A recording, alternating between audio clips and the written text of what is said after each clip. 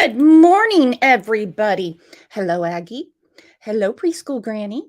Jinbug, Hannah, Erica, Crime Story Diva, Nufflin, who was a trivia winner yesterday. Sonia made it in. Was in here chatting earlier. As I said on the community tab on YouTube for the members, I said, we have a change of plans today. So the show for Grandis, I'll do later because this with Teardrop was crazier than I even imagined. Now, the trial starts, this will be the defense's turn. It starts in 45 minutes. So I started earlier just so I could do a rundown. Just Me hasn't made it in yet. Can somebody go to Discord and tell Just Me that the show's starting? I don't want her to miss this. She's been heavily following Harmony's case. Good morning, Chloe. Good morning, Slim. If not, I'll call her. She's probably making breakfast. She's a big breakfast maker. Good morning, Mary. How is everybody doing? And I very rarely do that. I very rarely at the last minute change something. But let me tell you what, everything I've been going through with this is just nuts. While Chloe is getting Just Me, let's tell everybody hello. Hi, how are you? Hello, Karen. Extra AF made it in. Yes, she did. Slim Shady, sunset gazing. Let's take a minute and tell everybody hola.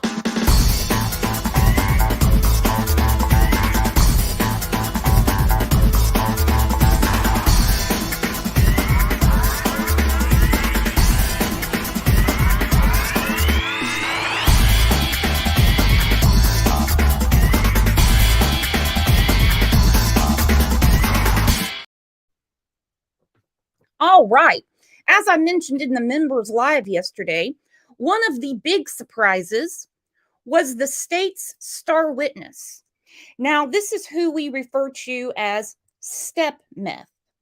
Step meth is the state of New Hampshire's star witness. She has all the info except where Harmony is. I think that's her last bargaining chip. That's just my opinion, though. So this is who we were introduced to in January of 2022. Now that she's been getting some government Suboxone, this is the step meth we saw this week. What a difference. What a difference. Her hair looks different. Her face is filled out. Her lips have color. Her eyes don't look dead. Woo, exactly, Slim. I've never seen a reform like this in the jail. She's a very pretty girl. You know, I mean, what they say, that was pretty is as pretty does, but by appearances. And it's always been my question because Kelsey Smalls, may she rest in peace, she is very pretty too. And Adam Teardrop is a POS. How he gets these women, I don't know. I have no idea.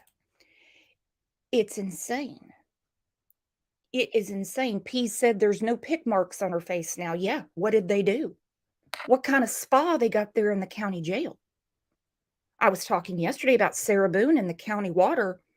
I got to find out what's going on in New Hampshire. That looks like that movie Cocoon. It's like Kayla went through the fountain of youth. This is crazy. I mean, it's crazy. All right, Court TV had a great breakdown yesterday. It's a little lengthy, but we're going to get through it. Because this cast of characters, let me just give you some key players. Adam, 31 years old, accused of murdering Harmony Montgomery. And of course, he is the defendant in the weapons trial. Kayla Montgomery, who has made a deal with the state for immunity, is testifying against him. In October 2019, Kayla said she was living with Adam two of their kids and her stepdaughter Harmony in the Guildford Street home in Manchester until November 2019 when they were evicted. Back then, she worked 6 a.m. to 2 p.m. at Dunkin' Donuts. Adam drove her to and from work.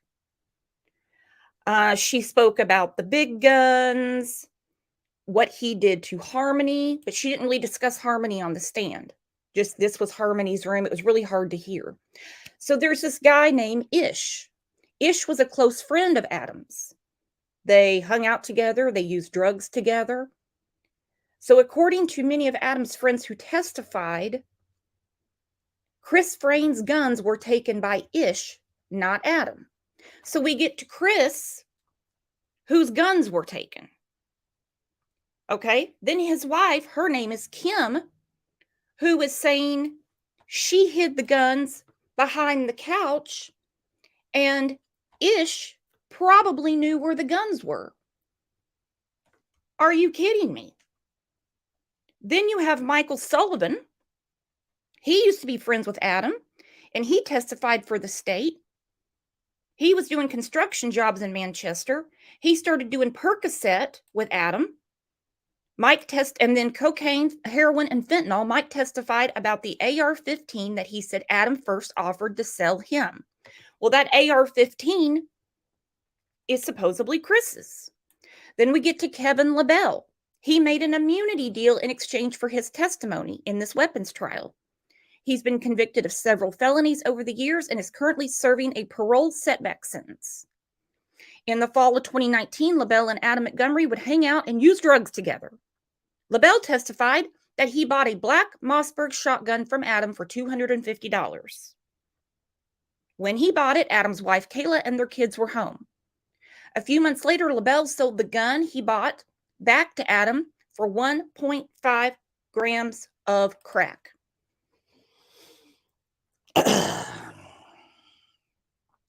Everybody there? Everybody there? Like I said, it's crazier than I ever imagined. We need a whiteboard. Maybe this will help. Let me look through this.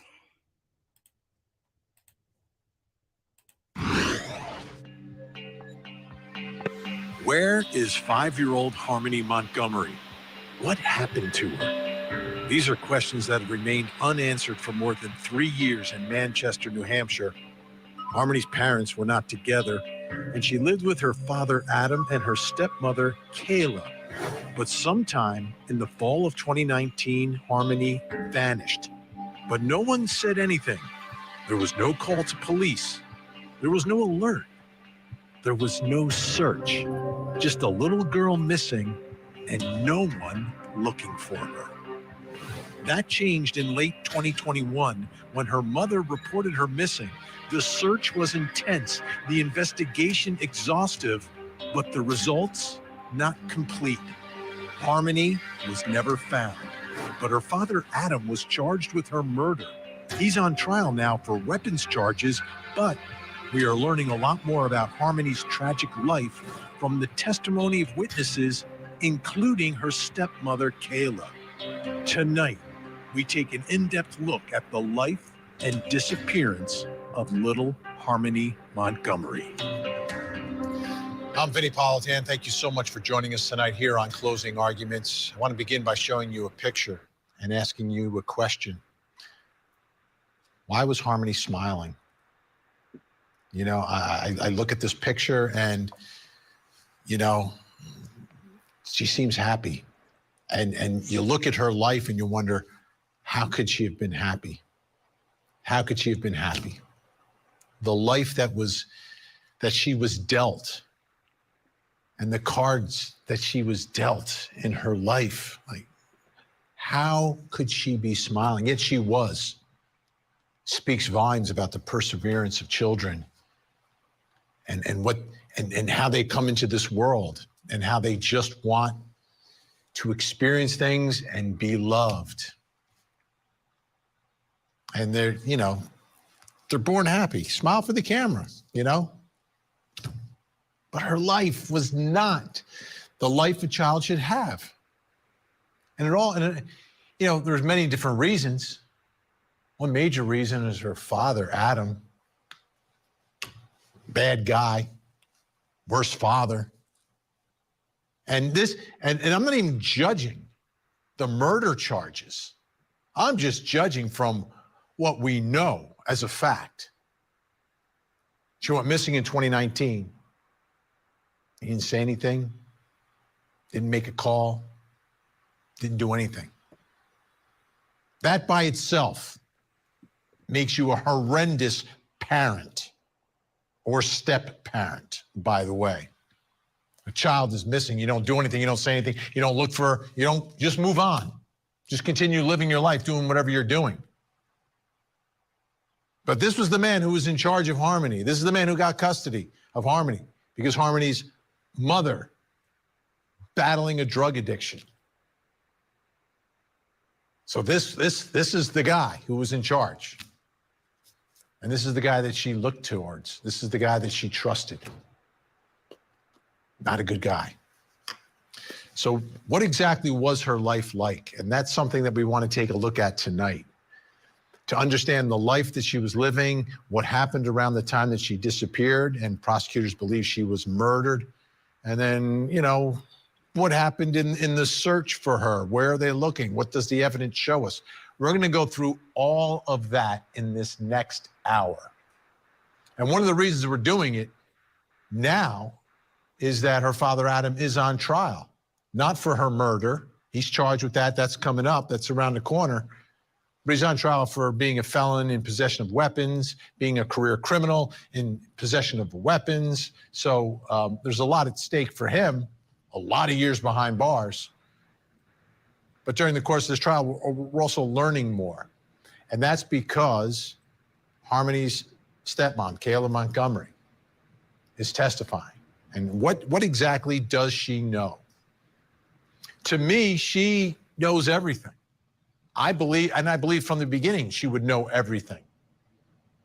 They weren't living in the Taj Mahal. They were living in a very modest home with a mom, a dad, and some kids. And one of the kids goes missing and you don't know anything? Come on. She knows everything. I believe she knows everything about what happened inside that home and what happened to that little girl. So we'll see. So she's testifying in this weapons case, and part of the testimony is very relevant to the life of Harmony and gives us some insight into what that life was like, being a child in the home of two drug addicts who care more about themselves than their children. Two people who did absolutely nothing when this girl went missing. Probably because she didn't go missing. Like if your child disappears, you're going to reach out, you're going to say something, you're going to call, oh my goodness, I need help. Help me find my child. That didn't happen. And why didn't it happen? Common sense tells us why. But prosecutors have to prove it in a court of law. We know that. But Kayla Montgomery is testifying in the weapons case because she's there.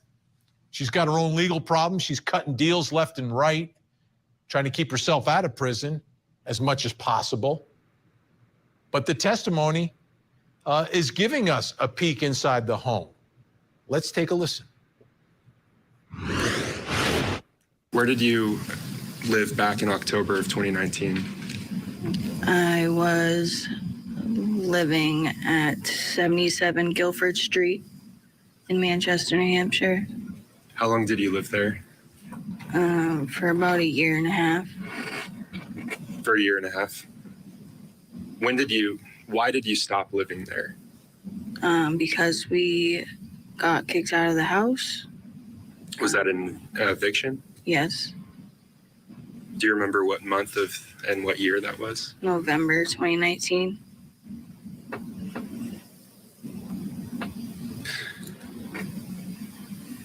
When you lived at the 77 Guilford Street address, who did you live with there? It was myself, Adam, Seamus, Declan, and Harmony. I was working up until November 2019 at Dunkin' Donuts. I would work 6 a.m. to 2 p.m. And Adam would be home with the kids while I'm at work. And he would drop me off and pick me up from work because I didn't have a license. And then after he would pick me up, I would be at the house with the kids, and he would leave some nights because we were using drugs. When you say we were using drugs, what do you mean? Like getting high, using heroin and crack and weed. I know that there were people at the house that came so that we could buy drugs off them, and Adam was showing them to those couple of people that came by,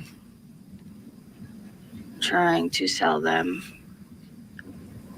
And I remember I was taking care of the kids, and I was looking to see what was going on in the living room from the kitchen, and it was just chaos in that house at that time, that same night.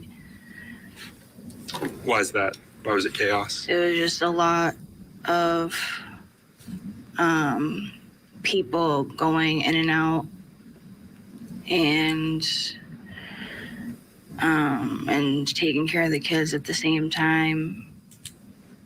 It was, I don't even know. And I think you said that night. Are we talking about nighttime? Yes. So the incident that you're describing, were you already aware at that point that the guns had been stolen from the Frayne house?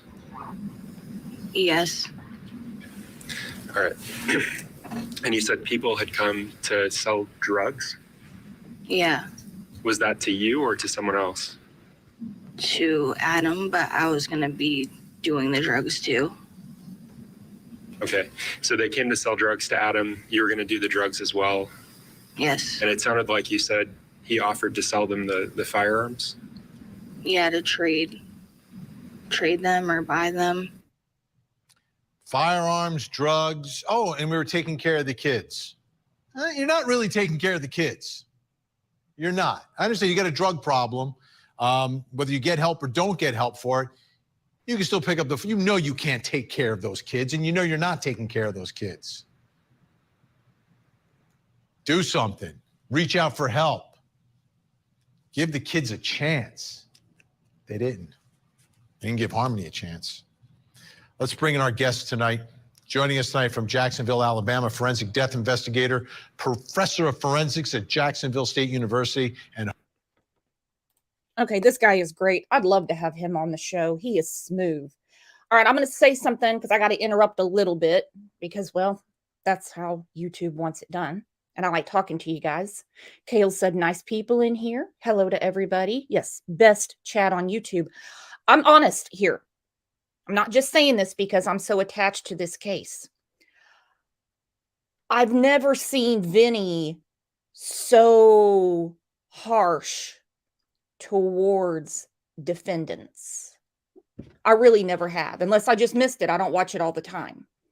But when he just flat out said, you weren't taking care of the kids. You can't sit there and admit to, oh, I was going to do drugs with Adam, but the kids were taken care of. No such thing. No such thing. That house was a wreck. This was Kayla when they found her. This was Kayla. Even on the stand with her miraculous transformation, she still looked a little dope sick, if you know what I mean. She remembers, now this is in her fog of heroin. And please don't think that I'm defending Teardrop because y'all know how I feel about Teardrop.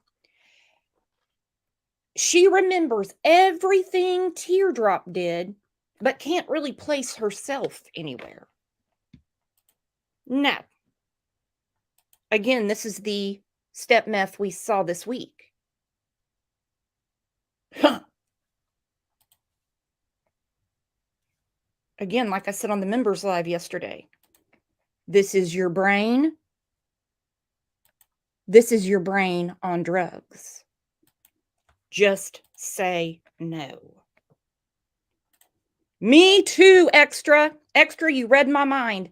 Extra said, my anxiety is sky high. My gut says something else is going to come out. You better believe it.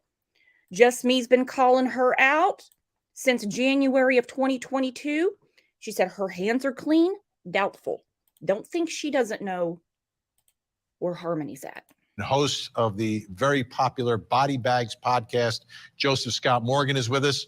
Also joining us tonight in Michigan City, Indiana, founder of Victims News Online. Check it out. She's also a former private investigator. Erica Morse is with us. And from Boston, Massachusetts, Boston 25 reporter has covered this story in depth from the beginning. Bob Ward is back with us as well. Great to see everyone tonight. Bob, this is like a house of horrors for these kids. And it's not just Harmony, but Harmony's the one who disappears. But there's drugs, there's people coming in and out, there's firearms, things are being stolen. This is unreal. It really is, and that's a great way to put it, a house of horrors. I've been covering that gun trial, and one of the things that we're hearing is that Adam Montgomery himself was having major issues with his addiction, and he was just sort of out of control in that period of time. You know, this gun case this trial that's going on right now is not related to Harmony, but Harmony, her ghost kind of hovers over this entire thing, because what we're talking about are the last months of Harmony Montgomery's life. And they're in that takes place inside that house on Guilford Street, where you're hearing the allegations of guns being run out of there, of people doing drugs left and right, people coming and going. And in the middle of all that is little Harmony and at least one of Kayla's other children. It's just hard to wrap your head around this. Absolutely. Erica Morris, it gets worse, obviously. Let me read for you this. This is from an affidavit. Adam's uncle, Kevin Montgomery, said he returned to Manchester in July of 2019 after a trip to Florida and observed Harmony with a black eye. Kevin said that Adam told him he had caused the injury to Harmony. At the time, he said, I quote, I bashed her around the house. Uncle Kevin also recalled Harmony being spanked hard on the butt, Harmony being forced to stand in the corner for hours, and Adam ordering Harmony to scrub the toilet with her toothbrush. 5 years old, Erica. We've talked about this before, Vinny, and this was no environment for 3 tender-age children. This just was not. I had actually written it down on a Post-it note earlier, Kayla's statement. It was just chaos in the house that night. That really stood out to me. I think it was chaos in the house every night. I don't think that one particular night stood out. I think that is the environment in which these children lived. We know this from the fact that it was almost 2 years to the time that Harmony was even reported missing. We'll say it again, not by a relative, but by a DCS or an FSSA worker who caught Kayla lying about those benefits. This was just the most heartbreaking situation. No place for 3 tender-age children to be. Constant chaos, weapons, drugs, people in and out. If Kayla hadn't already told us that Adam killed her, we could have a dozen different suspects just from the amount of traffic going in and out of that home. Joseph Scott Morgan, people are going to get even more angry now. Let me play for you the New Hampshire Attorney General here when he announced the charges against Adam for the murder.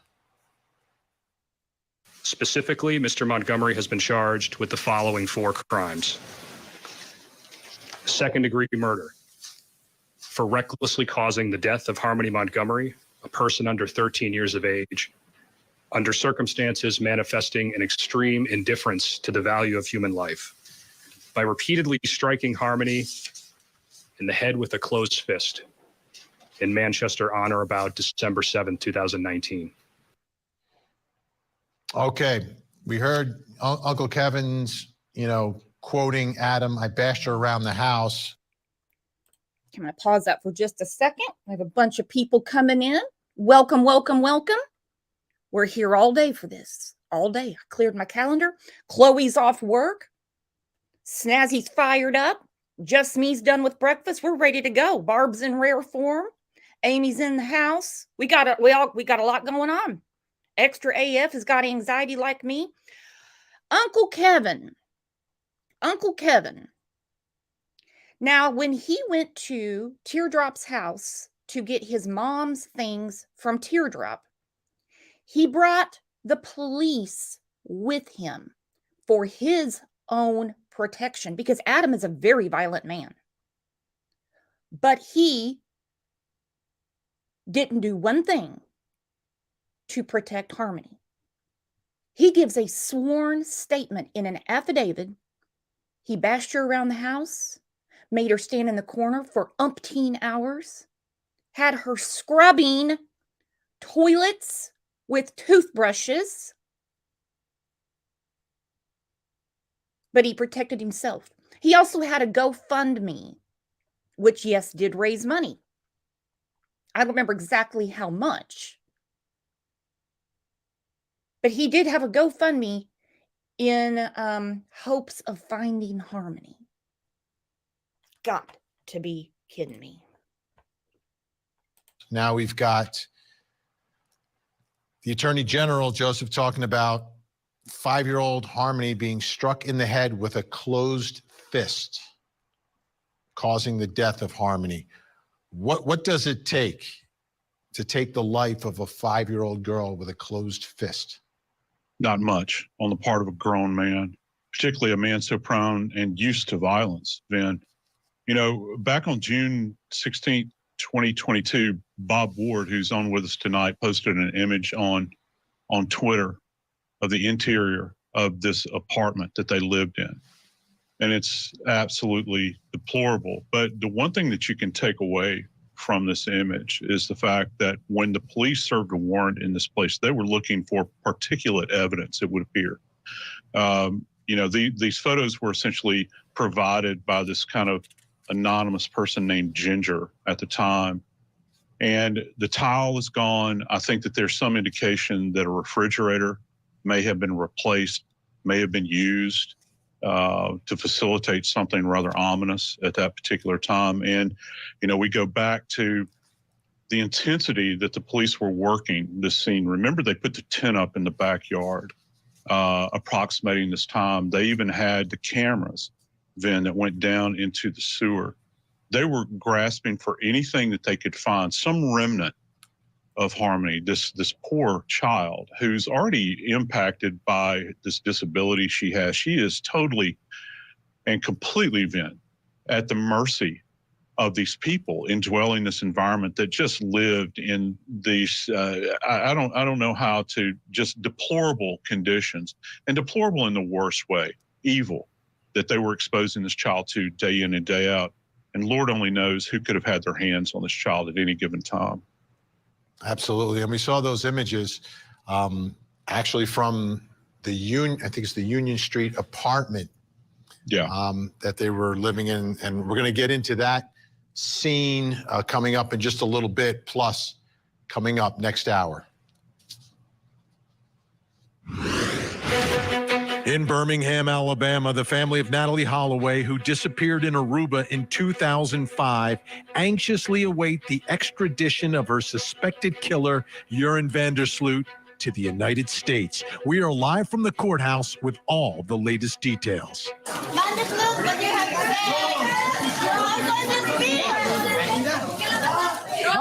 Why you kill her? It's a case that made national headlines. Where's your daughter so we can check on her? I have nothing to say. But before he faces a jury for the murder of his own daughter, Adam Montgomery will stand trial on weapons charges. He's already got a rap sheet the length of his arm. His estranged wife, Kayla, is expected to testify against him. This is one of the things that we're watching very closely. Our cameras will be inside that courtroom, bringing you every dramatic moment. The Adam Montgomery weapons trial. Live coverage continues tomorrow morning on Court TV.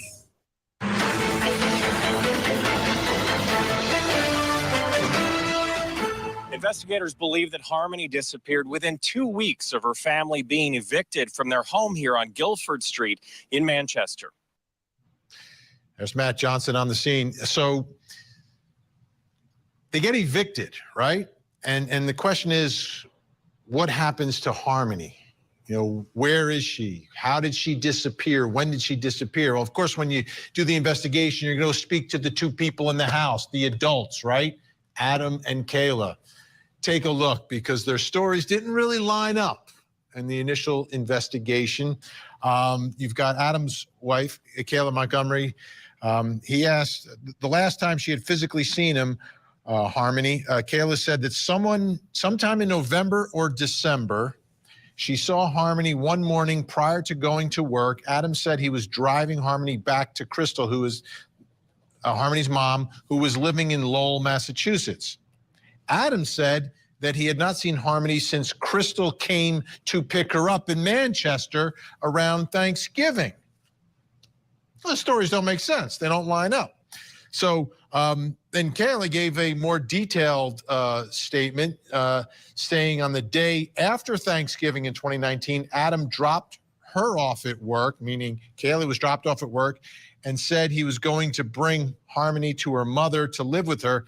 Kayla stated that she had not seen Harmony since that day. So you've got inconsistent statements, you've got lies. So when Adam Montgomery is questioned by police, they confront him with this. Take a listen. I already told you the other day what transpired. So we didn't even go to her mother's house. Okay. Who didn't go to her mother's house? Harmony was up. Okay, so Harmony didn't go to Chris's house. So explain to me how she didn't end up going to Chris's house. I've already explained this to you. Okay. Well, there's some discrepancies between what you're telling us and what other people are telling us. You're saying you brought her down to Mass. Somebody said she came up from Mass. I never once said I brought her down to Mass. What did you say? She came up here to get her? I never once said. I was already on video recording the other day. I never once said I went down to Mass. So you're saying that she came up from Mass? I'm not saying anything else. Why is it that you refuse to talk about her every time we bring her up? Because you guys are just sitting here beating a bush. It's over and over. You guys asked me what happened the other day. I told you what happened. You wouldn't tell us the other day. You said you guys talked to me the other day.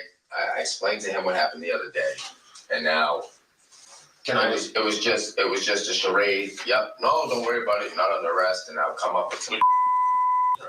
No, the other day. No, but then you had a fucking SWAT team roll up on me and the D-Techs follow me around for the last 3 days. Yeah, people are coming out of the woodwork. That's what we're trying to tell you. Like, we don't want you to be painted as a monster. We want you to maybe explain yourself a little bit and give us some side of your story. We have nothing. We have just what we're hearing from people.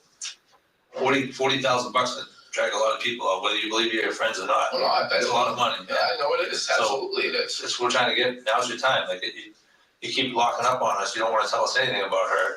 I got nothing else to say. I think he's used that line before, right? This guy, career criminal. Let's bring back in our guests, Joseph Scott Morgan, Erica Morris, and Bob Ward from Boston 25. So, Bob, Crystal, the mom, there was no exchange. She didn't have custody. No. That was all made up, right? That's right. That's right. And that was corroborated because Crystal had a boyfriend at the time who she lived with in Lowell, Massachusetts. The police went to talk to him, and he said he never saw Harmony. So Harmony never made it to Lowell, Massachusetts. Crystal was telling the truth. It's been corroborated. There was no exchange of Harmony to Crystal Sorey. That plainly did not happen. And I think what you see in that interrogation is Adam knows that, And he's just doing whatever he can to deflect away from the truth of the matter is that he did not hand over his daughter to her mother. So, Erica, at this point, I mean, as chaotic as their life was, now they're getting evicted from the home, and everything is kind of in turmoil. Yet it seems investigators are pretty clear. They believe the murder took place on the 7th of December.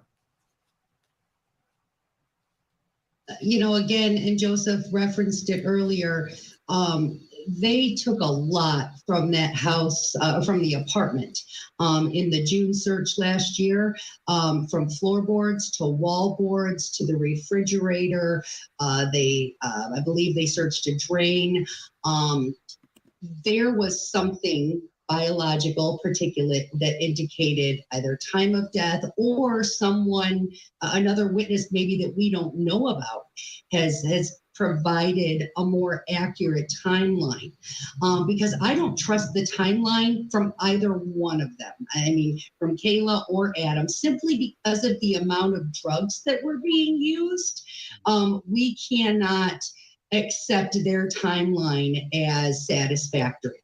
So there has to be some type of biological or perhaps digital evidence that we don't know about yet that has placed this event on the 7th for them to be so specific about that date. So here's Kayla Montgomery explaining to the jury in the weapons trial why she lies.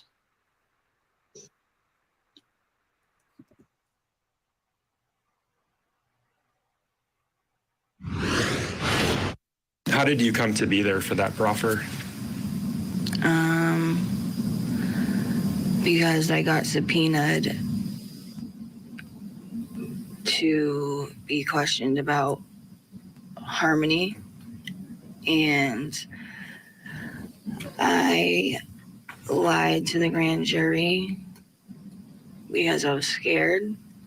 So let me back up. Had you been charged with a crime prior to meeting for that proffer? Yes. Prior to meeting for that proffer, you said, I think you had been charged with a crime. Yes. Do you remember what you had been charged with? Welfare fraud Anything else? and 2 counts of receiving stolen property. And do you remember being charged with perjury as well? Yes. Justice Scott Morgan, one of the challenges here is trying to get to the bottom of everything, right? Trying to get to the truth. But I mean, even people who are cooperating, you know, you got to figure out when can you believe what they're saying. You know, you've got to trust the words of an admitted perjurer in front of the grand jury who was getting welfare payments while Harmony was missing. So it's tough. Why do you think that she's not been found? Why we haven't been able to find her? For me, I think that, and she's been, I hate to say this, but I think that something more horrific than we can ever begin to imagine took place in that apartment. That's just my gut feeling about this, that in some way they attempted to dispose of Harmony's remains and put as much distance between themselves and her remains as possible. That's what I believe. And she was spirited off somewhere. They took her and disposed of her in some manner. In what manner, I don't know. It was mentioned about the search for biological evidence at the scene. And here's the thing. When an individual is domiciled at a location, you expect to find their DNA in that location, okay? Just touch DNA, those sorts of things that are consistent with a life being lived, right? But when you begin to think about the sourcing of DNA, like this, you begin to think about, well, if you have a large volume of blood, that's not something that is considered to be normal, for instance, and I have no evidence that they had that much blood, but you begin to put things together relative to what may have happened. And then when you think about searching in places like drains, again, it sends a chill up my spine as a death investigator, because I think that something sinister could have happened. And they have some kind of insight, some kind of information to this. And I think down the tracks, this may be revealed. Yeah. as I started this whole hour off, I think she knows just about everything. And I don't understand I agree. Yeah. why they haven't been able to find her if she is fully cooperating in all this, which should be her obligations in all of this. Okay, our guests are staying with us. When we come back, we're going to continue. We're going to take a look at that search for Harmony. We're going to take you to that apartment and get some more information there. We'll be right back. Can you make me a promise? Like, man to man? Can you tell me that she's alive? You're gonna play the same word games that you played with me the other day. It's not word games. I got nothing. Because we care, man. We want to know. This isn't gonna go anywhere. Like, this isn't gonna stop. So No, it's not. So either get on the bus now or get run over. I got nothing else to say. Why is it you have so much trouble talking about Harmony? Because I got nothing else to say. On the next episode of Accomplice to Murder. Renee and Brett met when they were in high school. Most of the time they were at each other's throats. She was having an affair. They were celebrating their anniversary right before her boyfriend confronted them on the beach and shot her. She had to be a part of it. I just knew that he was going to kill me next. Did you kill Brent Poole? Absolutely not. Accomplice to Murder with Vinnie Politan. All new episode, Sunday night, 8/7 Central. Only on Court TV.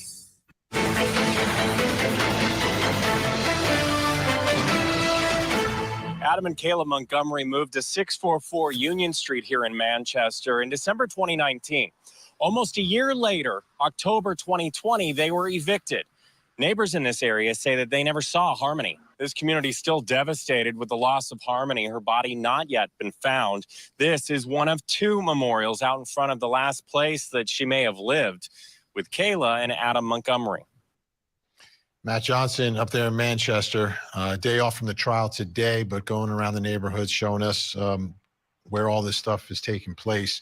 I want to go through a timeline because I think it's significant here in this search for Harmony Montgomery. You've got April 2019, Harmony's mom, Crystal Soares, that's her last communication with Harmony. It's around Easter time. November 2019, Adam Montgomery and Kayla evicted from that Guilford Street home. In December of 2021, Manchester police announced they received a report that Harmony had not been seen since 2019. In 2022, they searched the Guilford Street home, but then in June of 2022, police searched Adam and Kayla's former Union Street home, where we just saw Matt Johnson. Let's bring back in our guests, Joseph Scott Morgan, Erica Morse, and Bob Ward from Boston 25. Bob, take us inside that apartment. Take us there. What Sure. was it like? What did they find? And when did they start living there?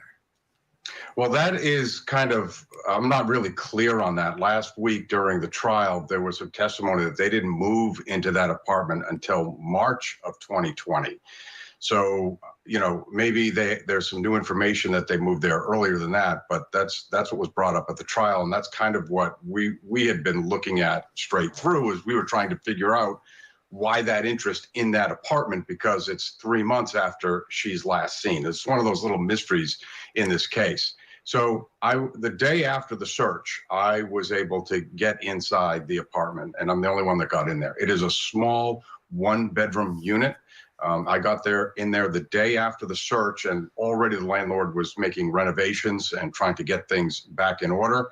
And there you see the bedroom closet that was pulled apart. The tenant who was there last year told us they took all of her things out, and that they took some pieces from inside, like I think it was in the ceiling of the closet. They took some items out of that. You can see wherever you see floorboards in my pictures, that's where they either took the carpet or they picked up tile and they just took it right out of the apartment. So I remember they took floor carpet from the bottom of the floor and the bedroom closet into a hallway, a very narrow and short hallway, and then into the kitchen itself. They took pieces of tile or carpeting that was in front of the sink area, around the refrigerator, and then if you have the kitchen right in front of you, you go to the right. As you go out, the bathroom is behind the kitchen. We didn't take any pictures of it. We didn't have a lot of time in there. We had to work fast. But the tenant said they also were taking pieces of pipe from the bathroom.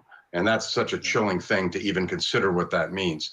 The refrigerator you see there in my pictures, that is the replacement refrigerator that the police or the FBI brought to the apartment after they took the refrigerator that was inside the apartment. And, you know, when you start putting this together, and your guest talked about the search in the sewer, now we know that they searched pipes in the bathroom. You talk about that refrigerator. It's just, I'm tempted not to connect those dots because it is so awful what that might mean. If Harmony was in that refrigerator after she was killed, I have a hard time putting that together because it is such a tiny apartment to have 2 adults, 2 or 3 other kids in there. It's cramped anyway, and it just, I hope that's not where this is leading, but it makes you wonder what is happening. Now, in addition to all that, Adam Montgomery had access to, I believe, 2 vehicles, and they found those vehicles very early on, and those cars are still in the custody of the police. So putting it together, after Guilford Street, after they left Guilford Street, they were evicted from there. They had no place to go for a period of time. I interviewed Kayla's mother. And when I say interview, I meant shouted questions to her, and she took a couple of questions. She answered them. And she remembers the Adam and Kayla bringing the kids, including Harmony, to her apartment on the west side of Manchester at around Thanksgiving, asking if they could come to Thanksgiving, if they might be able to stay a while because they were going to be kicked out of the apartment. So at some point it goes Guilford Street to living in a car to getting to that Union Street apartment. We know they have the car. We know they have the refrigerator. We know they searched in the sewer, and we know they searched in those pipes. And then not too long ago, just a few weeks ago, the police were in Revere, Massachusetts, which is just north of Boston, and they were searching in the marshes out there as well. So it's just an awful set of facts. There's the refrigerator being loaded onto the evidence wagon being taken out of there. And I'll tell you, Vinny, all of us in the media were stunned to see that. You know, I've been doing this a long time, and I haven't seen something like that happen. And what it suggests here is just truly awful. Beyond awful. Joseph Scott Morgan, putting these pieces together, what images are coming to your mind right now? Okay, let's just don't use this case. Let's just talk about cases that you and I have covered. And we've covered cases before in our long history together, Vin, involving drains and sinks and bathtubs and this sort of thing. One of the main things that you begin to think about from an evidentiary standpoint is you want to get to what are referred to as the drain traps. That's the curved areas beneath sinks, within tubs, to get to that interior plumbing, because those areas trap bits of what we would consider it's an evidence-rich environment. Now, some of it can be compromised.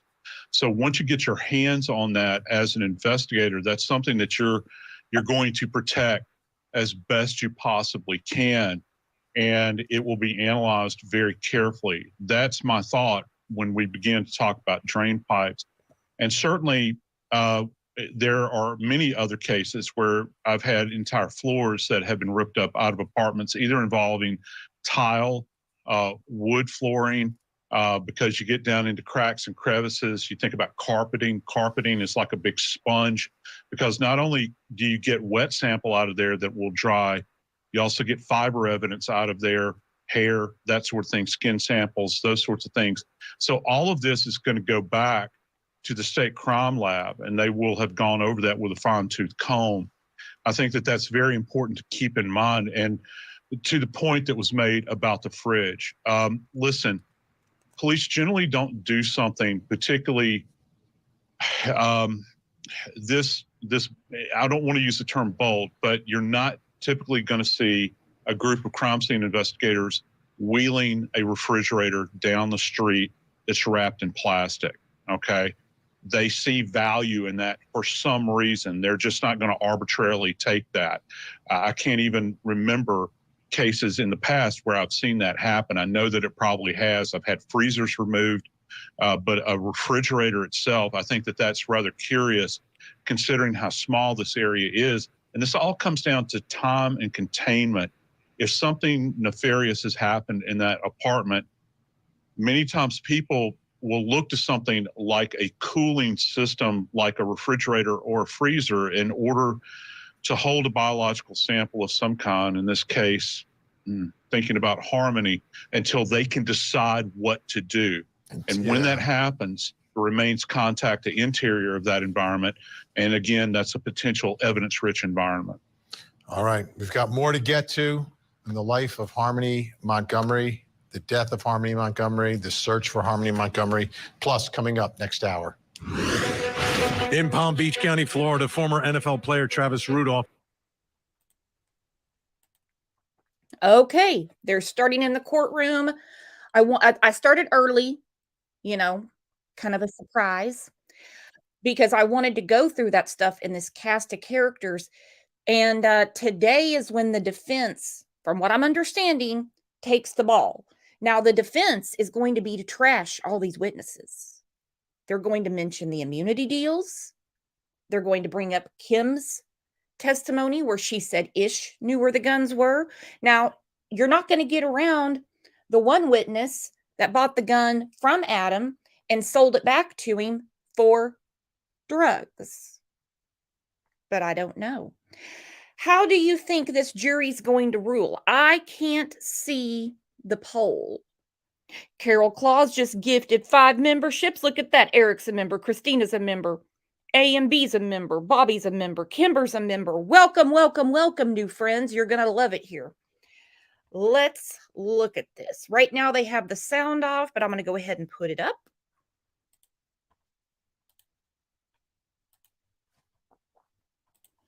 I wonder if this prosecutor ever played basketball. He is very tall. I mean, he's really tall. We're all mad here. Just gifted 5 Crime Lines and Lies memberships. Look at that. Amba got 1. Jetta got 1. Jody got 1. Tiny Dancer got 1. Amazing G got 1. Look at that. Family's growing like the Duggars.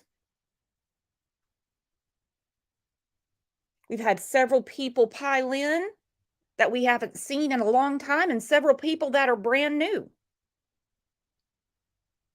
Stick around. You'll like us.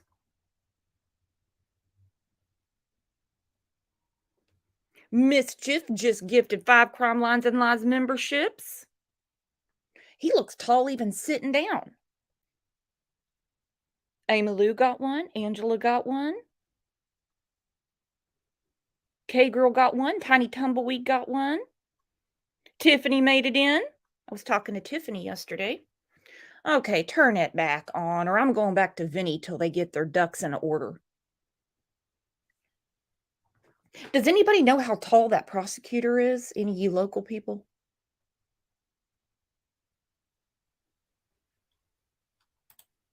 Sizzy said, growing like the Duggars. I spit my coffee out.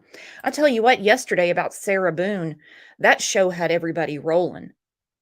Let me tell you what, nothing gets crazier than when we talk about Sarah Boone. Man, that chat was lit up. All right, Vinny was speaking about the house. Deplorable conditions, he said. Kayla,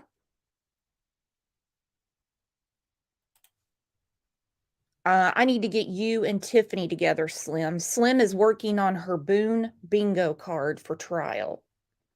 I got to get you two together because I think it would be awesome when the trial's going on for us to play Boone bingo.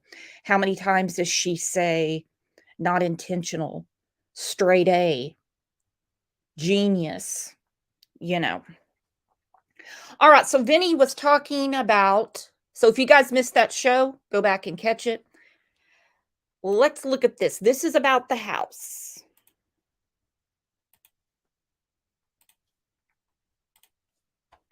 While we're waiting on trial. New Hampshire, we are getting an exclusive look inside the house where 7-year-old Harmony Montgomery lived before she vanished 2 years ago.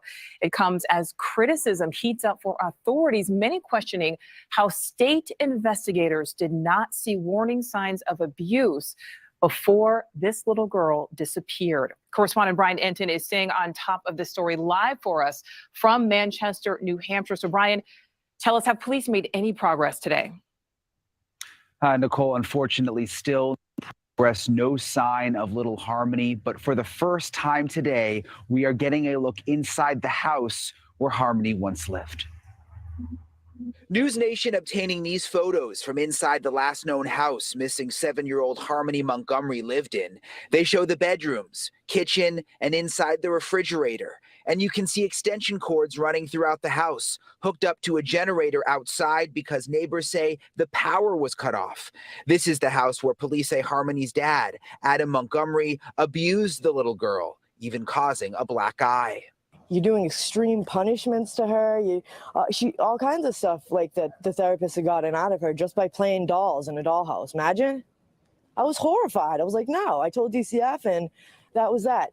Like months later, they hand over custody. How is it possible she got to stay with him after all of that? I don't understand.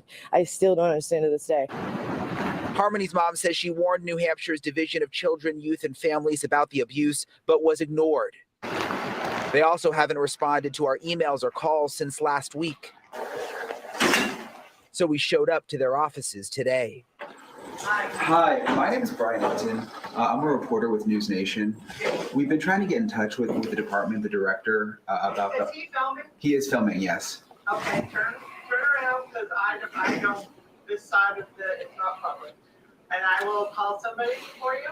We waited and a representative from the communications office arrived. All right, Jake Leon, communications. Hey, how you doing? I'm Brian.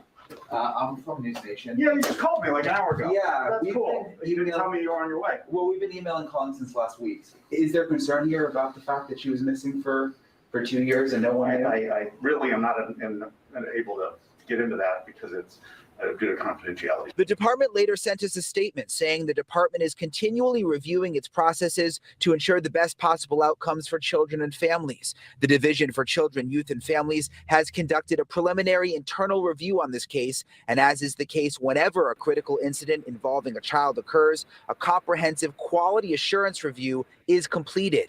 The statement went on to say their primary focus is locating Harmony. Crystal's mom hopes that is everyone's focus right now. Come forward and tell us something, because somebody knows something. It's a fact. And Harmony's dad remains behind bars on abuse charges. Her stepmother is also locked up on a welfare fraud charge. And we just learned today she will now be facing an additional theft charge and will be back in court on Thursday. Nicole? And Brian, just really quickly, I know that you spoke with Harmony's biological mother, and so she told you she does believe Harmony is still alive. Absolutely. She believes that 100%. She actually believes that Harmony's father sold her for drugs and is alive somewhere. And that's why it's so important that anyone who sees her picture and thinks they might recognize that little girl either call the FBI or Manchester police. Yeah, we all want to get her home safe. All right, Brian, thank you.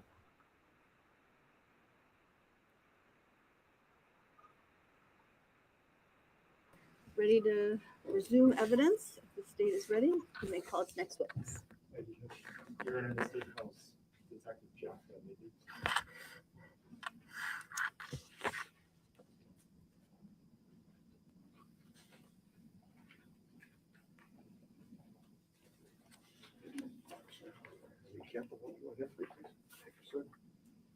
If you just remain standing.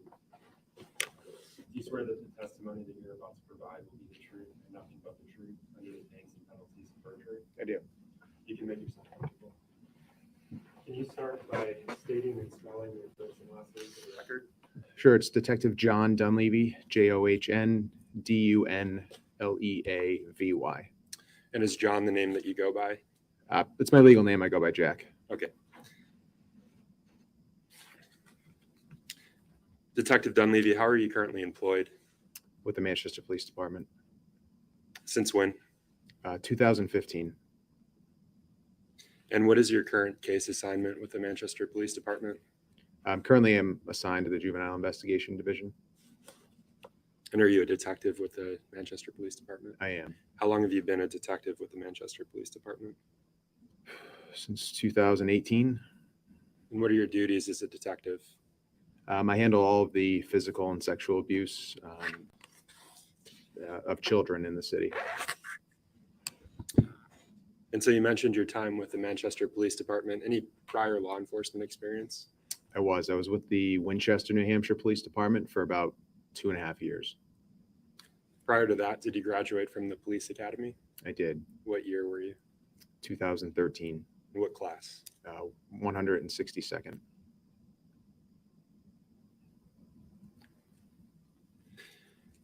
Can you just briefly for the jury describe your role and involvement with this case? Sure. So for this case, I'm one of the co-leads with Detective Rayhill for this case. My involvement started about February or March of 2022. You mentioned Detective Rayhill. Is that Max Rayhill? It is. And you said that you're a co-lead with Detective Rayhill? I am. He's my partner. Were there any other Manchester police detectives that worked on this case? There were dozens. Were there other law enforcement agencies involved in the investigation of this case? There was. How many would you say? The FBI, ATF, the U.S. Marshals, Department of Corrections, the sheriffs. Did you participate in interviews for this investigation? I did. How many people would you say you've spoken to or interviewed in this case? Dozens. How many hours have you spent investigating this incident? Hundreds of hours. And are you familiar with the defendant in this case, Adam Montgomery? I am. Do you know who he is? I do. Did he at some point become a person of interest in this investigation? Yes. And do you see him here today? I do. Can you point him out? Sitting with a white shirt next to his attorneys. And can the record identify that the witness has identified the defendant? The record shall so reflect. Were you the original investigating officer on this case? I was not. And can you just tell us how you became involved? I became involved, and it was like late February, early March of 2022. Myself and Detective Rayhill worked on the case together. You mentioned that at some point the defendant became a person of interest on the case. That's right. And what led your attention to the defendant? There was information that had been obtained through Kim Frayne identifying him as a witness. Was one of the individuals that you interviewed in relation to this case a gentleman named Mark Reed? It was. During your interview with Mr. Reed, did he consent to a search of his Facebook account? He did. And did you review those messages? I did. Were you able to locate an account identified as Adam Montgomery's? Wasn't able to identify the name. I was able to identify the Facebook URL. And was that a number combination? It was. Associated with a deleted account? Yes.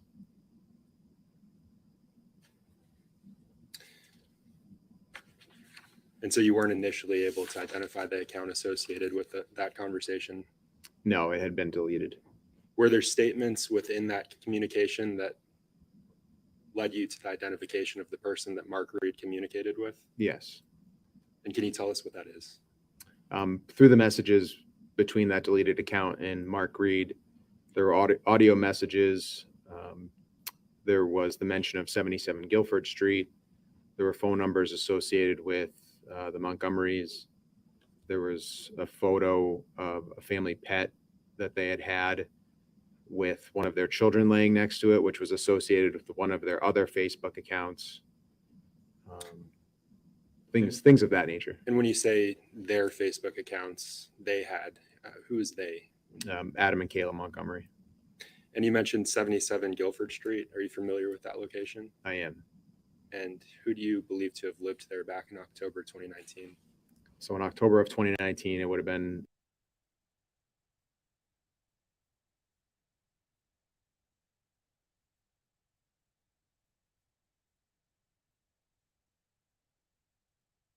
Montgomery.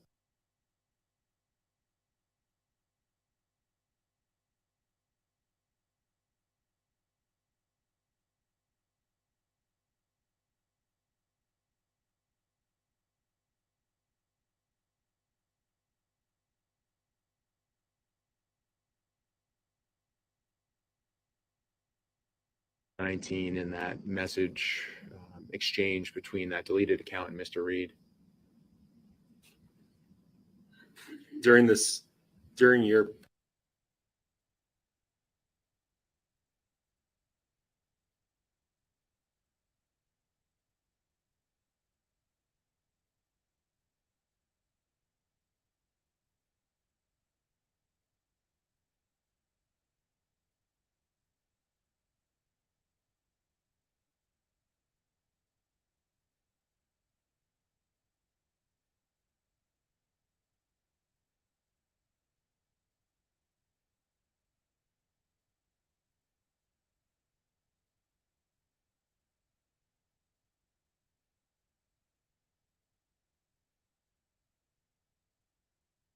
Him at the state prison to ask follow-up questions in relation to the gun case that we're here today for. prior to speaking with him, had you also received information from Kayla Montgomery? I had. Was that one of the purposes for speaking with him? Yes. What was your goal there? To corroborate the information that she had stated to Mr. LaBelle. And as a detective, why is corroboration important? Credibility. During your interview with Mr. LaBelle, well, can you just describe what that looked like, this last interview that you mentioned on April 28th? Sure. So the purpose of us going there was just to clarify, that in particular, and then ask any follow-up things. Basically the way the interview started is I told him, we're not here to talk about. I'll rephrase the question, Judge.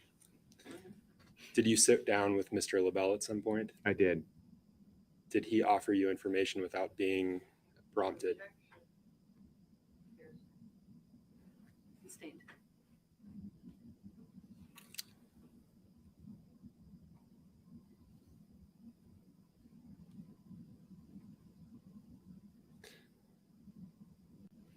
I want to switch gears, Detective Dunleavy. You mentioned 77 Guilford Street, that you're familiar with that address.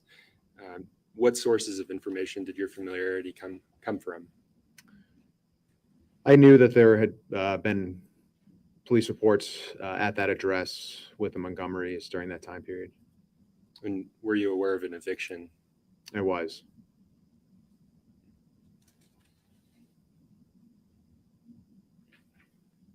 Did you interview multiple people from the Guilford?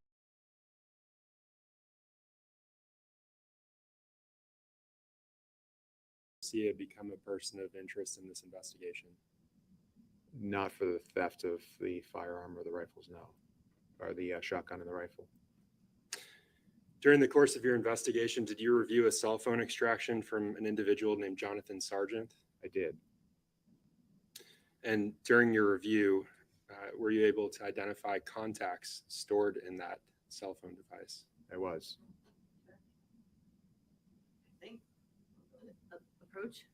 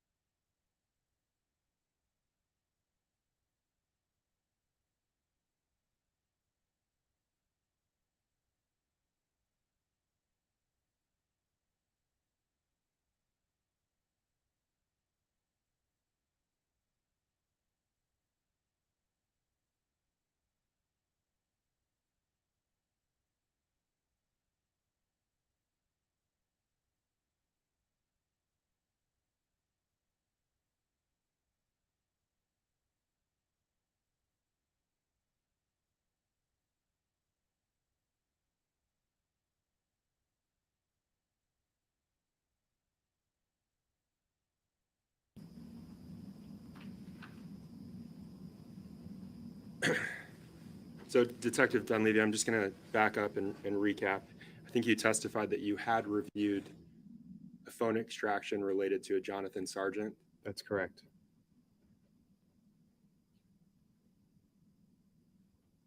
And you said that you had reviewed the contact information associated with that extraction. Yes. In that extraction, was there a phone number that you were familiar with? There was. And what was that phone number? 603-858-3393. And was there a name associated with that phone number in Mr. Sargent's phone? Overruled. Sorry, was there a name associated with that phone number in Mr. Sargent's phone? There was. And can you tell the jury what that name was? Adam Montgomery. If I may approach the judge. It's me.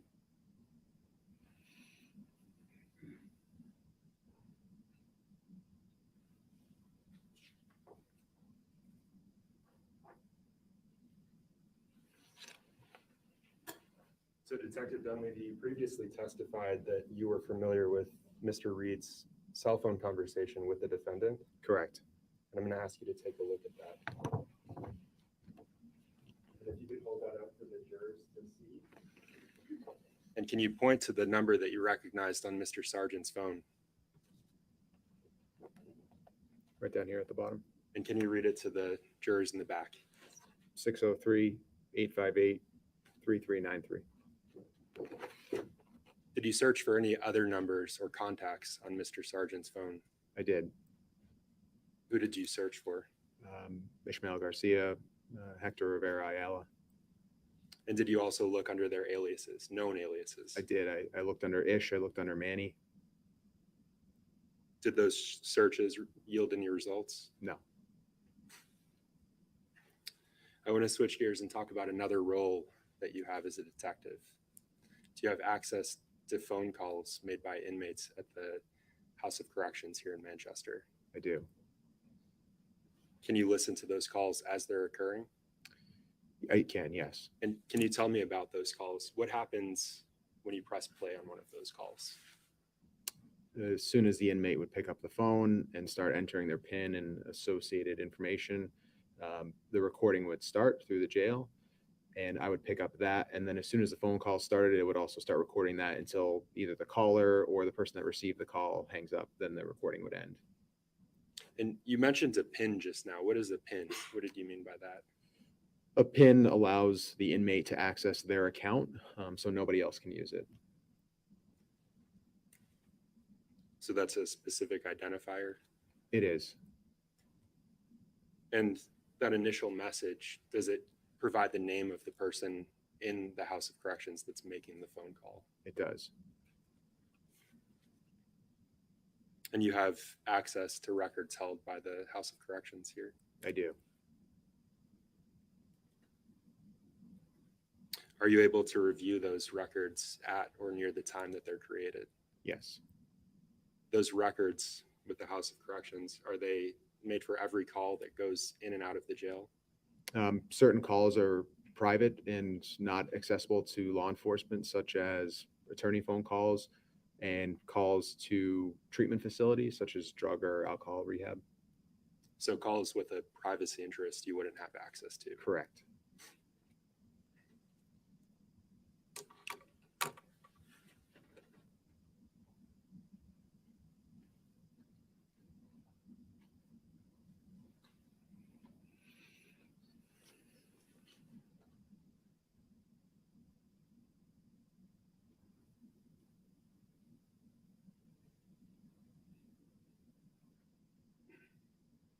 And Detective Dunleavy, I'm handing you, it's been marked for identification purposes as State's Exhibit 43. And I'm going to ask you to take a look at that. Do you recognize what that is? I do. What can you tell us what it is? This is a portion of a jail call with Mr. Montgomery and his father. How do you know that? Because I've listened to every call that he's ever made, and I know from reviewing this that this is that call. Do you see something that indicates that you've reviewed it? My initials, top left corner. And is that a fair and accurate portion of that recording that you listened to? It is. Your Honor, at this point, I'd move to strike the ID. Mark is full. Any objection? No, Your Honor. The ID is stricken. It's entered as a full exhibit. You said you're familiar with you said you listened to every single one. Yes, You're familiar with the defendant's voice. very much so. You've had personal interactions with them related to this. Yes. Your Honor, I move to publish. Any objection? You may proceed.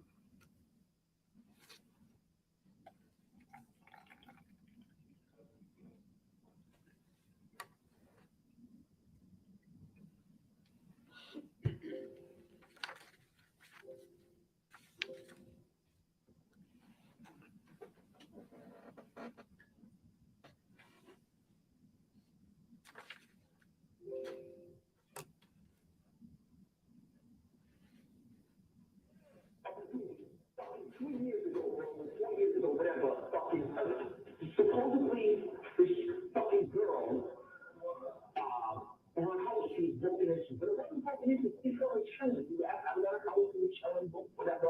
She was going to bed, boom.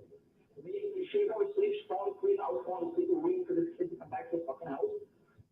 I'm like, all right, yo, I'm out of here. All right, cool, boom. Check it.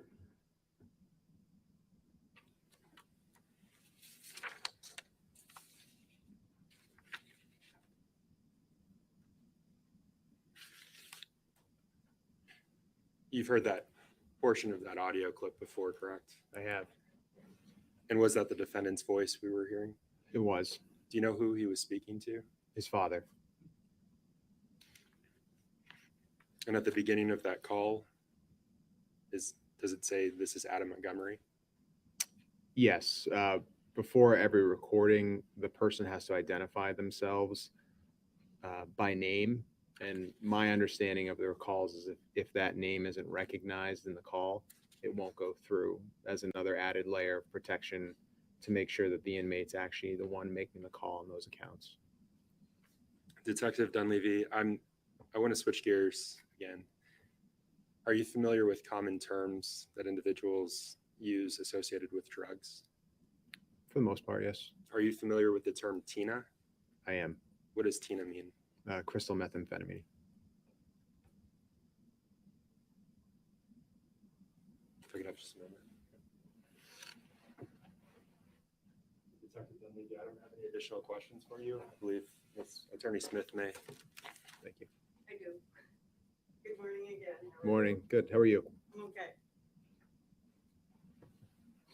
So let's start with that phone call. Went kind of quick. And I don't know how much everybody picked up, but you've listened to it for a lot, right? I've listened to it before, yes. And that recording started out with a dude fucking 3 years ago, bro, 4 years ago, whatever, fucking supposedly this fucking girl, her house was broken into, right? That's what I heard. Okay. And so after he said supposedly this fucking girl, her house was broken into, but it wasn't broken into. Me and her were chilling. I was at her house. We were chilling, boom, whatever. Right? I believe that's what I heard, yes, if you're repeating it verbatim. Okay. And, but that's what you heard over the times that you were listening to Yes. it, right? Yeah. And it continued saying she was going to bed, boom. Me and she was going to sleep. She was falling asleep. I was falling asleep. We were waiting for this kid to come back to the fucking house. And I'm like, all right, yo, I'm out of here. All right, cool. Boom. I jetted. That what the recording said? Yeah. So he is talking to his father. And he's talking about something that he said happened 3 or 4 years ago. That's what it sounds like. Okay. And he's saying supposedly this girl and her house were broken into, right? That's what he said. Okay. And this occurred after he was arrested, right? This jail call? Uh-huh. Yes. Okay. He was in custody. It was a jail call. All right. So I want to move on from that call to some of the other stuff that you've done in this case. Michael Sullivan is someone you are familiar with from this case, right? That's right. And in March 7, 2022, you accompanied Detective Ray Hill, members of the U.S. Marshal, and task force members to a location in Massachusetts, right? Correct. And you were there to serve a warrant, fugitive from justice warrant, and pick up Michael Sullivan, right? I was not. I do not have powers of arrest in Massachusetts. The purpose of being there was to get him arrested on the fugitive from justice. Correct. But you bring other people from Massachusetts who have the power to arrest him when you went to Michael Sullivan's, right? Correct. But the purpose itself was to arrest him, right? Yes. And that was March 7, right? I don't know the date off the top of my head, but that sounds accurate. Okay. If I showed you a copy of a police report in that regard, would that help refresh your recollection? Sure.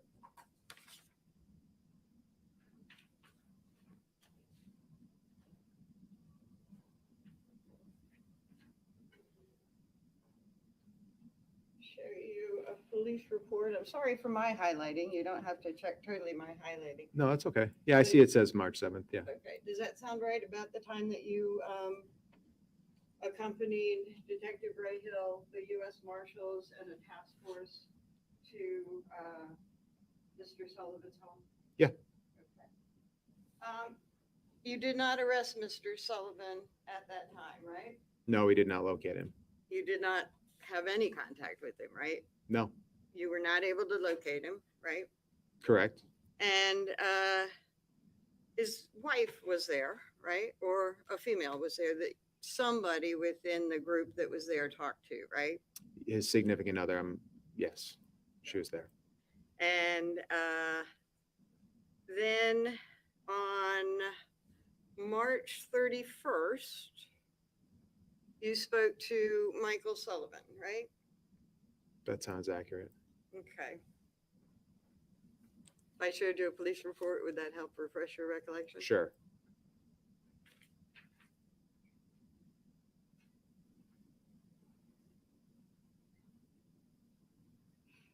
Show you a copy of a police report. If you review that and let me know if that helps refresh your recollection.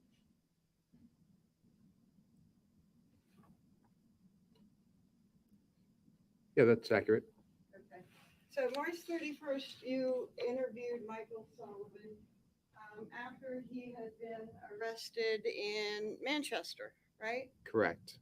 And again, he was arrested with the full task force or U.S. Marshals and several police officers, right? I don't think that's accurate. I think it was just the sheriff's department. Okay. And he was brought to the station and you spoke to him with Detective Ray Hill. Yes. And so if you went to arrest him in Massachusetts on March 7, you didn't talk to him on March 8, 9, 10 through the 31st, right? Not that I remember. You were actually looking for him, right? I'm not sure how active we were looking for him, but we were obviously keeping our eyes out for him. Right. You still wanted to find him, right? Sure. Yeah. Okay. And when you spoke to him,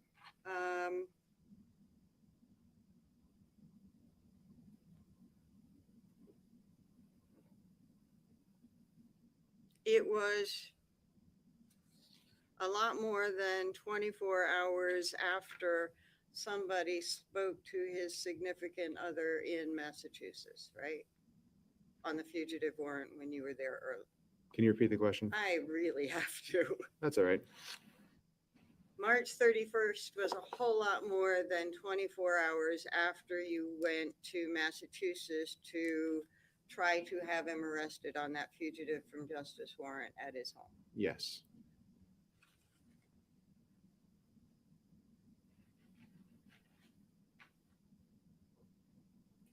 And after you spoke to Michael Sullivan on March 31st, a fair amount of time had passed, but you eventually talked to the Hillsborough County Attorney's Office about Mike being useful in the investigation, right? Right.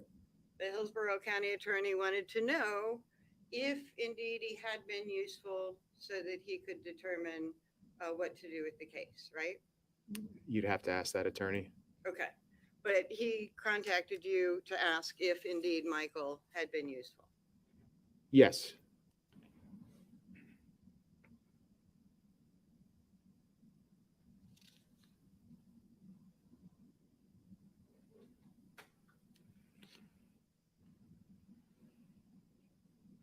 And you, in this investigation,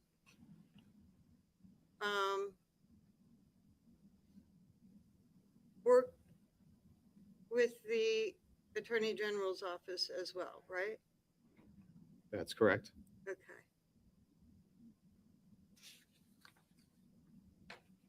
And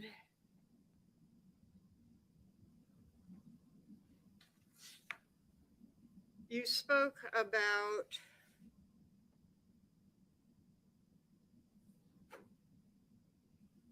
Mr. Sargent's phone and what it contained and what it didn't contain, right? Repeat the On question. direct, I'm sorry. Sorry, repeat the question. Mr. Sargent, you spoke about his phone and what it obtained and didn't obtain, right? I spoke about the contact information that was in there, yes. And Mr. Sargent was arrested October 22nd, 2019, right?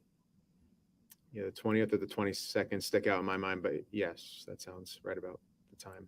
And that was a little over 2 weeks after an AR-15, a .380 Ruger, and a Mossberg shotgun were reported stolen, right?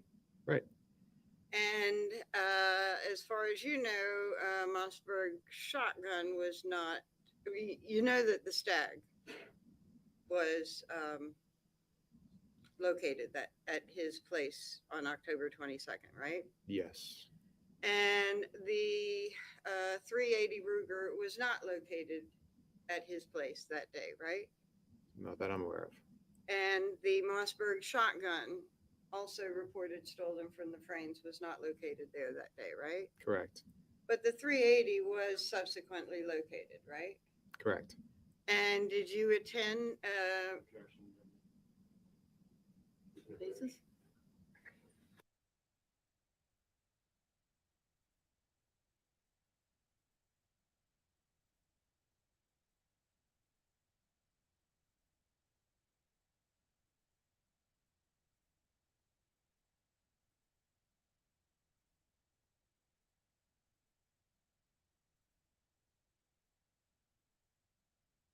Is overruled. Did you accompany Detective Rahill to Massachusetts after the discovery of that gun? To Massachusetts, I've been to Massachusetts many times. For what in reference are you speaking of? Regard to the .380 that was located? No, I did not.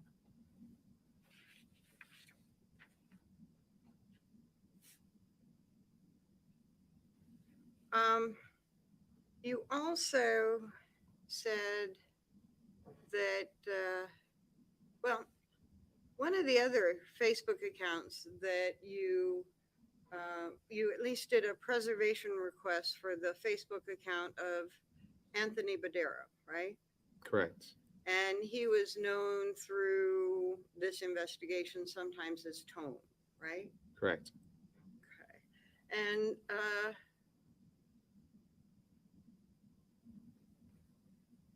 I may have a moment.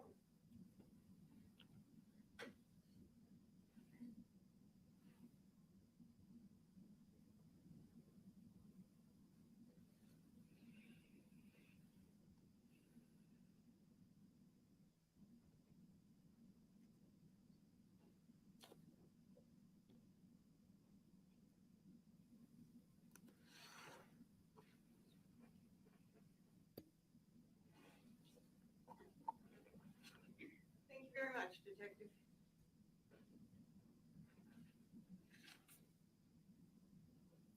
There are no further questions for this witness and ask that he be excused. You may step down. Any objection to his being excused? No. Thank you, Your Honor. You're excused.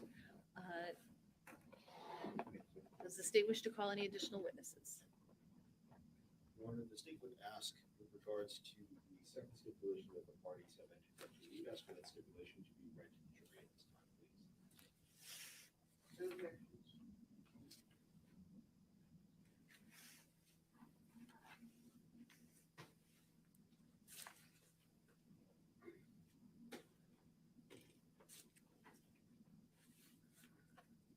Ladies and gentlemen, the parties stipulate as fact that at the time of the allegations in this case, the defendant had previously been convicted in this state or any other state of a combination of 3 or more qualifying felony convictions as listed under the applicable law. I'm going to read that again, ladies and gentlemen. This is an agreed upon stipulation of the parties. The parties stipulate as fact that at the time of the allegations in this case, the defendant had previously been convicted in this state or any other state of a combination of 3 or more qualifying felony convictions as listed under the applicable law. Thank you very much, Your Honor. At this time, having all these witnesses, the state rests. All right, very good, thank you. Counsel, approach for just one moment, please.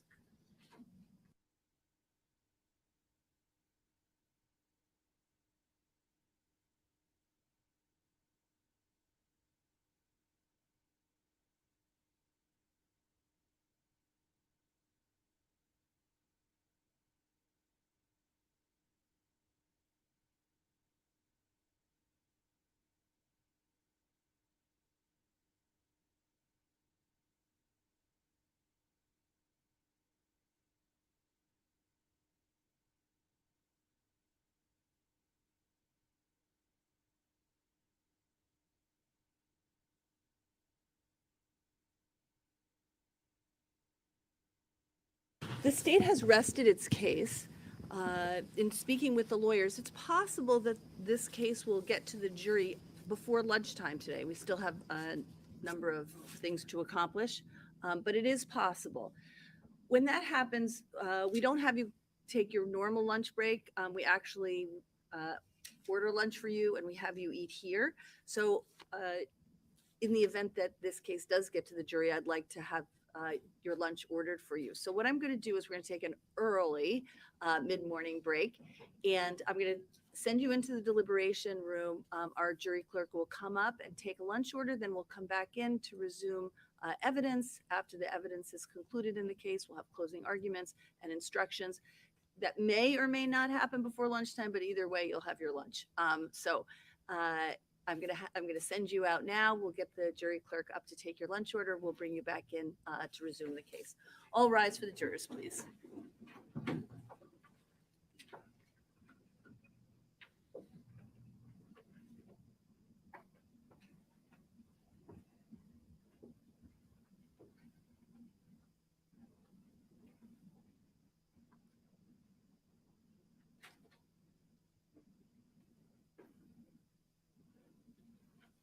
Please be seated. One moment, please.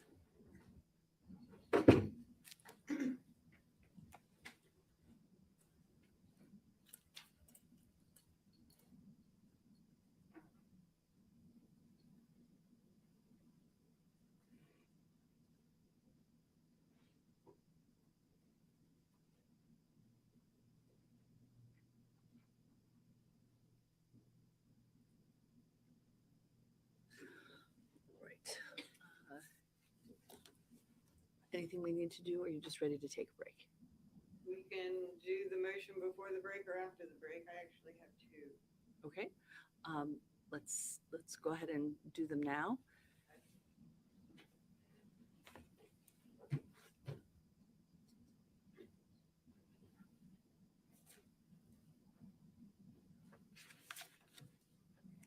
My first is a motion to strike certain evidence that has been presented in this case by the state. And it is with regard to the video of the movements of the party of people who have been identified as Kelsey Small, Kayla Montgomery and Adam Montgomery, and putting the phones into the Echo ATM, and eventually the phone being recovered. And I certainly understand the relevance of this phone was recovered from the ATM and its address matches the read messages. So that's relevant. However, and I will tell you that I had questioned the relevance a few times, but it was for the state to make their own argument. And I think that they made the argument with regard to the relevance of the Echo ATM and the deposit of the gun, recovery, the deposit of the phone, and linking the phone to the read messages and otherwise.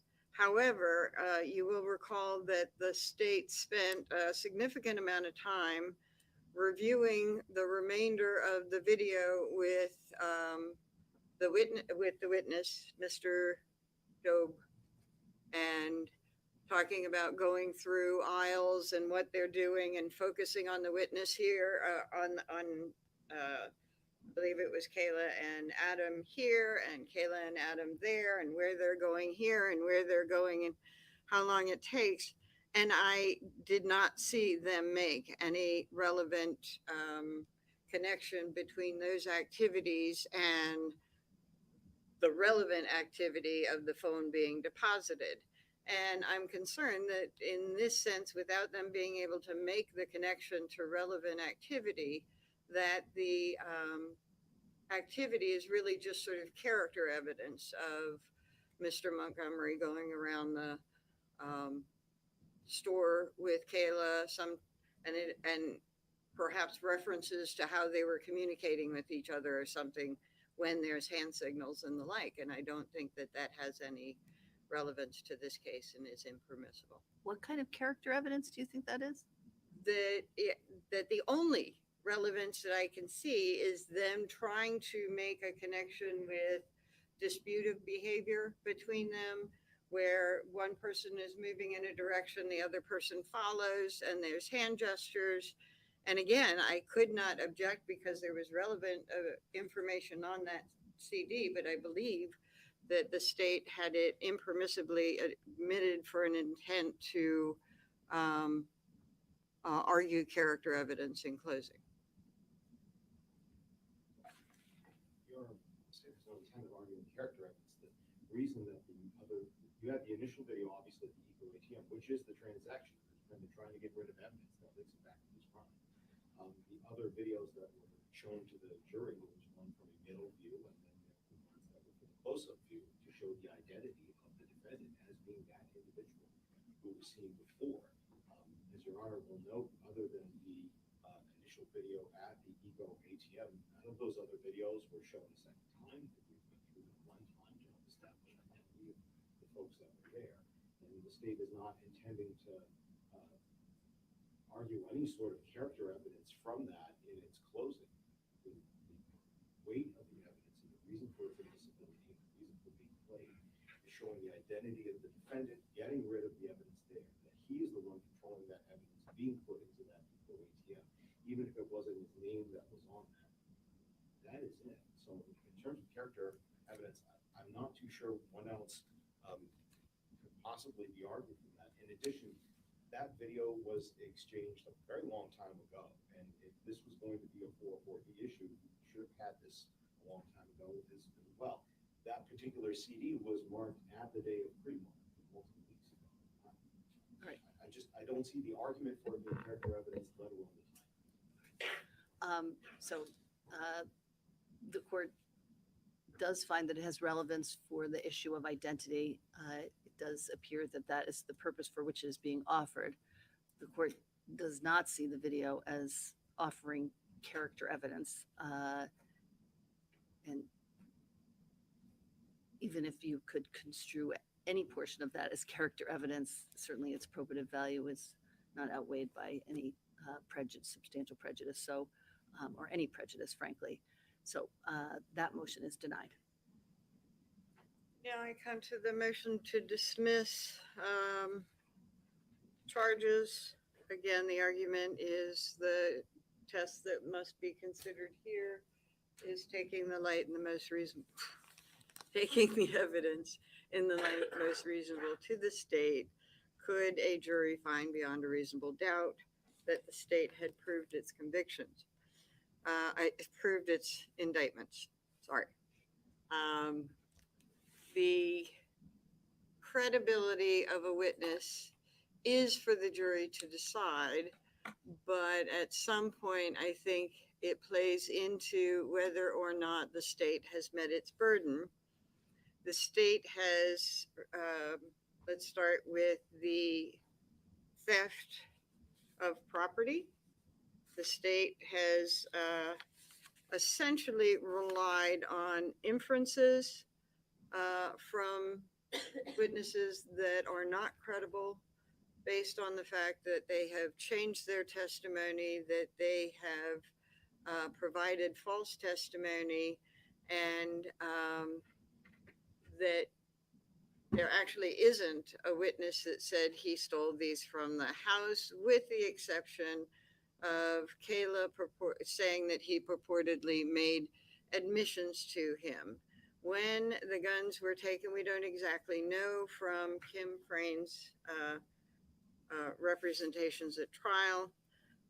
She says that she was not aware of what happened to the guns, that she woke up and that they were gone. We have a frame of reference for when the guns were taken from the home and not returned, which is Chris Frane leaving on September 29 and returning on October 2nd. So we do have a time frame for when they went missing. Other than that, the only person who makes a claim that they went missing on the night that Adam went over to see her is her, and again, with the purported admissions by Kayla. So she's not saying that the weapons were taken at that time. She is not saying that Adam took the weapons. She's not saying even that the guns were gone in the morning when she woke up, because she claims that she didn't know the guns were gone until Chris came home, which was that evening. So I don't think, given the lack of credibility of the witnesses produced, I didn't talk about the lack of credibility of Kayla, is similar. I'm sorry, it is a credibility issue, but I think at some point credibility has to come into the assessment of this case and whether the state can prove beyond a reasonable doubt that Adam removed the AR-15 and the Mossberg shotgun from the home. There is a second set, so that would be with the first two sets of first two indictments of theft, one for the Mossberg, one for the Stag AR-15. Then there are two for receiving. And for receiving, we've reviewed the jury instruction that somebody has to have some level of control over the guns. It's not mere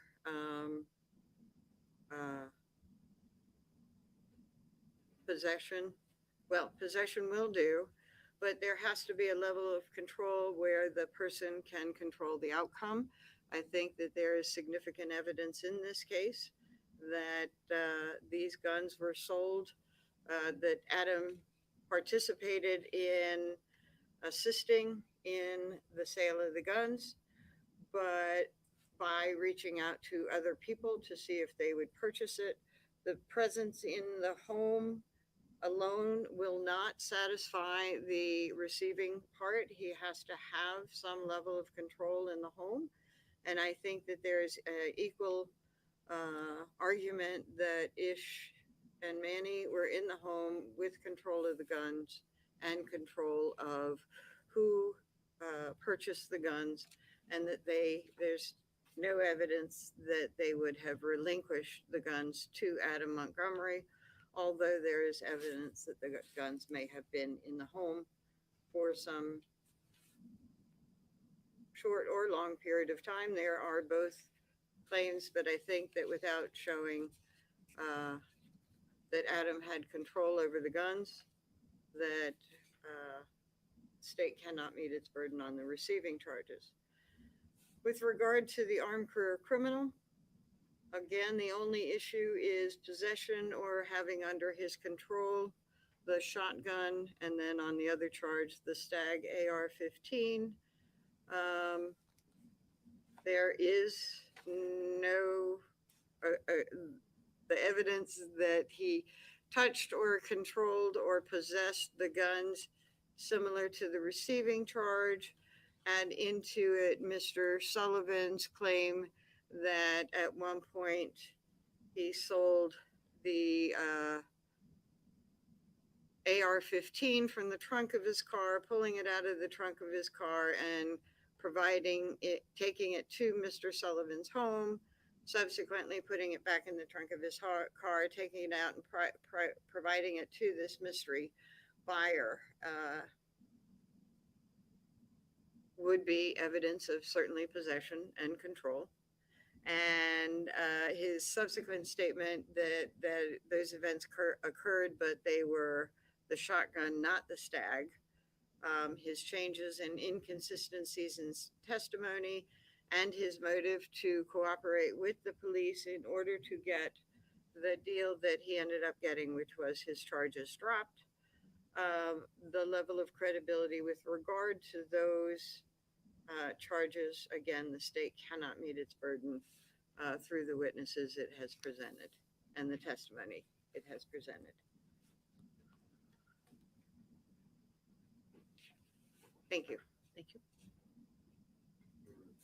This is obviously the evidence that we take in light is favorable to the state, not most favorable to the No, it's all set. Thank you. It has to be taken in light that the evidence was favorable to the state, not in light inferences was favorable to the defendant. Here, the evidence has shown that the state can meet its burden beyond a reasonable doubt that the defendant committed each one of the crimes that is charged. The testimony of Chris Frame and Kim Frame were shown that it was two long guns, the Mossberg 500 and the Stag Arms AR-15 rifle, both taken while Chris Frame was away from the home between September 29th and October 4th. We know that the Stag Arms rifle was recovered by Detective Wilson during the search of 315 East High Street, Apartment 1. This is an individual that had the defendant's cell phone number programmed in his phone. It was found less than a month later during a search warrant execution. And they've also been found with several other firearms and 2 pounds of methamphetamine. In addition to those 2 pounds of methamphetamine, you also have the consideration of the text messages involving Mark Reed, and Mark Reed finding out that 4 days, look at that, he said that 4 days after he'd been off of the Mossberg and told he had missed out, that he was flush with up, down, and Tina, which we know now is crystal methamphetamine. It's a fair, reasonable inference from the jury to put together where did the defendant get the up, down, and Tina, probably from the person who's got 850 grams of it with his phone number in it, who now has the AR-15 the defendant stole. Kim Frame's testimony, along with multiple witnesses who found that this defendant said that the guns were hot, so he knew that the guns were stolen when he went to sell them, when he went to show them. And it shows that the guns were not lent out or taken without permission from Kim Frame, the way that was implied by defense counsel's questioning during her testimony, that she was asleep in her house and woke up to find the back door open and the defendant on. That's corroborated by the defendant himself, again, saying in a recorded phone call that he was at Kim Frame's house and that she fell asleep. Not that she crashed, she fell asleep, and then he, quote, jetted, which we just heard a moment ago. Those are inconsistent stories that he then tells his wife, Kayla, and in one of those, the latter one, where he admits that he was there and she was sleeping and he took the guns. It's not disputed that he offered to sell the 2 guns to Mark Reed through Facebook.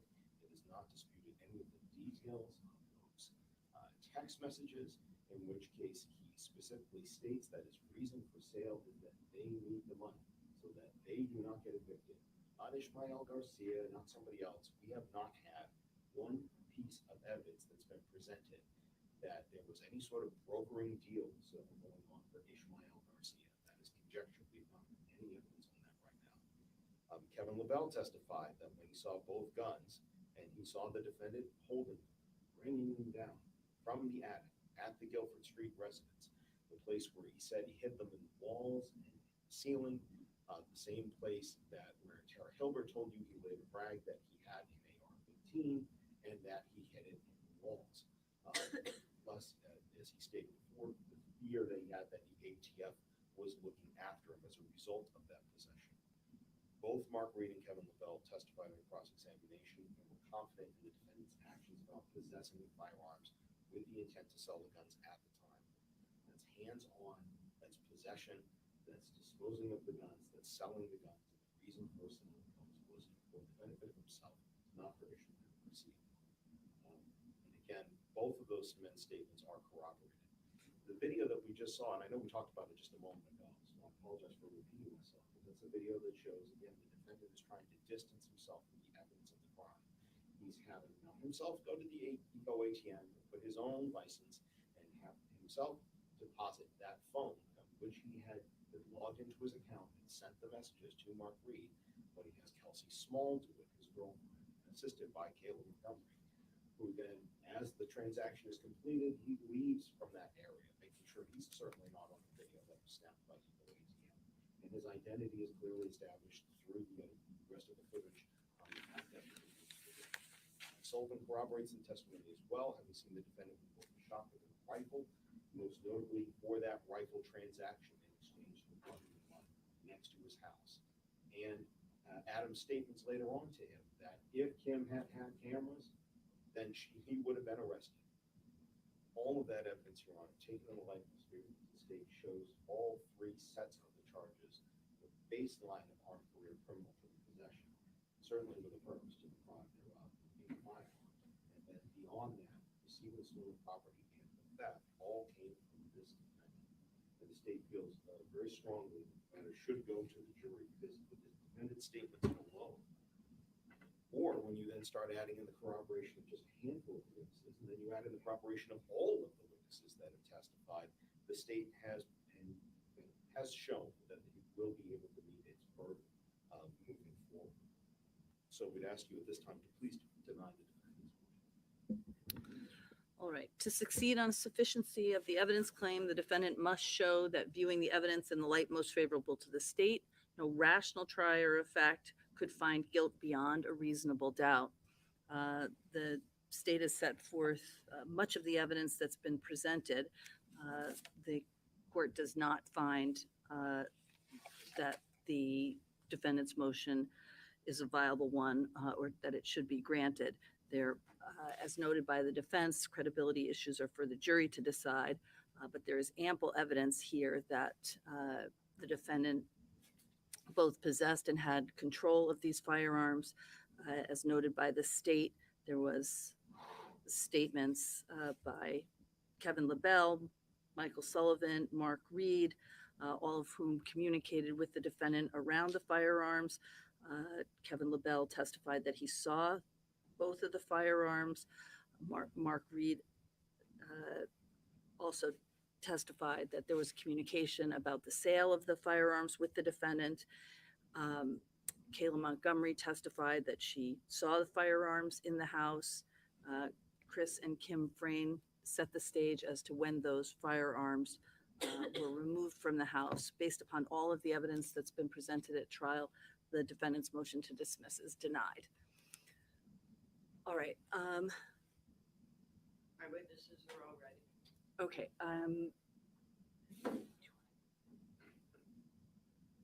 Approach for just a minute.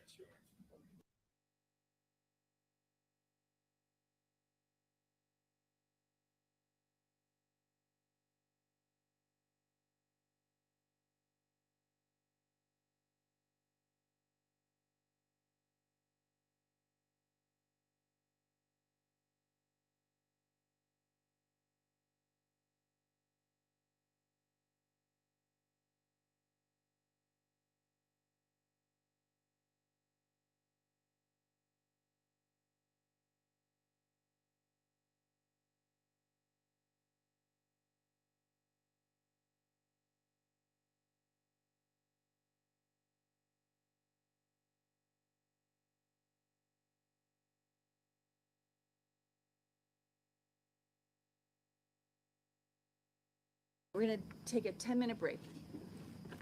All right.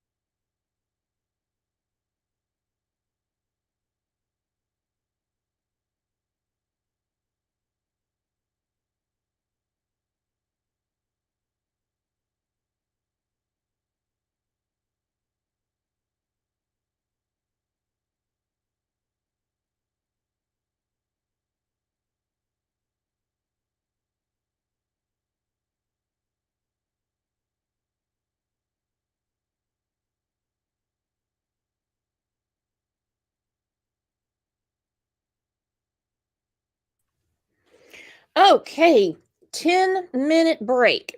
Woo! Now at lunch today, because if what I'm hearing is true, I believe everything I read on the internet.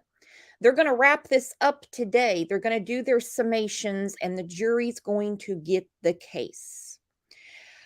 We will be on verdict watch for sure. I'm not going to make the mistake again like I made with Gannon and put it up and people come into the comments and go, "Brooks, it's beneath you to clickbait." So I'm not going to do that again. So we'll just have to keep our notifications on, make sure we're on remind all.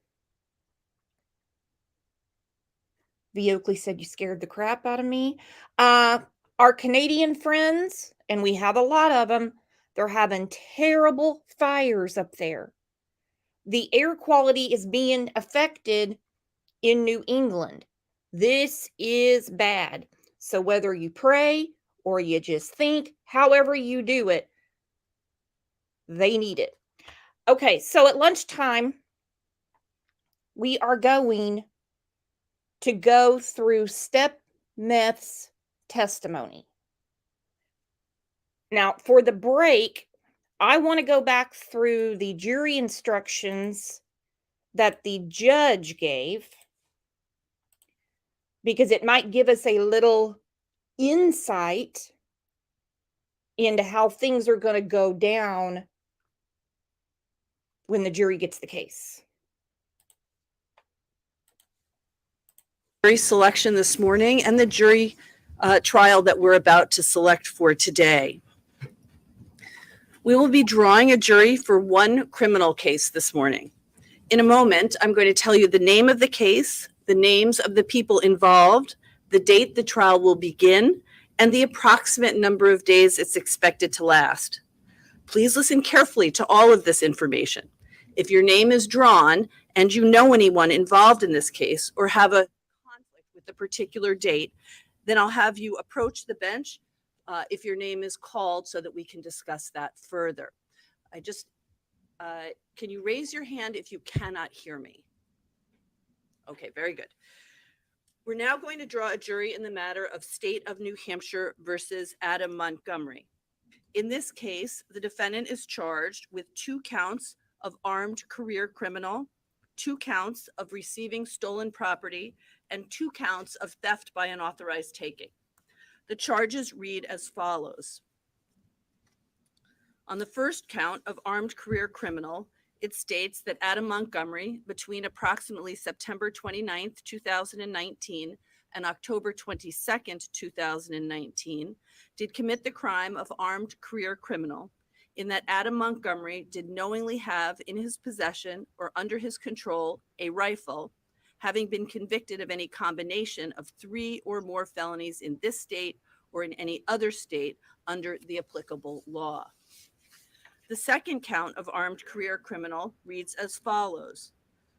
Adam Montgomery, between approximately September 29th, 2019 and October 22nd, 2019, did commit the crime of armed career criminal in that Adam Montgomery did knowingly have in his possession or under his control a shotgun, having been convicted of any combination of 3 or more felonies in this state or in any other state under the applicable law. The next charge is 1 count of receiving stolen property. This states that Adam Montgomery, between approximately September 29th, 2019 and October 22nd, 2019, did commit the crime of receiving stolen property in that Adam Montgomery purposely received or retained the property of another, to wit, a shotgun firearm belonging to CF, knowing that it had been stolen or believing that it had probably been stolen with the purpose to deprive CF thereof. The second count of receiving stolen property reads as follows. Adam Montgomery, between approximately September 29th, 2019 and October 22nd, 2019, did commit the crime of receiving stolen property in that Adam Montgomery purposely received or retained the property of another, to wit, a rifle firearm belonging to CF, knowing that it had been stolen or believing that it had probably been stolen with a purpose to deprive CF thereof. The first count of theft by unauthorized taking or transfer reads as follows. Adam Montgomery, between approximately September 29th, 2019 and October 3rd, 2019, did commit the crime of theft by unauthorized taking or transfer in that Adam Montgomery purposely obtained or exercised unauthorized control over the property of another, to wit, Montgomery stole a shotgun firearm from CF's residence with a purpose to deprive CF thereof. The second count of theft by unauthorized taking or transfer reads as follows. Adam Montgomery, between approximately September 29th, 2019 and October 3rd, 2019, did commit the crime of theft by unauthorized taking or transfer in that Adam Montgomery purposely obtained or exercised unauthorized control over the property of another, to wit, Montgomery stole a rifle firearm from CF's residence with a purpose to deprive CF thereof. Those are the charges pending against the defendant for this trial. It is anticipated that this trial, it's anticipated that this trial will begin tomorrow at 9 a.m. It is estimated that this trial will last approximately 5 to 7 days. This is just an estimate. Cases sometimes move more quickly than anticipated or take longer than originally expected. Therefore, if selected for this case, you should plan accordingly. We will not have trial on Tuesday, June 6th.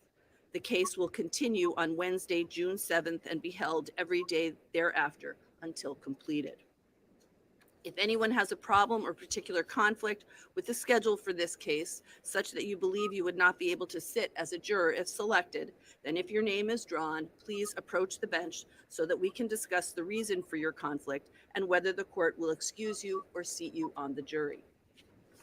As you may know, a jury in the Superior Court consists of 12 jurors. We will also seat 3 alternates, so 15 individuals will be impaneled. A determination will be made at the end of the case as to which jurors will serve as alternates and the jury foreperson. So if you are seated in seat 13, 14, or 15, don't assume that you are the alternate. We will select the alternates at random at the end of the case. As we begin this process, we will seat 21 potential jurors, and the lawyers will then have an opportunity to address you and ask you some additional questions. The purpose of the selection process that we are about to engage in is to ensure a fair trial. Jurors should be free of any prejudice or bias which might interfere with your ability to decide this case based solely on the evidence presented at trial and the law which will be given to you by the court in its instructions. Will counsel for the state please stand and introduce yourselves to the potential jurors?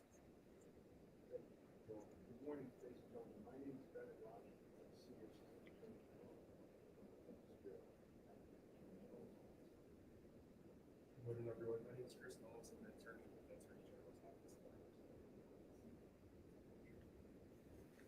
Will counsel for the defendant please stand and introduce yourselves to the jury? Good morning, I'm Robin Davis. I represent Mr. Montgomery, Mr. Alan Smith, my co-counsel, and Mr. Adam Montgomery.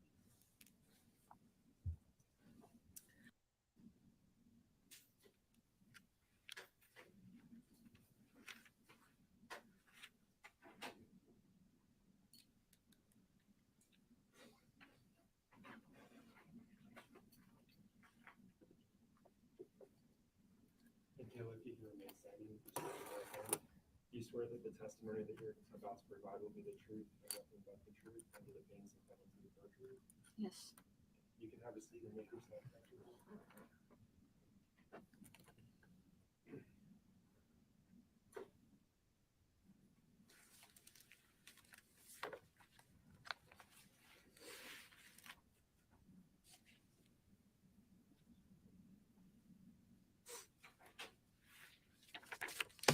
Okay, Kayla, can you please state and spell your first and last name for the jury? My name's Kayla Montgomery. Kayla Montgomery. Okay, and how old are you, Kayla? 32. Where do you currently reside? The state prison for women. And how long have you lived there? since November 2022. Why do you live in the women's prison? Perjury charges. Were you convicted of those charges Yes. and sentenced for those charges? Yes. Were you also charged with receiving stolen property? Yes. And those charges were dismissed as part of a Were those Yes. charges dismissed as part of a plea agreement? Yes. And you admitted to lying to the grand jury? Yes. Did you admit apologies. Did you admit to lying to the grand jury? Yes. Do you understand the consequences of providing false testimony here today? Yes. How are you doing today, Kayla? I'm okay. Is it difficult for you to be here? Yes. Why is that? It's a lot.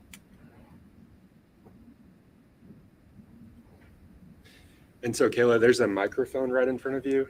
It looks like a stick coming out from beside the computer screen there. If you can just sit a little bit closer to that, it's a little difficult for me to hear you. And I want to make sure that all of these jurors hear what you're saying. So you said it's a lot? Yeah. Okay.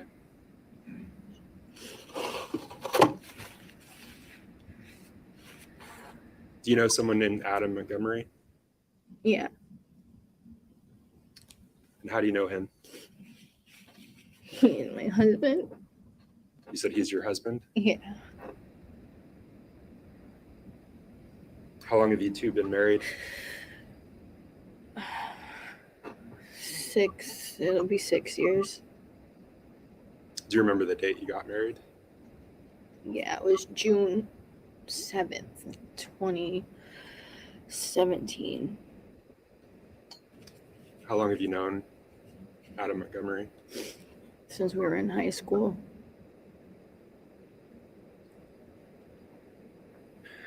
Are you currently in legal proceedings related to your marriage? Yes. Did you file for divorce? Yes, I did. Did you leave the defendant at some point in time? Yes. Do you know if after you left him, he started a relationship with another individual? Yes, he did. Do you know that person's name? Kelsey Small. Did you ever meet Kelsey Small? Yes. Do you have any children with the defendant? Yes, I do. I have 3. 3 children. What are their names? Seamus, Declan, and Kira. So you talked about where you're currently living at the women's prison. Yeah. Where did you live back in October of 2019? I was living at 77 Guilford Street in Manchester, New Hampshire, How long did you live there? for about a year and a half. For a year and a half. Why did you stop living there? Because we got kicked out of the house. Was that an eviction? Yes, Do you remember what month and what year that was? November 2019.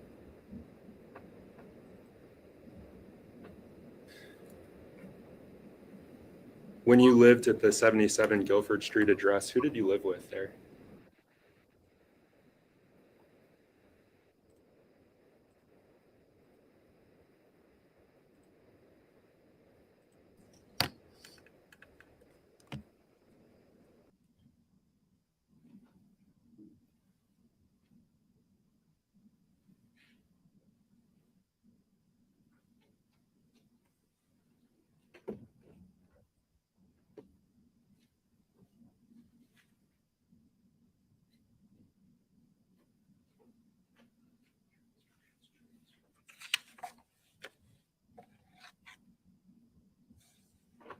All rise for jury.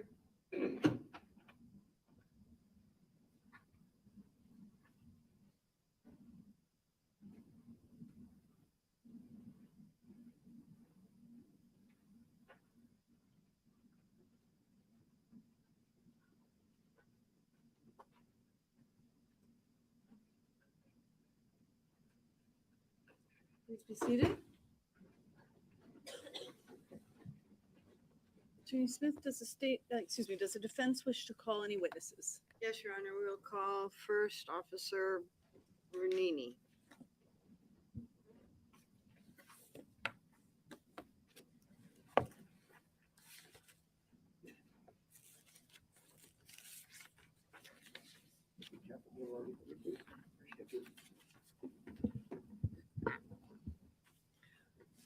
If you could raise your right hand, do you solemnly swear the testimony you're about to give is the truth under pain and penalty of perjury? Yes, ma'am.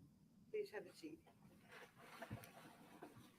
And could you state your name and spell it for the recorder? It's Kenneth Brunini, Brunini.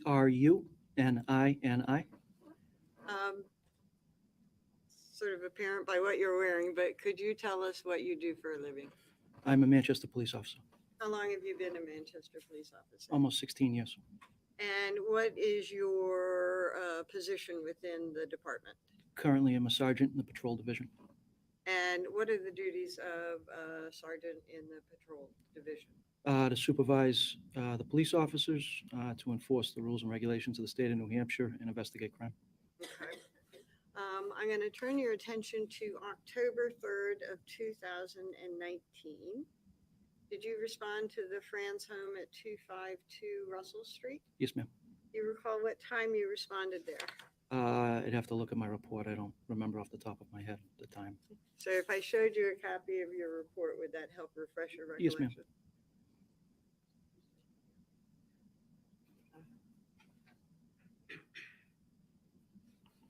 Is this a copy of your report? It is. And does that refresh your recollection about what time you arrived? It does, almost 9:45 in the morning. Okay. And in the morning, you did Yes, say? ma'am. 9:45 in the morning. While you were there, and I have to limit some of the questions that I'm asking of you, okay? Did you receive a list of items claimed to have been stolen? Yes, I did. And who did you receive that list from? Christopher. And do you recall what the items were on the list? Yes, I do. What were they? It was one pistol, one rifle, one shotgun, a wedding ring, a watch, and then subwoofer speakers. Okay. Was Kimberly Fran, did she come to the house while you were there? I believe so, yes. And did you speak with Miss Fran about the missing items that were on that list? Yes, ma'am, I did. And did she tell you, what did she tell you about whether she was aware or not of any of the items being stolen? She told me she was not aware of the items being stolen. Okay. Did she explain to you what happened to any of the items? No. Okay. So did you ask her about the items on the list? I asked her what had happened. And did she tell you whether or not she was Sustained. May we approach? Yes.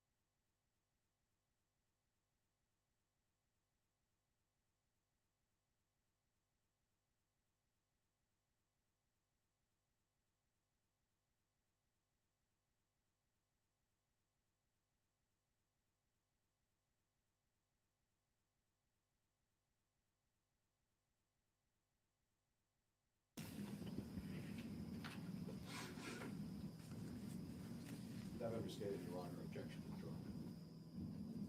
So when you spoke to Miss Fran about the items on the list, and I think I asked you what she said and you answered, and then I asked if you asked her again. So that's what I'm focusing on. The second time you address the items on the list, right? Okay, I've confused you. I'm haven't I? confused. Yeah, sorry. Okay, so I'm trying to go to something very, very specific. One of the items on the list was the ring, right? Okay. Yes, it was. Okay. And did she tell you that she had nothing to do with the disappearance of the ring, one of the items on the list? I don't recall that specifically. But go ahead. I believe when I was speaking to her, it was in regards to all of the items, Okay. nothing specific individual. So you talked about each of the items, and she said that she didn't have anything to do with those items' disappearance. Correct. Thank you. Ladies and gentlemen, that question and that answer involve a prior inconsistent statement. When I give my instructions to you, I will give you an instruction about prior inconsistent statements. But what I will tell you is you cannot consider the prior statement for its truth. The prior statement is to be considered by you in determining, in using it to determine whether or not to believe a witness. Okay, so it's not a prior statement in this context is not to be used to determine whether or not that particular statement is true, but rather it can be used by you in determining whether and to what extent you believe a witness. So it's for the purposes of credibility.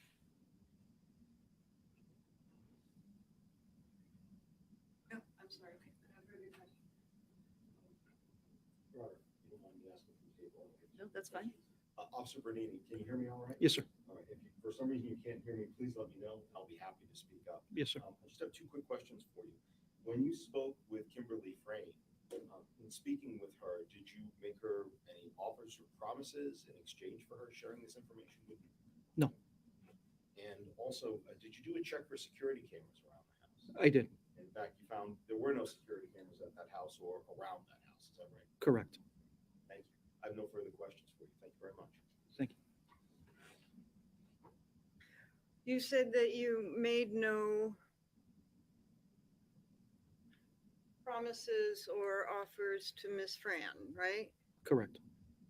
You actually had no agenda walking in other than to investigate that case. Correct. Thank you. You may step down. Thank you. I'd like to call Officer Slocum. Oh, may I be excused? Yes, he may be excused.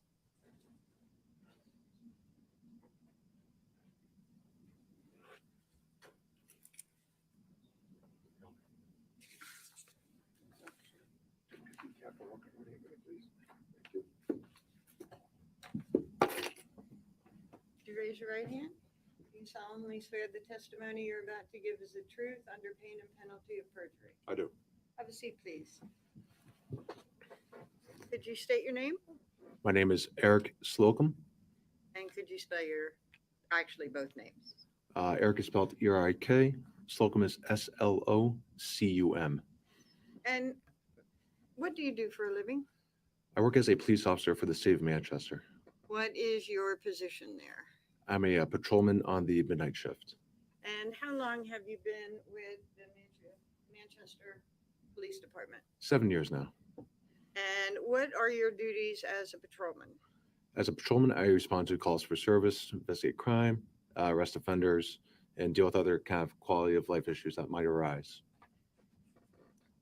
And were you in the street crime unit for a bit? I was assigned temporarily on an overtime basis for about maybe 1 year with the Substance Abuse Reduction Group, where I got to work alongside detectives within our Special Enforcement Division, which is our narcotics unit. And what you said about a year, what year was that? 2019. I'm going to turn your attention to 2019.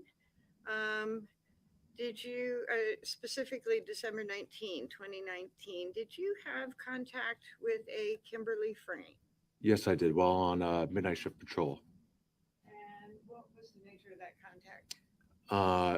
About half an hour after midnight, I responded to the Shell station on Hanover Street as the clerk there had called 911 saying a female was passed out in a vehicle. And did you investigate the female passed out in the vehicle? Yes, I did. And did you subsequently arrest her? I did. And what were the charges? Just one count of possession of crack cocaine. Okay. And it was possession as in it was on her person at the time that you arrested her? At the time I arrested her, it was directly where she was sitting in the driver's seat. Okay. Now, did you subsequently speak to Ms. Frayne? Yes, she was transported to the station via the wagon, and then in booking, I processed her, which was doing fingerprints, photos, and basic search. Did you end up talking to her about a prior investigation into missing guns from her home? Yes, I did.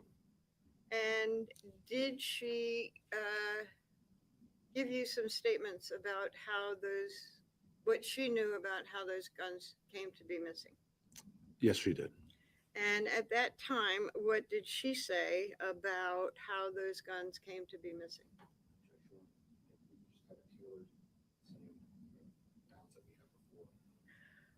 May we approach? Yes.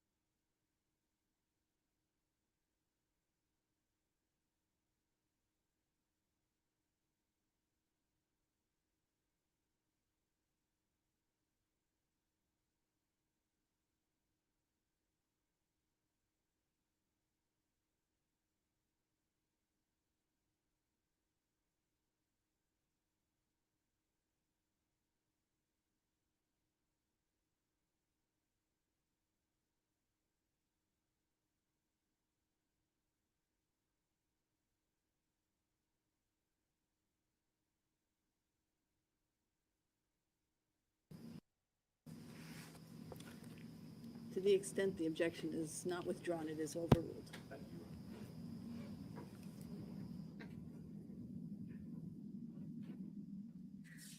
I'm going to ask you some questions about specific statements Ms. Frayne made to you about those missing guns.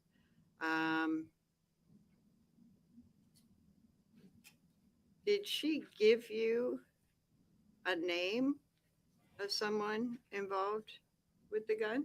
Yes, she stated Adam Montgomery was involved.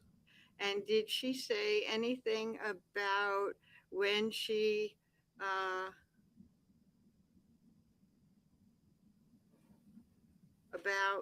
I'm just trying to phrase the question right. What did she say about Adam being at her house? She said that Adam was at her house the night when the firearms were taken. Okay. And did she say anything about did she say anything about moving the guns that night? She did. What did she say? She said she moved the firearms as Adam was staying on a couch at her residence that night. Okay. And did she say what Adam was doing that night? Adam was sleeping on a couch that night. Okay. And did she say how long he was sleeping on the couch that night? I don't believe she gave a specific time frame of when he was sleeping on the couch that night. Did she say whether she saw Adam in the morning? No, she left for work that morning and left Adam at the residence. Did she say whether she said anything to Adam as she was leaving the residence in the morning on the way to work? Yes, she told Adam to lock the door behind her. Okay. So what she told you in December was the two of them were there. She had moved the guns. Adam and she went to sleep. And presumably Adam is still there in the morning because she told him to lock the door as she left. Yes. And she's claimed that she was going to work, and that's why she told Adam to lock the door as she left. Yes. Thank you.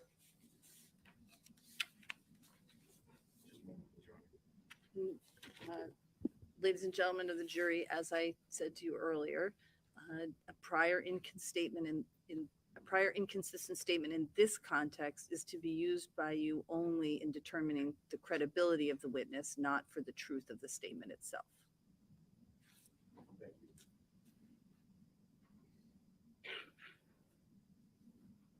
Officer Slocum, I have just a couple of quick questions for you. When you first interacted with her, you responded to that 911 call, and that was a call because somebody had reported that an individual was passed out in the car, sleeping in the car. Is that right? Yes, sir.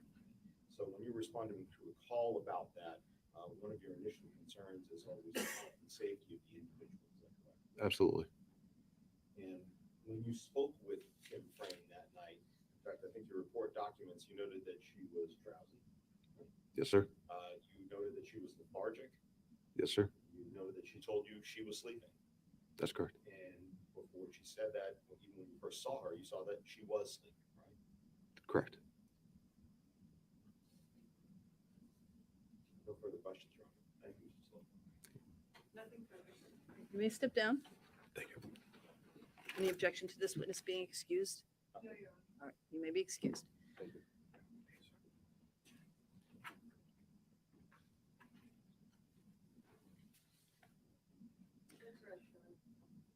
All right, ladies and gentlemen, the defense has now rested, so it is time for closing arguments.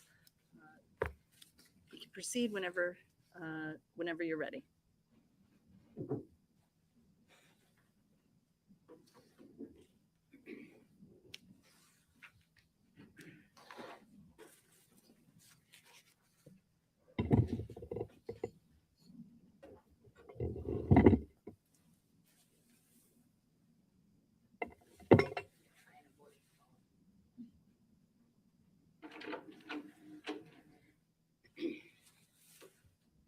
Good morning, ladies and gentlemen.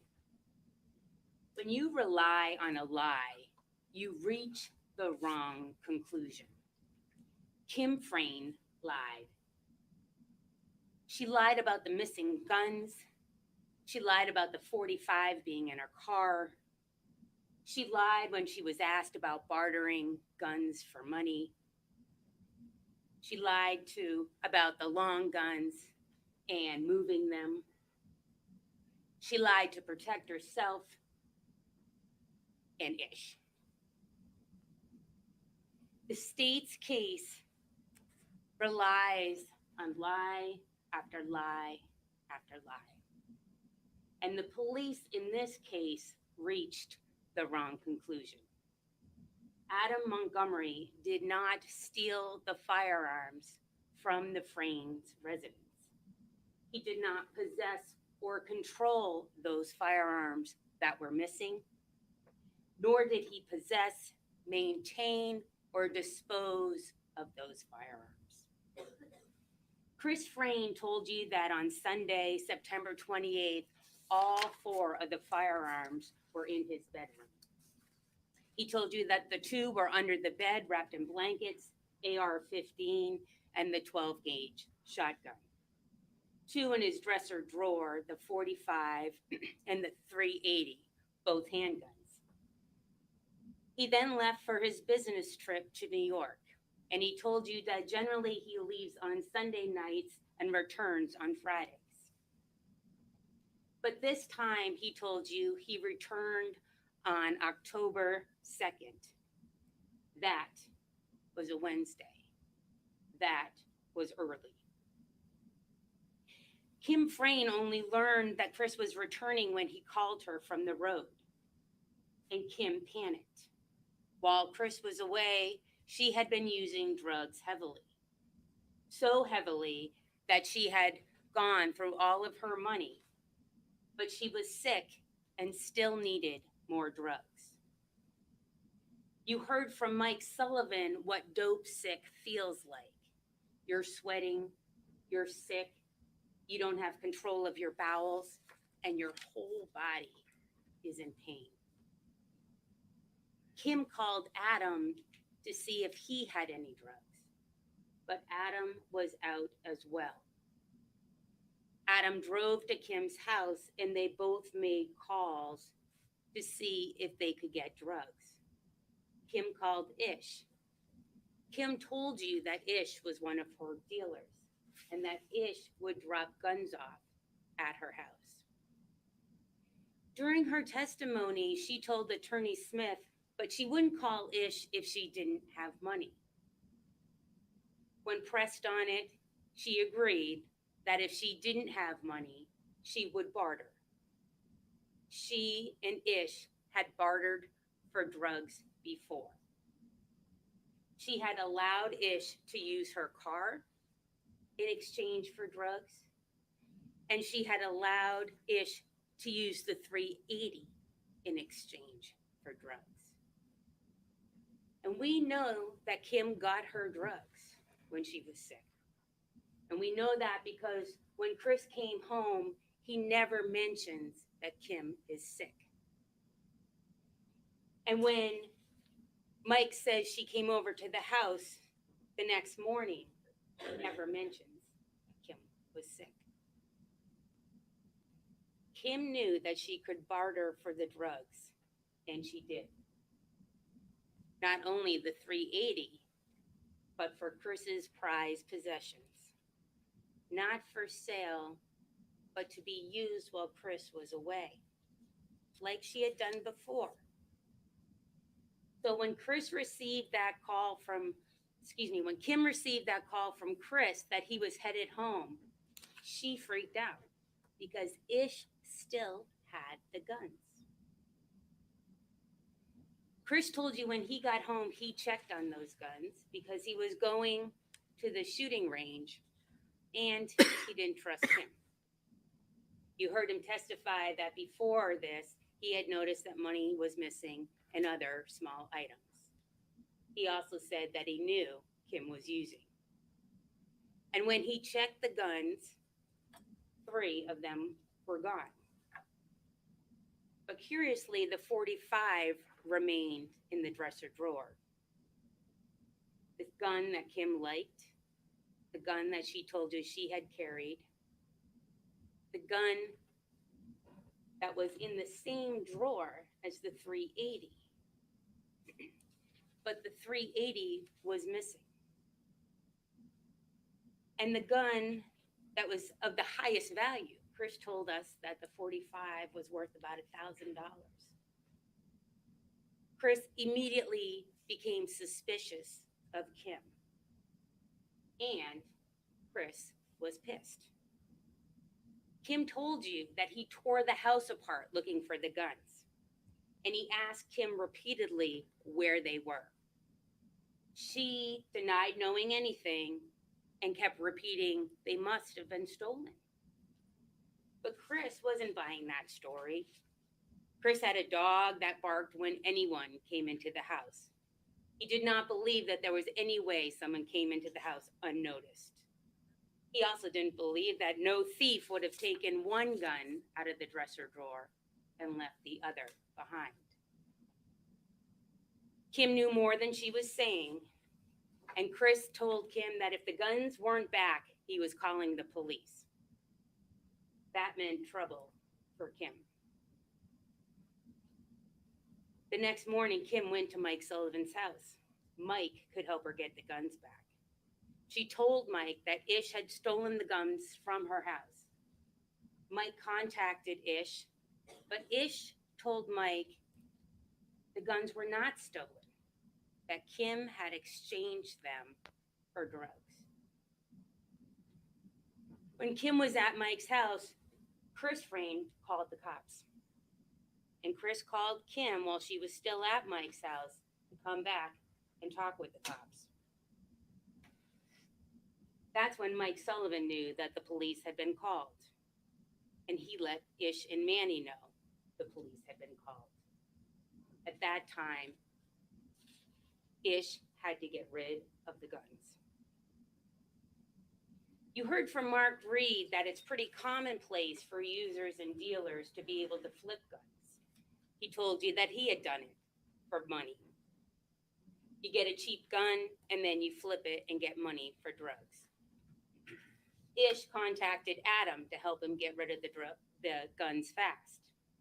Having the cops around put everyone in danger of getting arrested for using, selling, or whatever else people do when they are getting high. Adam didn't need the guns to possess them or move them. Adam did not need the guns to move them. He had photos of the merchandise. You heard Mark Reed tell you he saw the photos. Adam started making calls as soon as possible. The sooner they moved the guns, the better. He called people. You heard Mark Reed said Adam contacted him about the guns.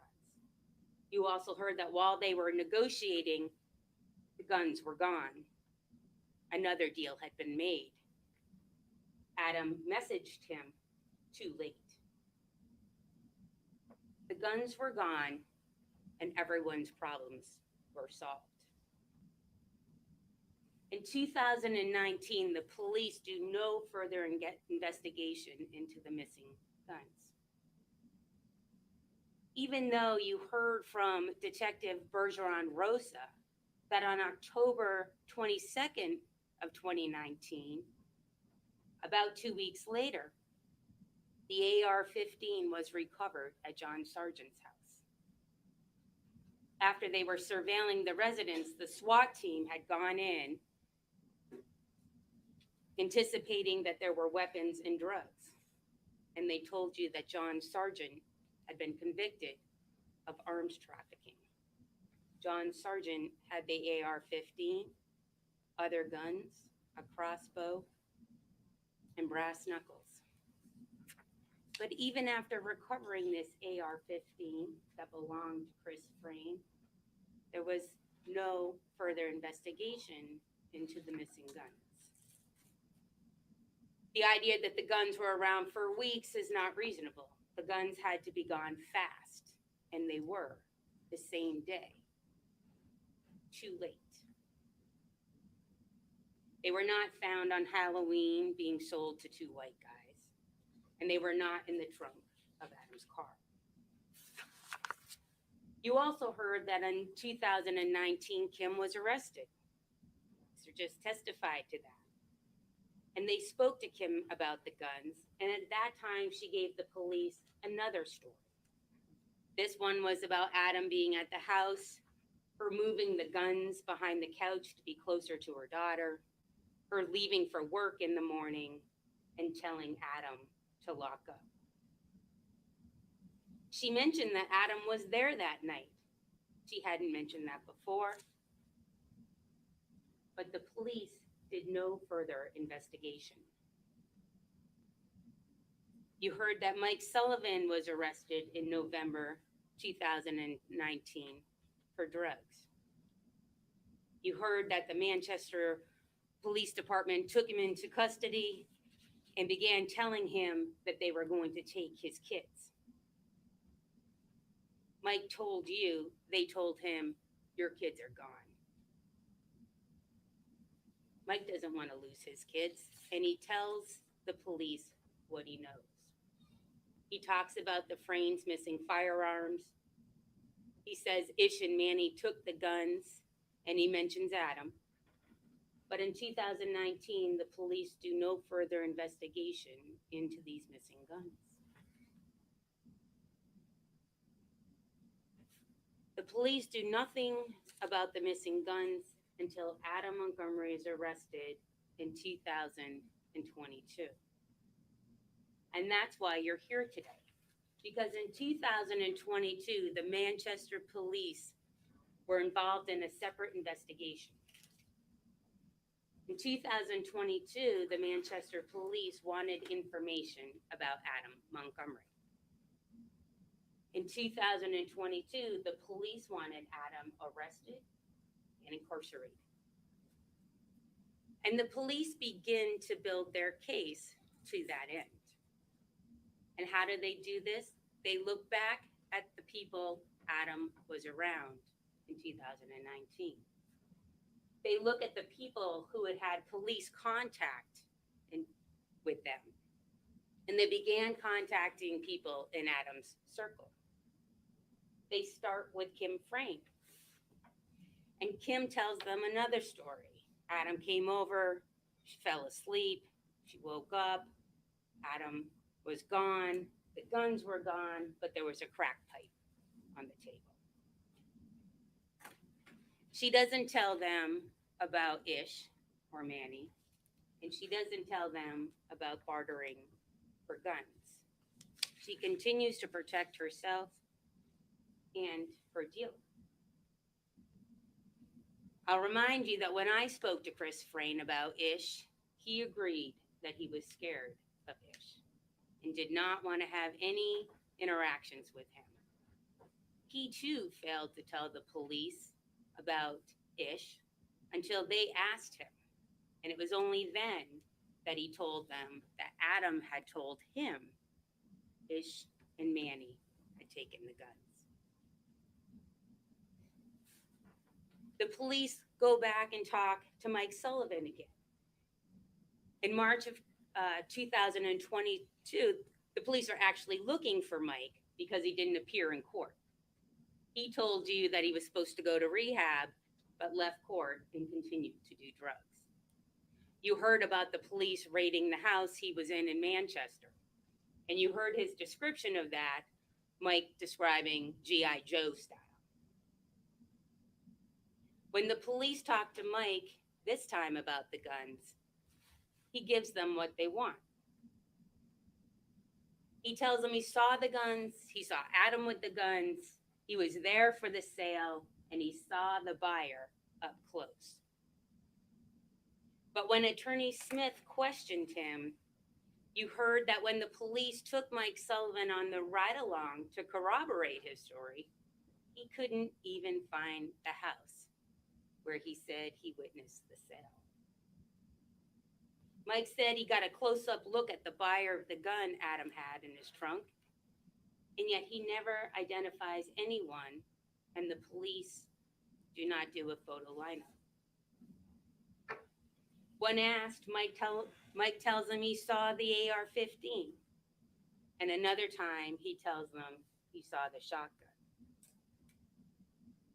When he testified here, he said he could only see the barrel and the butt, and it was covered in a sheet. Mike cooperated, and you heard that his charges were dropped. The police talked to Kayla. At this time, Kayla was also in jail for the guns. She had charges for receiving the same two guns that Adam's charged with, the two guns from the Frayne residence. Kayla told you she didn't do it, and that her and her attorney had gone over the police reports, and that she was going to court to contest the charges at a hearing. Then the state makes an agreement with her. As part of that agreement, she's released on bail. And now Kayla wants to cooperate with the police. And she tells the police what they want to know about the guns. She agreed that when she spoke to the police, she had the benefit of the police reports. She had spoken with her attorney, and she had spoken with others about the case, like Tara Hilbert. After Kayla spoke with the police, the charges of receiving stolen property for the guns were dropped. Her welfare charges were dropped. But she was convicted of perjury, lying to the grand jury during the state's investigation, lying under oath. Kayla Montgomery is a convicted liar. The police then go to Mark Reed. At this time, Mark's in the prison. And he tells the police that Adam did message him about moving guns. Adam contacted him on Facebook Messenger, and he had photos and said he needed to move the guns quickly. Mark tried to negotiate a deal and received a message from Adam too late.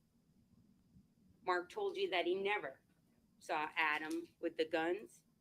He never saw the guns. Just the Facebook message about a deal. The police contacted Kevin LaBelle in 2022. At that time, Kevin was in a halfway house, but the police talked to him about information they had gathered. And the police asked him if he had bought a gun from Adam. And Kevin LaBelle said no. In 2023, the police go back to talk to Kevin LaBelle. This time, he's back in prison. He has a new charge. This time, Kevin tells the police he bought the gun from Adam. He held the gun and he fired it off. Kevin checked all the boxes. And in fact, you saw Kevin LaBelle testify.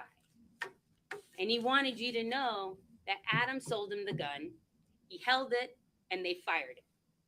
In fact, Kevin gave that answer to almost every question he was asked.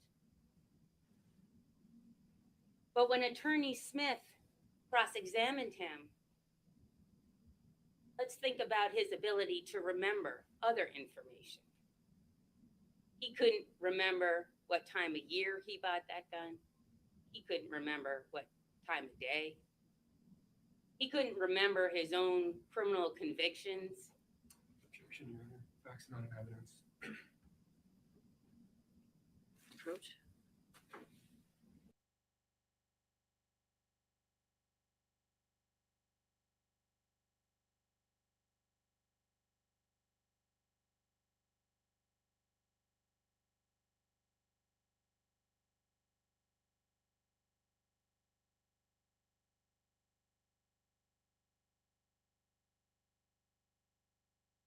The objection's overruled.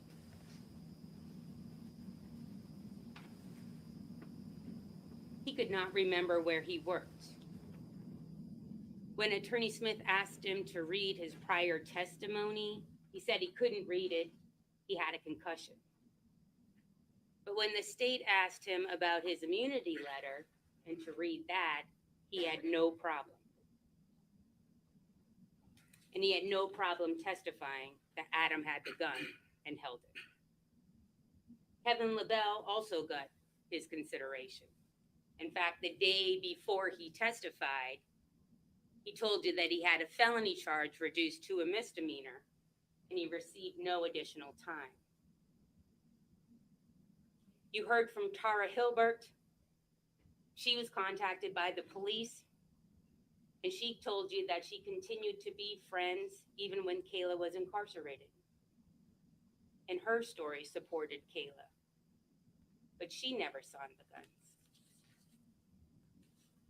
The police spoke to her fiance, Josh Zimmerman, 6 months later, and he told you that he had spoken with Tara after her interview, and his story was similar, but he never saw the guns. And what about the physical evidence, the science-based evidence, fingerprints, DNA? An officer told you that he recognized powder as if it had the AR-15 had been tested for prints. He talked about the evidence tape on the box indicating it had gone to the state lab. And yet you've heard nothing from the state about any information or results. What does that tell you? That science-based information does not show Adam had the guns. On April 1st, 2022, Adam was arrested for selling the guns. On April 4th, 2022, Kayla was arrested for receiving the guns. Her charges were dropped after she spoke. The state wants you to believe that all of their witnesses are saying the same thing, But if you look closely at each one of the inconsistencies, each one has a possible motive to help themselves or another. The testimony you have heard is like what I mentioned, a game of telephone. What happened to the guns? Stole, traded, bartered, pawned. What guns? The AR, the 38, the rifle, the long gun, the handgun, the big gun. Who knew something? Chris, Manny, Kim, Mike, Adam, Mark, Kevin, Tara, Josh. Where were the guns? In the attic, in a trunk, at a house, in the walls, in a ceiling. Who bought the guns? 2 white guys, a Hispanic guy, 2 black guys.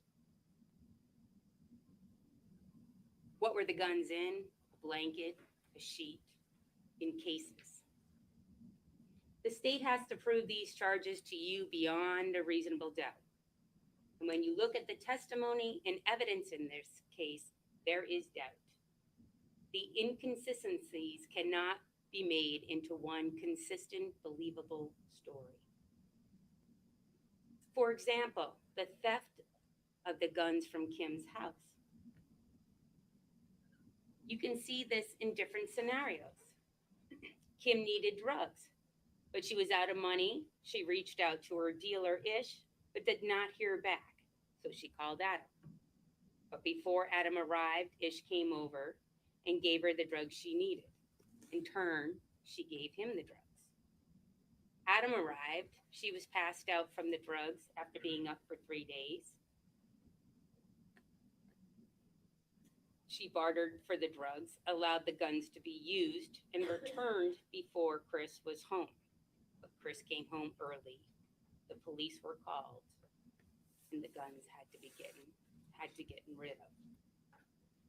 Or another scenario, Kim called Adam and he came over. They were both in need of drugs. They called for the drugs, but no one came. Adam left before Ish came over, and Kim exchanged the guns for drugs when Adam was gone. Or a third, Adam came over when Kim called. They did drugs. She went to sleep. He took the guns and took them home. If any one of these scenarios is reasonable, then there is reasonable doubt. The same is for the sale of the guns. Based on what you heard, you could conclude that Adam did help Ish in selling the guns based on the photographs. He never had the guns, therefore he did not possess or control them. Or in another scenario, looking at the evidence, you could conclude that Ish came to Adam trying to sell the guns. Adam didn't have money, but offered to help Ish move the guns in exchange for drugs. Those are facts, not evidence. Sustained. If both of these are reasonable, that is reasonable doubt. Anyone can accuse a person, even the police. The police wanted Adam Montgomery. They used the police you saw during the trial to try and corroborate their conclusion. The information the police generated using the tools of pressure, threatening, or offering them something they wanted. The evidence that you have heard was manufactured over time for the police. When you base your investigation on a lie, you get the wrong conclusion. At the beginning of this case, you were asked if you could find Adam Montgomery not guilty if the state could not meet their high burden beyond a reasonable doubt. You all agreed that you could. The reason to find Adam not guilty here today is bigger than just Adam Montgomery or any of the other witnesses. It is to maintain a criminal justice system that does not allow the police to make a single conclusion about a person and then conduct an investigation that only looks for the evidence that supports their conclusion and get the result they are seeking. Adam did not steal Chris Frayn's guns. No one did. Kim lied after she had traded them for drugs. When the police were called, the guns had to be moved. Adam made calls to move those guns. This did not require him to possess them. He communicated with people by phone, text, and Facebook message. Drug dealers do not trust their users. The reason that they're in business is because those folks want drugs. Ish was smart enough not to trust anyone with the guns. He controlled what happened to the guns. Adam made the connections with the people, the potential buyers, but he did not control the guns or who got them. We ask you to find Adam Montgomery not guilty.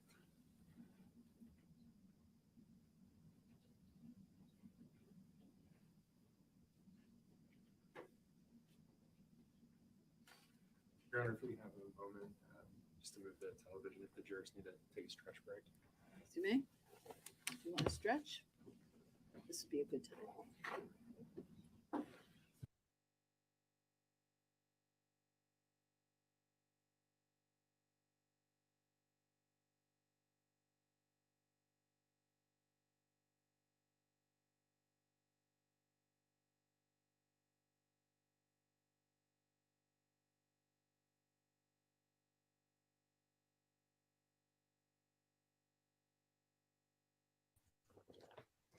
Okay. No idea how long they're gonna stretch, but my goodness. You can't say stretch with that DA right there, my God. How tall are those ceilings? Woo! That was a pretty good summation, I'm not gonna lie, I'm getting a little worried around here. Getting a little worried because it's like, which criminal do you believe? Not one person on that stand is not in the shit, if you know what I mean. It's all drugs, it's all guns, they've got immunity deals, they're covering their ass. Kim did lie. Kim did lie. What did court case say? She said, why would Ish give her drugs just to borrow guns? It doesn't make sense. And she said that Ish might have known that the guns were behind the couch. This is crazy. This is crazy. I'm trying to put a show together to go through this cast of characters, but they're blowing my mind. I mean, even for me, this is more convoluted, deep, dark, flat out gangster than I ever imagined.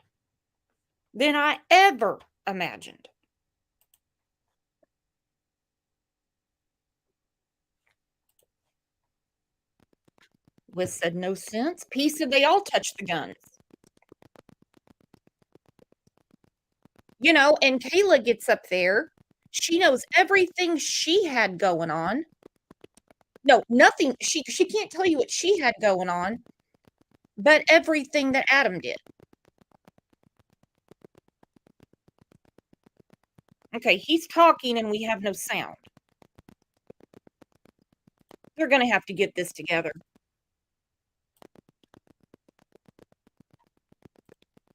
Oh, man. This is stressing me out.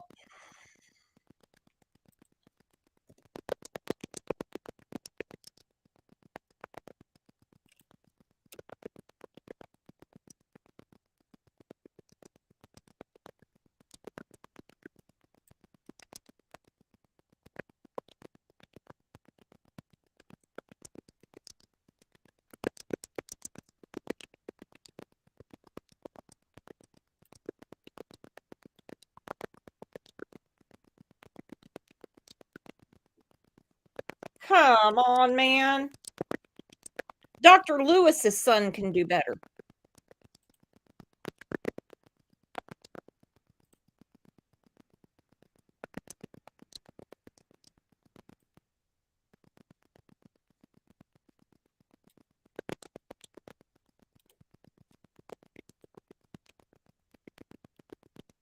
Goodness.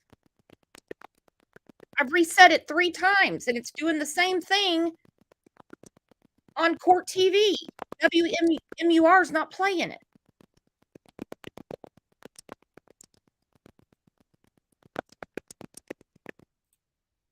Okay, I can't listen to that. What the hell? Let's go to Court TV. Yeah, it's like for beatboxing.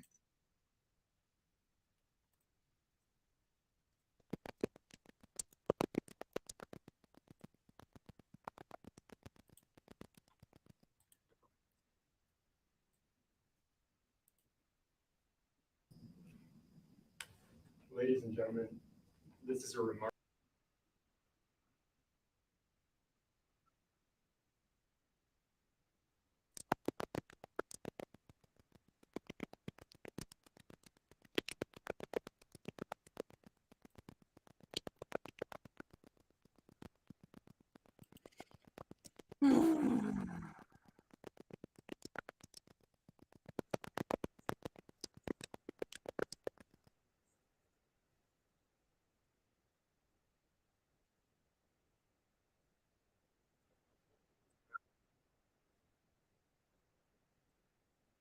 The evidence is what you got from the witness stand, from the witnesses that stood here, swore to tell the truth, and testified. They answered question after question. That's the evidence in this case. The evidence in this case is the stipulations that you received over the course of the last few days. The stipulations regarding the defendant's prior criminal history, the communication with Mr. Reed. That's evidence in this case. The story that you just got, that's not evidence in this case. That was created by an attorney. The evidence that you got was from the witnesses.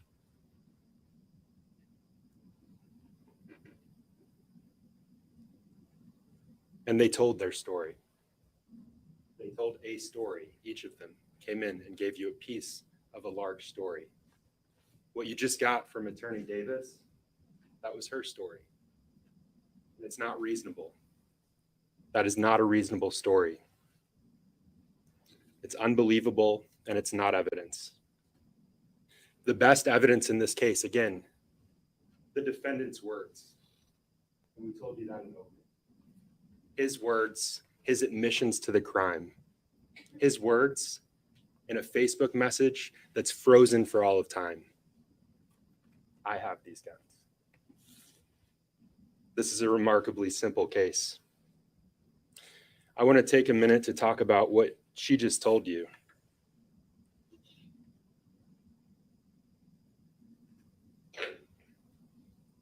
Ishmael Garcia. Let's talk about Ishmael Garcia, the boogeyman in this case. Ishmael had the AR-15 rifle. Ishmael had the shotgun. He was at the crime scene. He obtained these guns. And we're talking about the big guns when we talk about Ishmael Garcia. That he possessed the big guns, the big boys, that he sold or disposed of those guns. And that he brokered these guns for Ishmael Garcia. That's what you were promised in opening, and they doubled down on it. They doubled down on it here today. That's what they told you happened. That's what Attorney Davis just told you, the story that she told you. And let's look at all of the evidence that supports those theories of what happened. All of the evidence that you heard from the witnesses that got up, that told their truth in front of all of you, looked you in the eyes. All of the evidence is right on that screen. All of the evidence of some Ishmael Garcia, the boogeyman, is right there.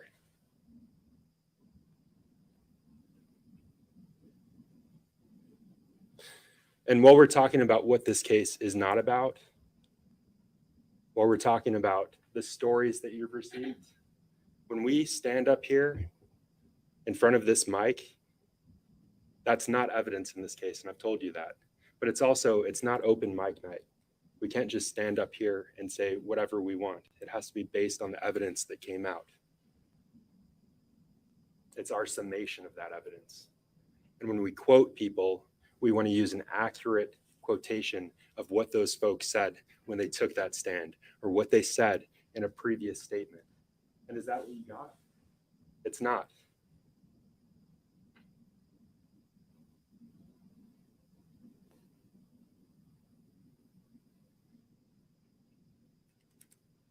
One thing that I agreed with Attorney Smith about, one thing that we got from these stories that we heard from the folks that came here and testified, Attorney Smith said in her closing that Mike Sullivan came up and he told the truth about his interview, what he knew in his 2020 interview.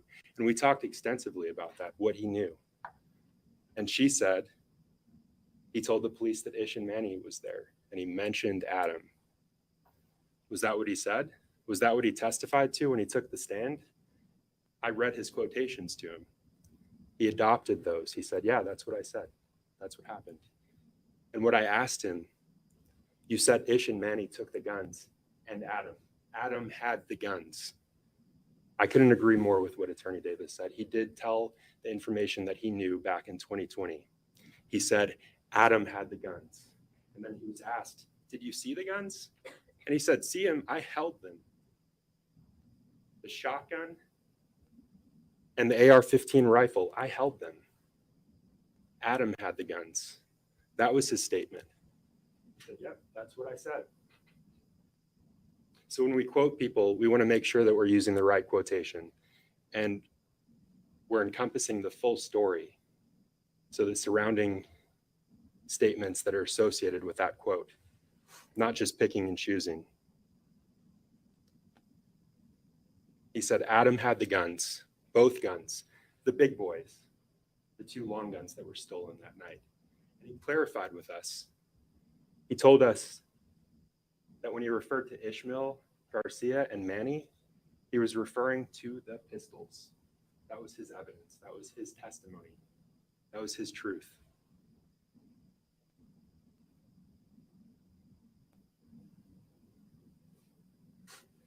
So there's the evidence of Ishmael Garcia or Manny. And we should have added during closing some phone call between between Ishmael and the defendant. Where did we hear that? Not a part of this case. Speculation by the defense to fit their story. Adam had the guns. There's another concerning thing that you were told just now, and that's that in 2020, the Manchester police wanted everything they could get on that man. Where did we hear that? Did one of the witnesses say that? Why? Why would the Manchester police care about Adam Montgomery? That's not anything we heard in this case. They were all out to get Adam Montgomery? For what? Because he possessed guns. When he was told 3 or more times, you can't have guns. Felony conviction after felony conviction after felony conviction, being told, no, you cannot have guns. And still he sold them. He stole them. He possessed them. And he distributed them to people in this city, people like Jonathan Sargent, who was apprehended with it shortly after. That's one reason to care about who he is. To concoct stories, to get witnesses to say what you want them to say. What evidence did we hear of that? But they were right. Mr. Sullivan, 2020, came in and told them what he knew. That's what she said. And he did. Adam had the guns. The 2 guns that he's charged with stealing, the 2 guns that he's charged with possessing, and the 2 guns that he's charged with selling or disposing of. The 2 big boys. So there's no evidence of Ishmael Garcia. And that's because it didn't happen. The story that you were just told was just that. It was a story. not based on evidence.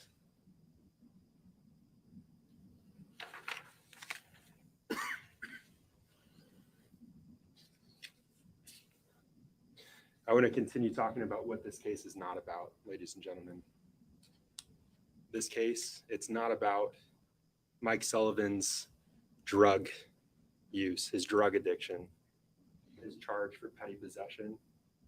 This case is not about that. It's not about Kim Frayne being slumped over, sleeping in a car with drugs on her person. It's not about her drug use. It's not about her addiction. This case isn't about Mark Reed. It's not about the things that he told you he did on the stand, like do drugs, sell meth, sell crack, sell heroin. This case isn't about that. This case isn't about Kayla Montgomery, her drug use. It's not about her conviction for perjury on another matter. It's not about that. But notice that that's what you got a lot of. These convictions, the drug use. People that came in and were open and honest about some of the roughest times in their lives, things they fought to get out of. It's not about their drug use, and it's not about their charges or convictions. And the defense wants you to focus on those things. They want you to focus on everything this case isn't about. So at the end of the day, you won't see what this case is really about. That man going into his trusted friend's home, stealing from her, betraying her trust. Her trust as an invited guest. And in the time that followed that, possessing firearms, knowing that he couldn't, selling those firearms for drugs or money. That's what this case is about. Don't let those other things distract you. They're a distraction. So with that out of the way, I want to talk about the theme of our story. I want to talk about something that they didn't. I want to talk about the truth. And again, the truth is what you got from the witnesses. It's true, they raised many questions. Those weren't relevant questions. Those weren't questions that should give any of you any serious pause when you're considering what the real evidence is in this case. They were attempts to distract you. And again, the truth is he stole those guns, that he possessed them, that he sold them. This is a remarkably simple case. Again, the best evidence in this case, not her statements, but his, the defendant's. What the defendant told us, that's what we're asking you to rely on, his words. And what did he tell us? He told us that he stole the guns. That's a pretty big detail. He told us that he possessed the guns. He told us that he sold the guns. And he told us how he did it, who he betrayed to get them. That's the truth of this case. That's the truth that you were given over the last few days, folks. That's the only truth that there is. And how do we know what the defendant said? Well, he made statements. He told witnesses things. The witnesses that testified to his various statements, drastically inconsistent with one another, but with consistencies that matter, and we'll go over those. So we have his various statements. We have the jail call that you folks just heard, that we listened to just an hour and a half ago. And we have his messages. Those messages frozen in time, as Mark Reed told us. And so what was his first statement? His statement to his wife. The first thing he told her about this incident shortly after it occurred. He told her that Kim Frayne was sleeping, that he went to her house. Her door was wide open. Her dog didn't bark. He went there. She was sleeping. He woke her up. She hadn't crashed. She was sleeping. Not crashed. She was asleep. He woke her up and she said, "Oh, my guns are gone." That was the first story that he told his wife. And she came in here and she testified to it. And I guess the rest of that story would have been that he left. And the second story that he told to his wife again, after she confronted him, after she saw him dealing those guns to Ish, to Manny, and to Mike, attempting to sell them what they knew were stolen guns. She confronted him. This was her colleague. This was her friend, a close friend, someone who had done favors for her family. And he told another story. And what was that story? We got it from Miss Montgomery when she took the stand the other day. She told us that he said, that defendant, I went in, she was sleeping, the dogs didn't bark. I took the guns, I concealed them in a sheet, and I left. And that's consistent with what she saw. She heard him come home afterwards. And the next day, he was trying to broker that deal. He was trying to sell those guns to Ishmael Garcia. He was trying to sell the guns to Manny, and he was trying to sell the guns to Mike. And they said no, because they knew the guns had been stolen. And then we have his third statement, and that's from the jail call, again, that we just listened to. He was there. He was hanging out with her. They were hanging out. She started falling asleep. Again, falling asleep, not crashing, not nodding off. She was falling asleep. He said goodbye, and he jetted. That's the story, the third story that you just got about what happened that evening.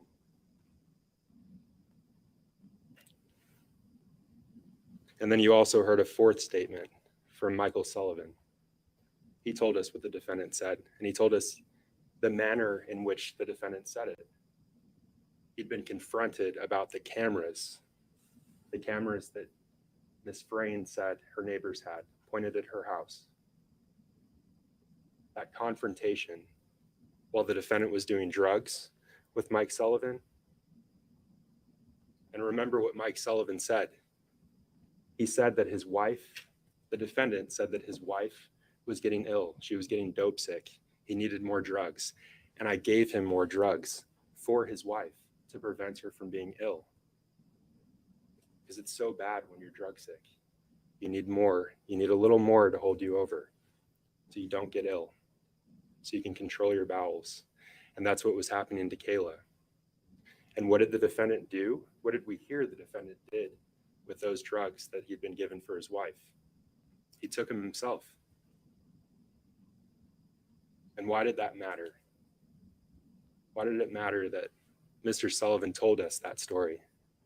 It's why he was in the car with him next. It's why he left with him, to ensure that the defendant didn't do more drugs that were intended for his wife, to prevent her from becoming ill.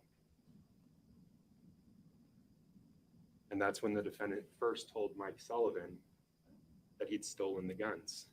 If she had those cameras, I would already be in jail. Not Ish, not Manny, me.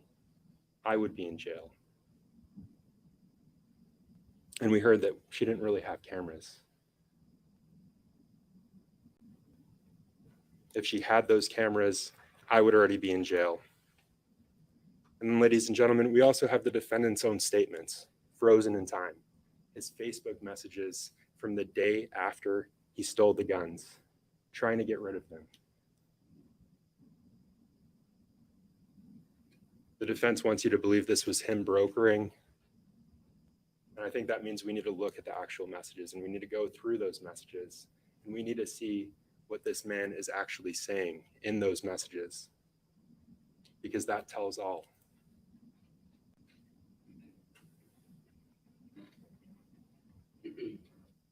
Your Honor, if the jury can just be told that they can move if they need to see.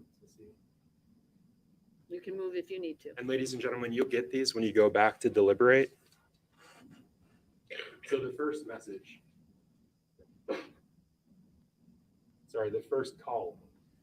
So this is a call from the defendant to Mr. Reed. And importantly, it's dated October 3rd, 2019 at 10:26 a.m. Yo, Mark, hit me up, dog. I got something you're really gonna like. You gotta hit me up now, ASAP. You're gonna miss out, bro.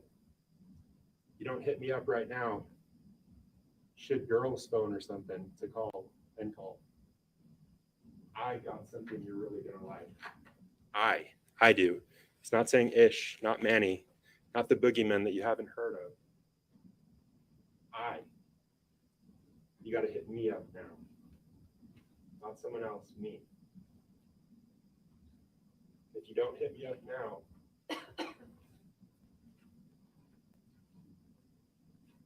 and he provides phone numbers. And the first one, it appears to be a typo, and he clarifies that in the second number that he provides. And when I say he, I'm referring to the defendant. He sent these messages. That's not in dispute in this case, from his fingertips. And how can they be disputed? 858-3393. That's the number that he provides. Why is that important? He provided that number on October 3rd, 2019. And we heard that when Jonathan Sargent was apprehended with one of the stolen guns, in addition to everything else he had, the meth, the pounds of meth, the money, all those other drugs, or all those other guns rather, that number was in his phone under a contact named Montgomery Adam. And you heard what wasn't in his phone. You heard there was no Ishmael Garcia, no Manny. The police looked. Why would they look for other information that would rule other people or make them suspects in this case if they had blinders on for this man? Why look for evidence that would refute that he was the only person that stole those guns, that he was the only person that possessed those guns, if they had blinders on for one person, for some unknown reason?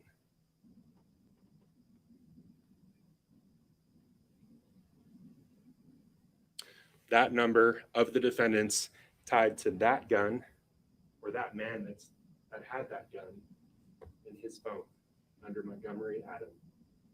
Someone that was later sentenced to 13 years in prison for possessing that gun. Someone that dealt in meth. And why is that important? We'll get to that. Elvin, you're gonna miss out because I'm not messaging this shit. I'm not messaging this. I don't want it on Messenger. I don't want it on Facebook. I don't want it preserved in time for a future investigation into what I'm doing. Don't want it on Messenger. I'm not messaging it.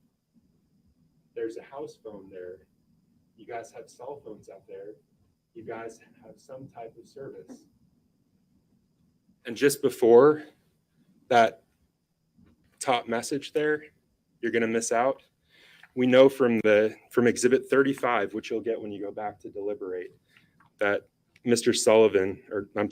Reed responded to the defendant. And we know what he said. He said, "Yo, what up?" To which the defendant responded, "Do you not get, I said call?" And Mark Reed responded to that, "I can't right now, bro. I'm in Bristol." And then we have these messages. So Mark Reed responds, "Yo, what's up? I don't want this on Facebook. Call me." And he gave his number. Facebook is too choppy. It's too notch. I don't need stuff like this on message. I don't want it on Facebook. I don't want it on Messenger. I don't want it preserved in time.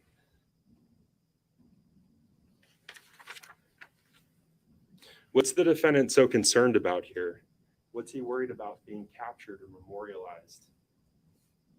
It's evidence of his crime. It's evidence of his criminal conduct. It's evidence of his theft of those firearms. And here they are.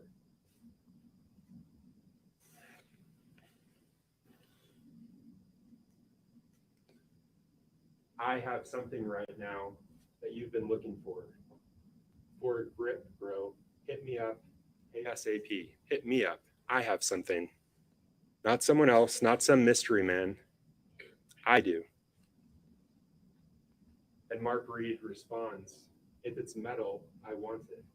And Mark Reed came here and he told us what metal meant when he was sending that message. He was talking about firearms. If it's metal, I want it. And you heard him say, it was easy to move firearms. Quick money for firearms. The defendant responded, it is, bro, the big boys. Remarkably simple case, ladies and gentlemen. It's the big boys. The big boy metal. Marguerite responds, how much? Remember, he's interested. I can't hold it. First come, first serve. First come, first serve. This man was in a rush to get rid of stolen property, property that he had stolen. He didn't want to be caught with him. And then what do we have here? We have the unsent Facebook messages. And when Mark Reed was here, I asked him, what was in those messages? And he looked at all of you and he told you what the messages contained. They were pictures of an AR-15, Stag Arms AR-15, and a Mossberg 500 pump action shotgun, a 12 gauge. The two guns that had been stolen the night before, stolen by Adam Montgomery. Why did he unsend those messages? It's what we've been talking about. He didn't want evidence of his crime preserved in time. Mark Reed was able to come here and talk about it, though, tell you exactly what he saw then. We also have the context of the rest of the messages that explain what he saw.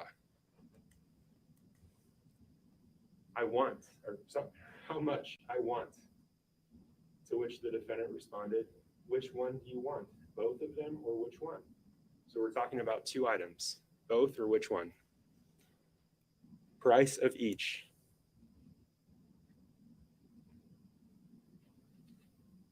And then there's another message that's unsent.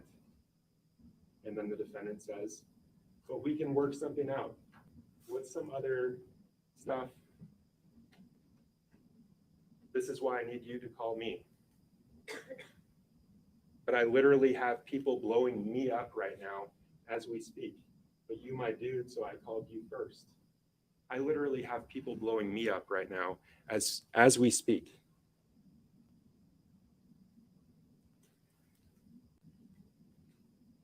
And he saw that there's another missed call. He's trying to get a hold of this individual, trying to call him.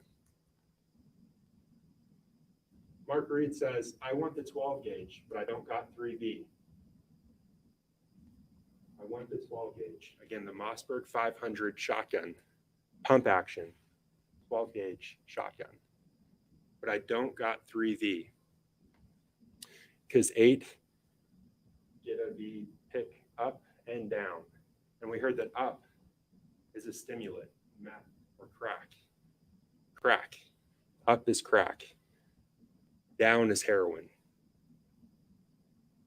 And we heard that this is a communication that's disguised. It's talking about drugs, but they're using other words for it.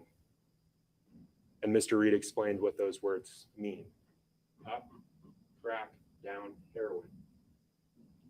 The defendant responds, I'll take it. Now let's back up to that story that you heard. And I said I was moving on, so I apologize, but I have to say this. The defense story about the defendant being some proxy for someone else, just negotiating the sale for a buddy. You were told that Ishmael Garcia was the defendant's supplier. He supplied him with drugs. The defense then got up here and said, oh, well, he was selling these guns to get drugs to give to his supplier of drugs. So I'm selling guns to get drugs to give to the person that supplies me drugs. That's what they got up here and told you. I'll take it. How much? I'll take a stick for the pump. And Mark Reed told us that a stick means a stick of heroin or fentanyl. A finger, which is 10 grams. But I also need like $80 cash. You heard about a message from September 25th where the defendant says that he's facing eviction, that he needs to get the bread. He needs the money. So I'll take a stick for the pump. I will take a stick for the pump. Not Ishmael, not Manny, me. I will. But I also need like $80 cash.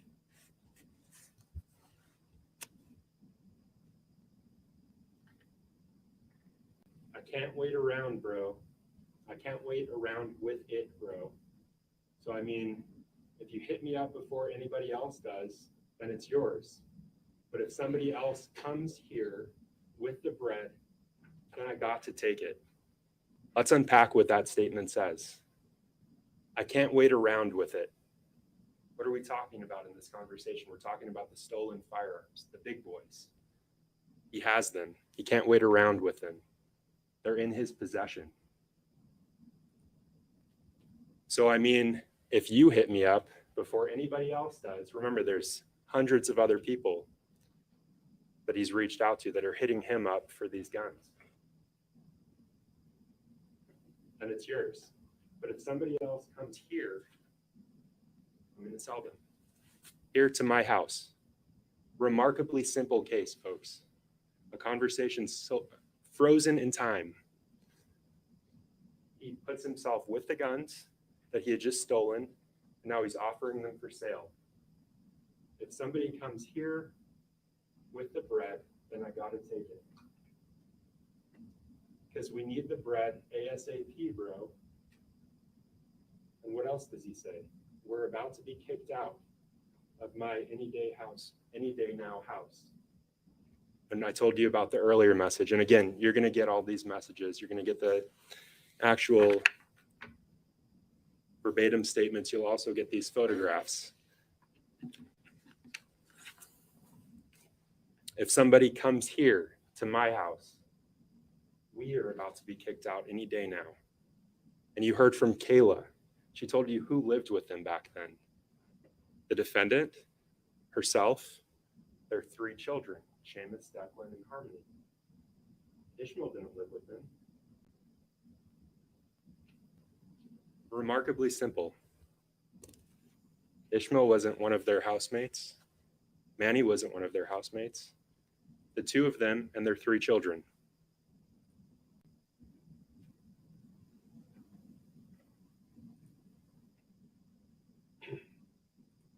And then we have the messages from later on that day, almost 3 o'clock, where Mark Reed says, yo, remember he's interested. Yo. And then a phone call, the defendant calling him. And again, this is on October 3rd around 3 p.m. The defendant says, you missed out.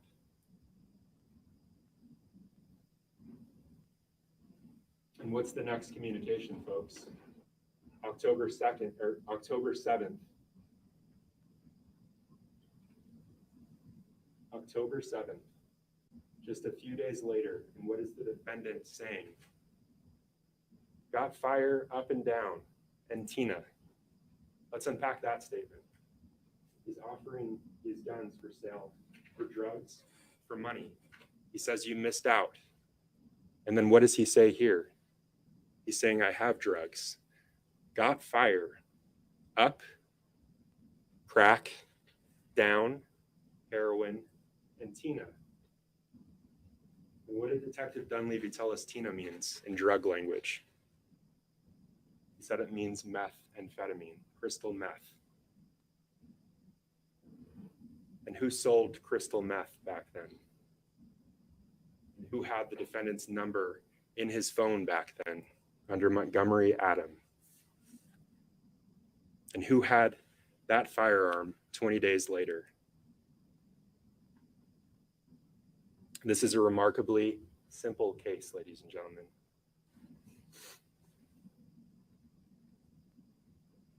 Again, Those are the defendant's statements. We all agree that those are the defendant's statements. He wasn't doing this as some proxy for some other person. He was doing them for himself. He refers to himself and only himself as needing the money. He refers to himself and only himself as having the guns. He refers to himself and only himself as needing the drugs. He refers to himself and the people that live with him as facing eviction.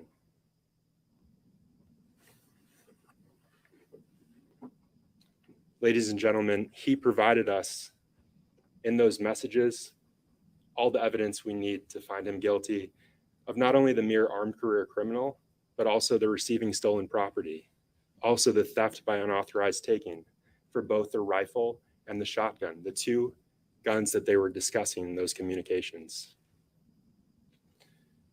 And so now I want to talk about the evidence that corroborates his statements, what he said in those messages, what he said to other individuals, people that were there at that time. And when I discuss this, I want to remind you, these folks, they weren't in cahoots with the police. They weren't in cahoots to play Get Adam Montgomery for some unknown reason. These are folks that weren't connected, except for Tara Hilbert and her partner, Josh Zimmerman. There were folks that didn't like the police. And there were folks that had no connection with anyone else. If they wanted to cook this up, ladies and gentlemen, they wanted to get the defendant, wouldn't all of their stories align? Isn't that what you heard from the defense? We're going to say all of their stories align? No. You heard their statements. You heard their testimony. They all offer one piece of the puzzle. They all offer some detail that puts one or both of those guns in the defendant's hands. They weren't in cahoots.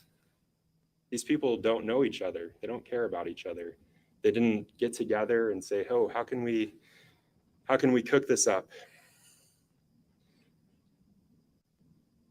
I want to talk about their statements and how they corroborate what Adam Montgomery said. First, the type of guns. Kevin LaBelle came in here.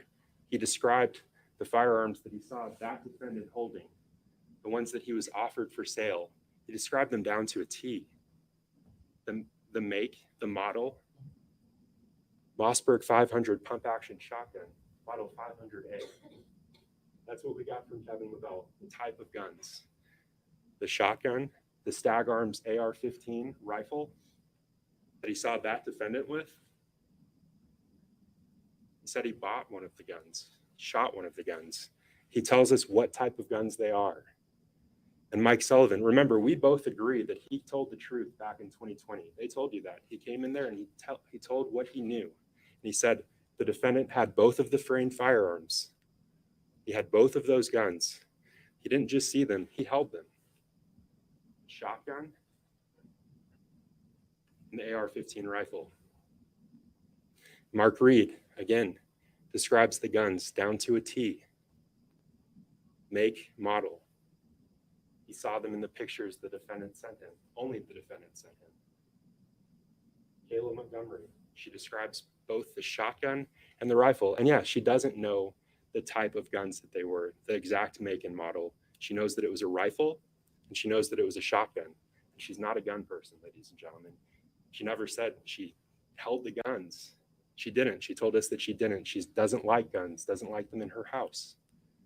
Still, she came here and she told you specifically that the gun that had been moved from the attic to under their bed, the shotgun that the defendant later went and shot with Kevin LaBelle, she got into a fight with him over that.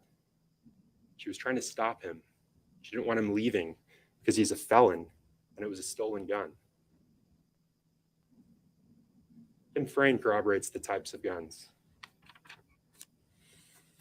And so does Chris Frayne.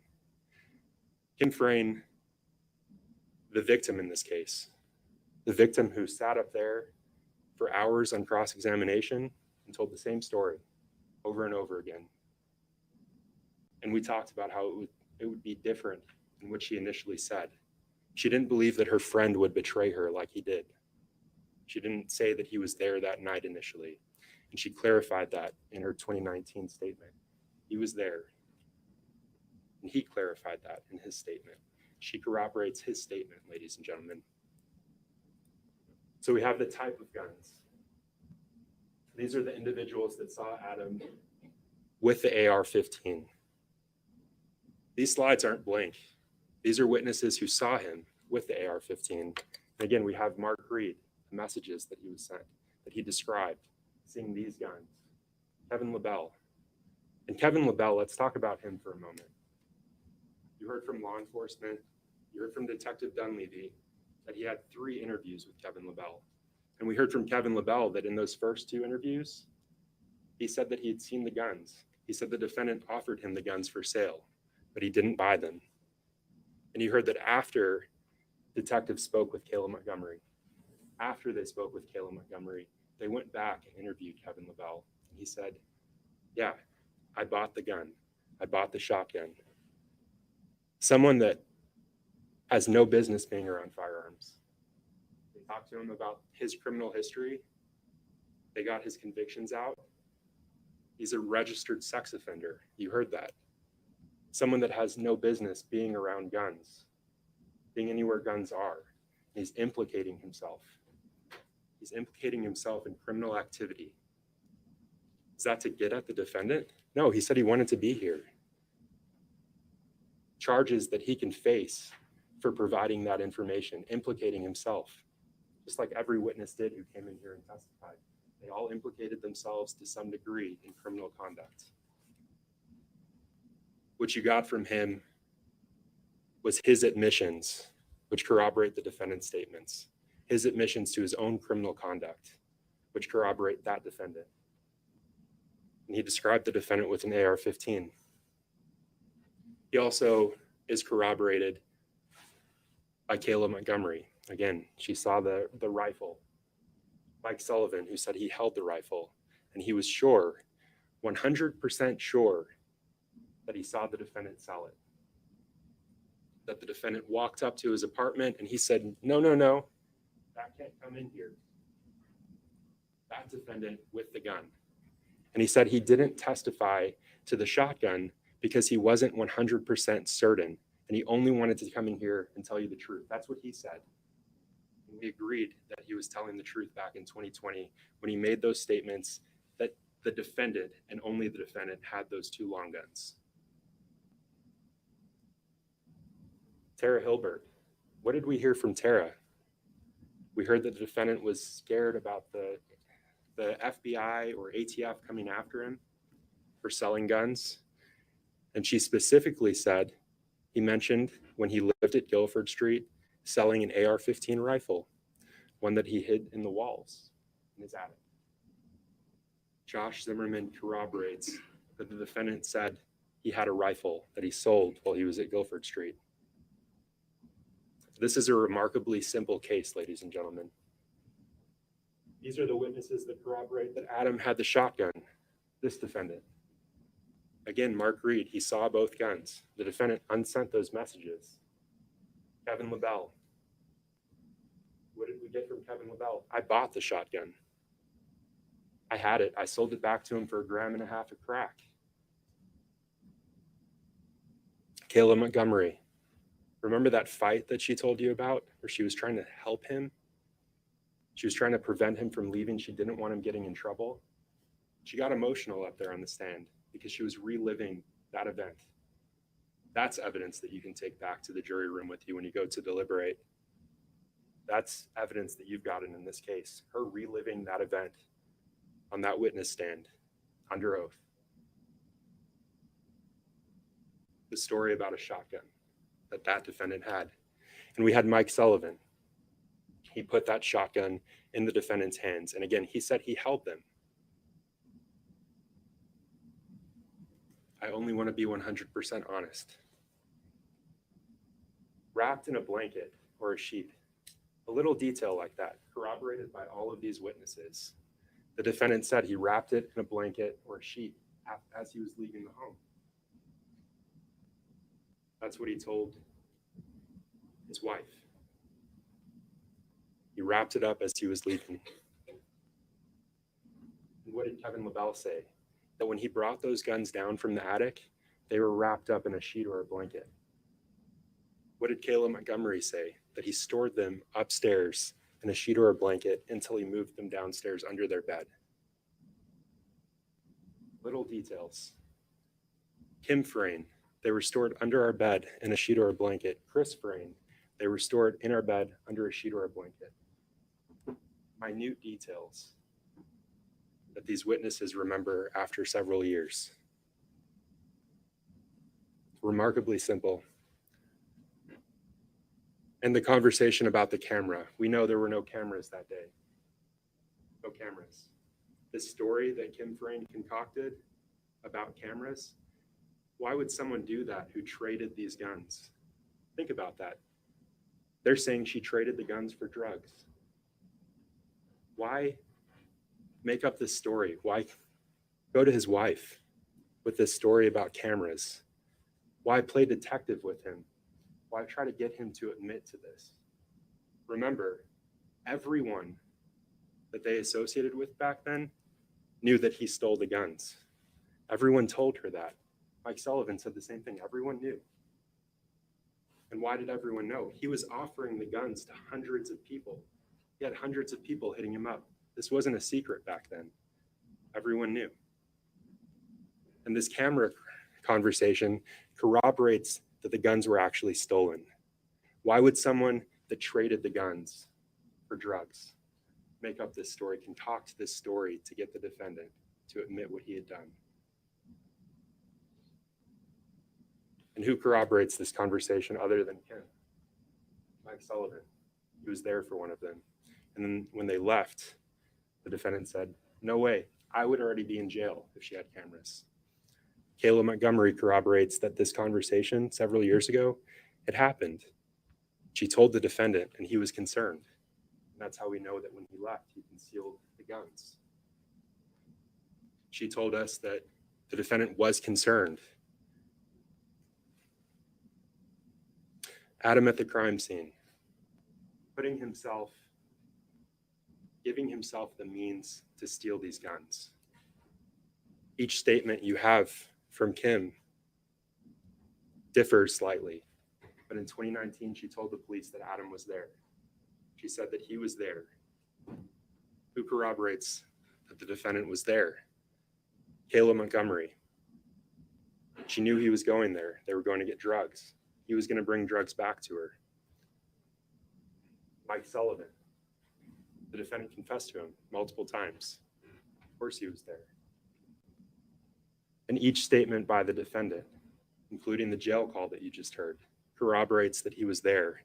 He had the means to do this. He had the opportunity to do this. Remember, she was sleeping in each of his statements, sleeping, not crashing, not doing anything to get drugs, sleeping. And what did she say? When confronted with this crashing theory, she said, "I needed to sleep. I'd been up for days. I needed to sleep. I slept."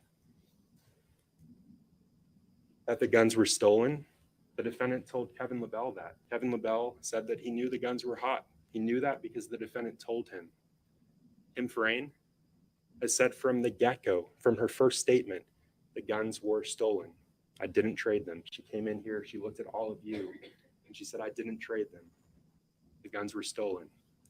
Mike Sullivan knew that the guns were stolen because the defendant offered to sell him the stolen guns. The defendant admitted to stealing the guns. Kayla Montgomery, again, the defendant confessed to her. Mark Reed, he said he knew the guns were hot. That was his business. He's a changed person now, but that was his business. Chris Frayne, he also said the long guns were stolen, that he didn't believe Adam when he came and told him about the trade to Ish for the 380, not the long guns. The guns were stolen, and that the defendant obtained the guns. Mark Reed corroborates the defendant's statements that he obtained the guns. He told you what was on those pictures. You have the context of that communication that he had with the defendant. Kevin LaBelle saw those two guns, described them to a T. Kayla Montgomery, the rifle, the shotgun. Mike Sullivan describes the guns, the tactical shotgun that he saw the defendant with the extra ammunition on the side. The same description that Kevin LaBelle gave, the same description that Chris Frayne gave. Mike Sullivan, who saw the defendant with these guns, and Kim Frayne, who knew that they were taken by him. Everyone knew that they were taken by him. But the defendant possessed the guns. Again, a long list, not a blank slide. People that saw him with the guns. But the defendant sold or disposed of the guns. The same individuals, the witnesses that came in here and testified to all of you. There's no question, folks, that he stole those guns, that he possessed those guns, and that he sold those guns for drugs and or money. The statements that we got from those individuals, they corroborate the large details and the small details. The details like the blanket, those are small details. And the large details like his confessions, his admissions, seeing him with the guns.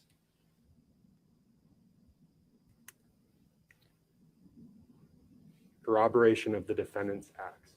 Again, if all of these witnesses were in cahoots to get that man, all of those boxes would be checked. There'd be a check next to every one. T's dot, I's dotted, T's crossed, check next to each one of them. But what do we have? We have the witnesses coming here to you, telling their bit of their story, what they saw, what they heard, what they in fact did. This wasn't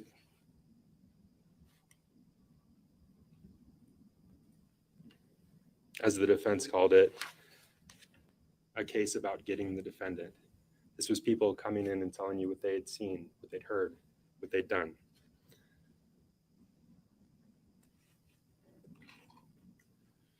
I want to talk about the law. But before I do, we heard a lot about criminal histories in this courtroom. Were those criminal histories, do they matter? Did they do anything to change the facts that we heard here? The only criminal history that matters in this courtroom is the defendant's, convicted on 3 or more occasions of the requisite criminal felony offenses, being a career criminal, in other words. You were read a stipulation.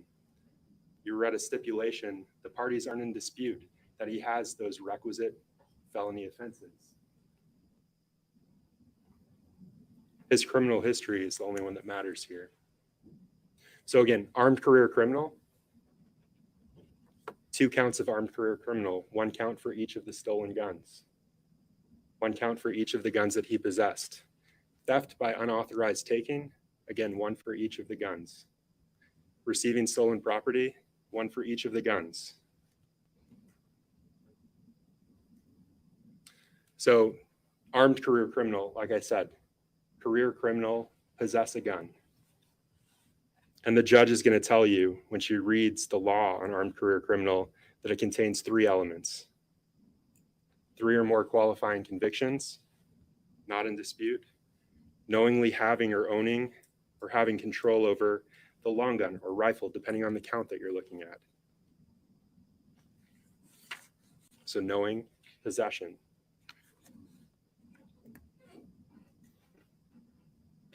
There's the rifle that was recovered from Jonathan Sargent's house with pounds and pounds of meth, with money, with other guns, with crystal meth, heroin, fentanyl. He received 13 years for trafficking in drugs, himself being a felon in possession. Let's talk about receiving stolen property. So with receiving stolen property, the judge is going to tell you that it requires proof that the defendant knew that he knew that the 2 guns had been stolen, that he received or retained them with the purpose of depriving the owner thereof. We know that he knew that the guns were stolen because he stole them.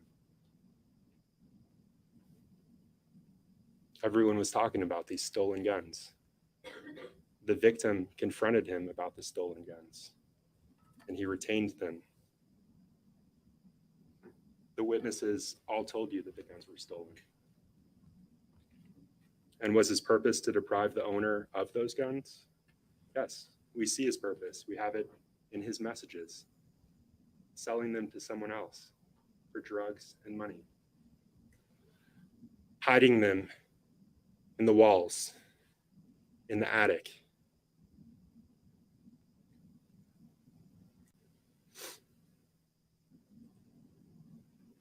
So armed career criminal and receiving stolen property, there's a requisite timeline associated with that.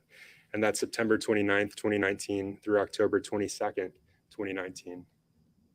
That's the time period when he had those guns and when he held on to those guns, so receiving. September 29th, 2019 through October 22nd, 2019.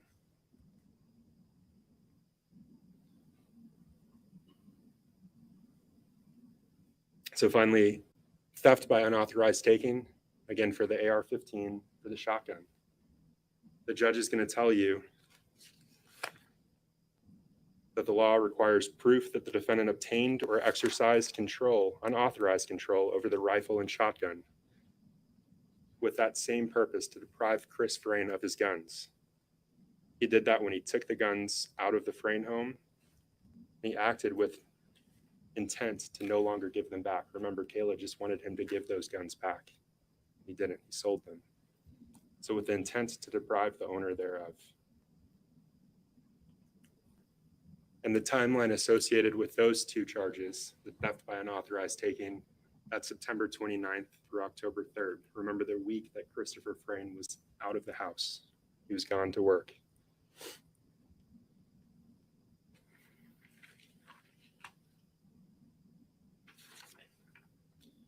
So if all of these witnesses were in cahoots, they all wanted to get the defendant, Kim Frayne would have just said he did it.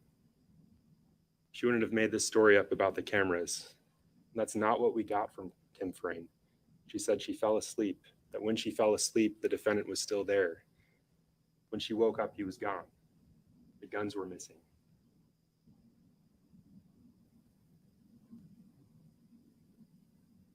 And why didn't he want those messages, those Facebook messages? Why did he want to hide them from you? Because he knew how damning they are. And how does common sense tell us that we know he was trying to hide them from us? Well, go back, look at the Walmart footage in your deliberations. There's a camera on that Echo ATM machine, and he wanted to be out of view. And we know that he was out of view. He had control over someone else, that he had deposit those phones, recycle them. He didn't want to be associated with them because he knew what was on them. He knew that that phone linked to that account. Remember, he logged into the account on that phone, the Facebook account, linked to those messages. He wanted nothing to do with them. And yet he was captured on camera, linked to that phone being deposited in that machine, that phone tied to that account, tied to those messages. He was in control that day, enough control to get someone else to dispose of his evidence for him. And ladies and gentlemen, I mentioned something just then, common sense. That's what you take back there with you. Common sense as to why a wife would lie to protect her husband. Common sense as to why a multi-time convicted felon would lie about possessing a firearm.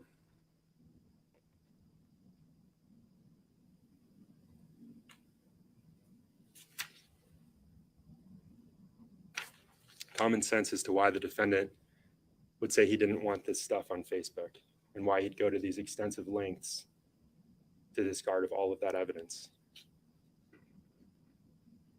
It's not surprising that when you get the truth from so many different sources, it all fits together. Not perfectly, but it all fits together. and you have a story from it. Little bits given by each witness throughout the course of this trial. Little bits that put each gun in that man's hands. The defense wants you to ignore all of these witnesses. They want you to ignore the messages that we've just gone over, that you've seen during this trial. I want to remind you, the state doesn't choose its witnesses. He chose them. He chose these people. He chose the soft targets. And the undeniable truth in this case that you heard throughout the course of this trial, that he had both of those guns, that he stole them, that he possessed them, that he sold them, means that you can return only one verdict.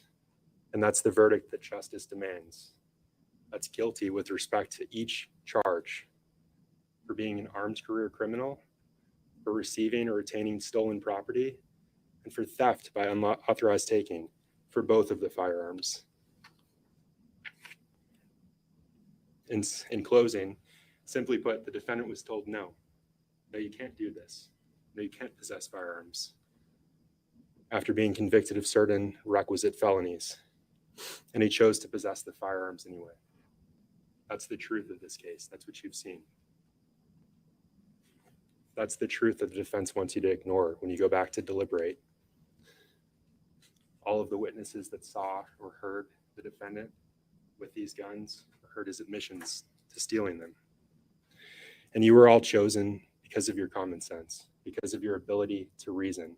And that's what you bring back there when you go to deliberate. And the state is asking you to find him guilty on each of the counts that you've been presented with.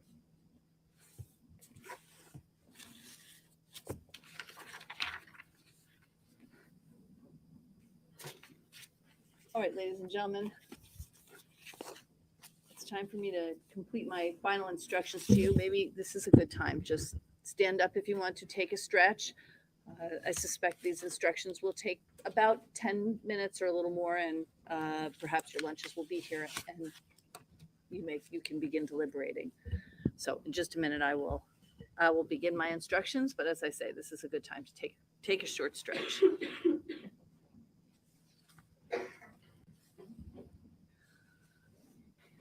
All right, members of the jury, I'm now going to complete my instructions to you. As I said to you at the beginning of this case, you will have all of these instructions, the ones I gave to you at the beginning of the case, and I will give to you now in writing.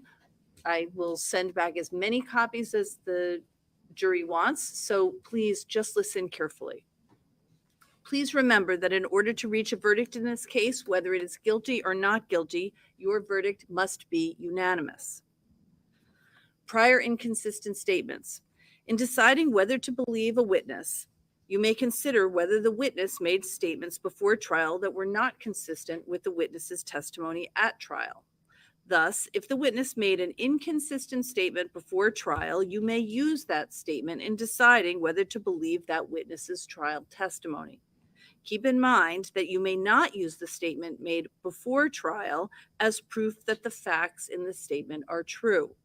The statement made before trial is only to be used by you in deciding whether to believe a witness.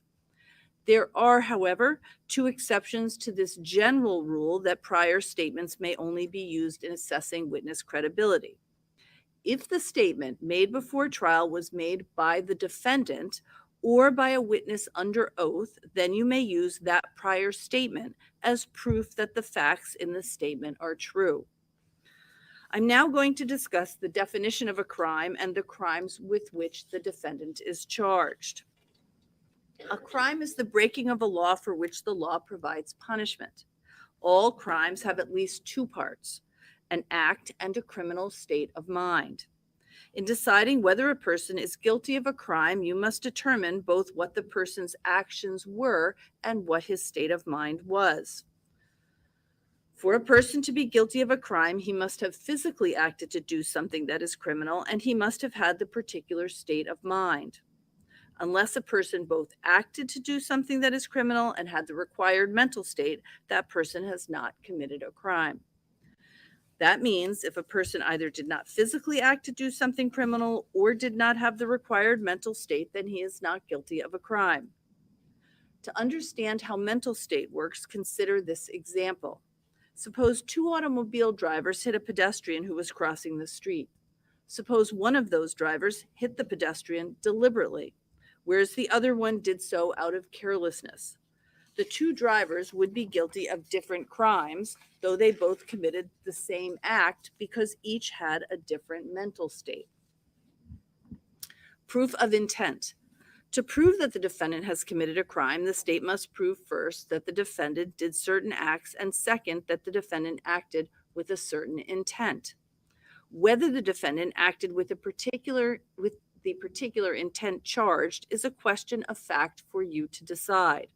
Keep in mind that there is often no direct evidence of intent because there is no way of examining the operation of a person's mind. You should consider all of the facts and circumstances in evidence in deciding whether or not the state has proven that the defendant acted with the intent as it is charged in each indictment. The charged offenses. On charge ID 2008742C, the defendant is charged with the crime of armed career criminal shotgun. The definition of this crime has three parts or elements. The state must prove each element beyond a reasonable doubt. Thus, the state must prove that 1, the defendant has been convicted of any combination of 3 or more qualifying felonies in this state or any other state under the applicable law. And 2, that the defendant owned or had in his possession or under his control a shotgun. And 3, that the defendant acted knowingly. Certain words in the definition need to be further defined. Possession. A person possesses an item when he has it in his physical custody or exercises dominion or control over it. Possession can be actual or constructive.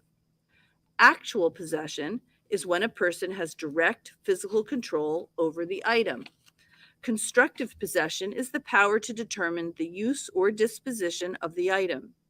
In either case, the state must prove that the defendant knew the location of the item and the defendant knew the nature of the item and that the defendant had custody of the item in the sense that it was in a place where it was under his control. In a case of constructive possession, mere access to the item is insufficient, as is mere presence in the location where the item is found. The defendant must have the power to control the item. Constructive possession can be inferred from all of the evidence presented, including any incriminating statements or any other circumstances linking the defendant to the item. Furthermore, constructive possession of the item need not be exclusive. The item can be possessed jointly with another. The term knowingly. A person acts knowingly when he is aware of the nature of his conduct or the circumstance under which he acted. The state does not have to prove that the defendant specifically intended or desired a particular result. What the state must prove is that the defendant was aware of the nature of his conduct. The parties have stipulated as fact that at the time of the allegations in this case, the defendant had previously been convicted in this state or any other state of a combination of 3 or more qualifying convictions as listed under the applicable law. That's the stipulation, one of the stipulations that I read to you earlier. Charge ID 2008743C, armed career criminal rifle. The definition of this crime has 3 parts or elements. The state must prove each element beyond a reasonable doubt. Thus, the state must prove that the defendant has been convicted of any combination of 3 or more qualifying felonies in this state or any other state under the applicable law. And 2, the defendant owned or had in his possession or under his control a rifle. And 3, the defendant acted knowingly. Certain words need to be further defined. Those words are the same as the words that I defined for you in the first armed career criminal charge, so I won't read those again, but you should use the same definitions of possession and knowingly. I've also included the stipulation under this armed career criminal charge. On charge ID 101C, the defendant is charged with receiving stolen property, a shotgun. The definition of this crime has three parts or elements. The state must prove each element beyond a reasonable doubt. Thus, the state must prove that 1, the defendant received or retained the property of another, to wit, a shotgun, firearm, and 2, the defendant knew that the property had been stolen or believed that it had probably been stolen, and 3, the defendant acted with a purpose to deprive the owner thereof. These are the elements of the crime of receiving stolen property. Certain words in the definition need to be further defined. Receives means acquiring possession, control, or title. Property means anything of value. Knowingly is the same definition as I read to you earlier. That's the same definition to be used here. Purpose to deprive means to have the conscious object to withhold property permanently or for so long as to withhold property permanently or for so extended a period, or to use under such circumstances that a substantial portion of its economic value or the use and benefit thereof would be lost. Purposely. A person acts purposely when his conscious object is to engage in certain conduct. The state must prove that the defendant had the conscious object to engage in this conduct. The key words here are conscious object. To have a conscious object means to have specific intent. It means that the defendant desired to engage in certain conduct. It is not enough for the state to prove that the defendant knew or was aware of what he was doing, nor is it enough for the state to prove that the defendant created a risk of injury or harm. To prove that the defendant acted purposely requires more than that. It requires proof that the defendant specifically intended or desired to do a particular act. Charge ID 1964100C, receiving stolen property, the rifle. The definition of this crime has three parts or elements. The state must prove each element beyond a reasonable doubt. Thus, the state must prove 1, that the defendant received or retained the property of another, to wit, a rifle firearm. And 2, the defendant knew that the property had been stolen or believed that it had probably been stolen. And 3, the defendant acted with a purpose to deprive the owner thereof. These are the elements of the crime of receiving stolen property. The words that need to be defined are the same as the words that I defined for you in the first receiving stolen property indictment, so I won't read them again here, but you have them here for your use. On charge ID 1964009C, theft by unauthorized taking, shotgun. The definition of this crime has three parts or elements. The state must prove each element beyond a reasonable doubt. Thus, the state must prove that 1, the defendant obtained or exercised unauthorized control over the property of another, and 2, the defendant acted with a purpose to deprive another of the property, and 3, the property was a shotgun firearm. These are the elements of the crime of theft by unauthorized taking. Certain words in the definition need to be further defined. To obtain means to bring about a transfer of possession or of some other legally recognized interest in property. Property means anything of value. Purpose to deprive means a conscious object or intention to withhold the property permanently or for so long or under such circumstances that a substantial portion of its economic value or the use and benefit of it would be lost, or to dispose of the property under circumstances making it unlikely that the owner would recover it.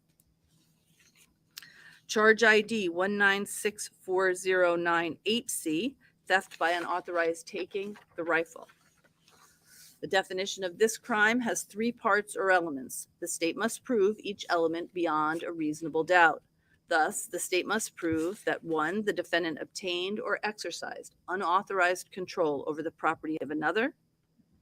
2, the defendant acted with the purpose to deprive another of the property. And 3, the property was a rifle, firearm.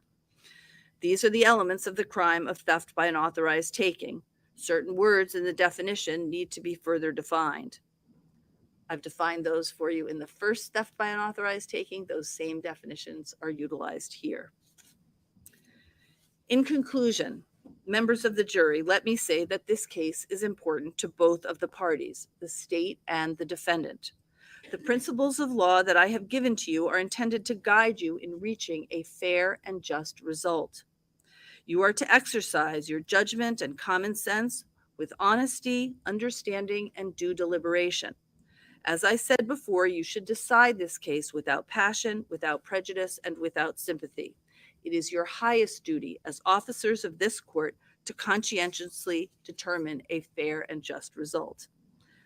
Now, again, as you were instructed during the general selection process, there is a presumption of innocence that applies and continues throughout the trial until the state convinces you beyond a reasonable doubt that the defendant is guilty of each and every element of the offenses with which he has been charged. And the defendant has no obligation whatsoever to prove his innocence in this matter, and that includes the right not to testify if he so chooses. When you have considered and weighed all of the evidence, you must make one of the following findings with respect to the charges before you.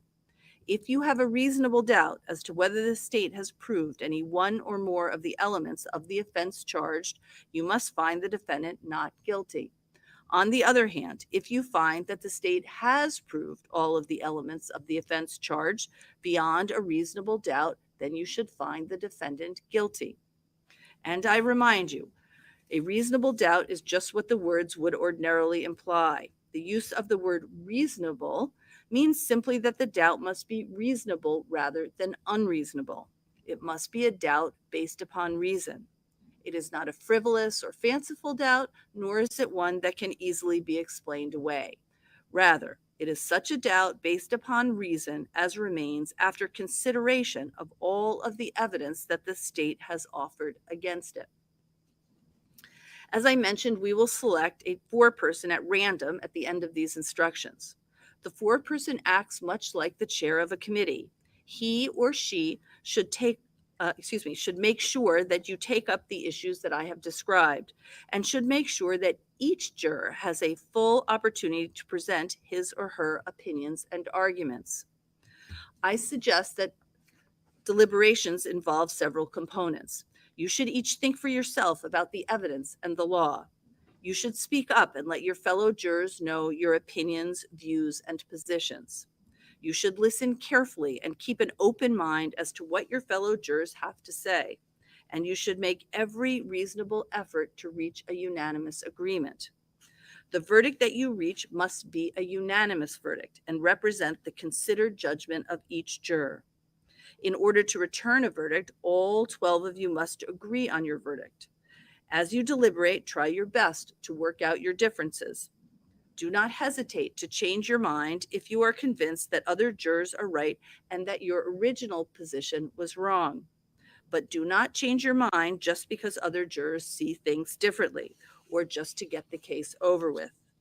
In the end, your vote must be exactly that, your own vote. It is important for you to reach unanimous agreement, but only if you can do so honestly and in good conscience. If any questions concerning the law should arise during your deliberations, the foreperson should write out the question, sign, and hand it to the court officer. The court officer will bring them to me and I will respond. You should take as much time as you like. When you have arrived at a verdict, let the court officer know, and you will be returned to the courtroom where the foreperson will render the verdict orally in response to questions that the clerk of court will ask. Please bear in mind in your deliberations there can be no communications with anyone other than the other deliberating jurors in the case or the bailiff. You are not to use your cell phones or smartphones to communicate with anyone, check email, or use the internet. Your verdict in this case must be based solely on the evidence presented at trial and the law as I have explained it to you. All right, ladies and gentlemen, we have picked, in this case, we seated 15 jurors. So that means we're going to select 3 alternates. So I have this very advanced technological system that I will use to select the alternates. So the first alternate is juror number 5. The second alternate juror number 15. And the third alternate, juror number 1. So, ladies and gentlemen, the alternates will be taken to a separate location. You are not to discuss this case with each other or with anybody else. There are times when we do need to utilize the alternates for deliberations at another point. So for now, do not discuss this case, not with each other or with anyone else, okay? We're now going to select a jury foreperson. Juror number 13. Are you willing to serve as the jury foreperson? Okay.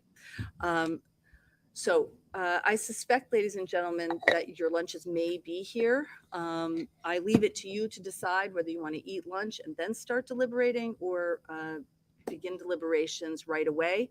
I remind you, please, the alternates, don't discuss the case with each other or anyone else. Don't do any independent research. All right. Ladies and gentlemen, thank you so much for your time and attention this morning. All rise for jury.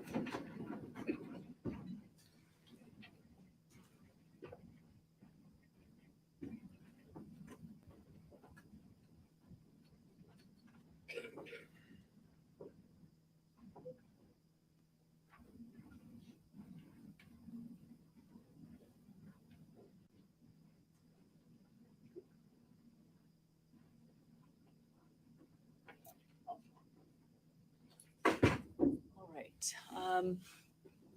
So thank you, everybody. I think at this point, is everybody that's planning on staying in the building? If you go out at any point, make sure that you leave a cell phone contact information with the court monitor so that you're not far, and if there's any questions or a verdict, we can get to you. I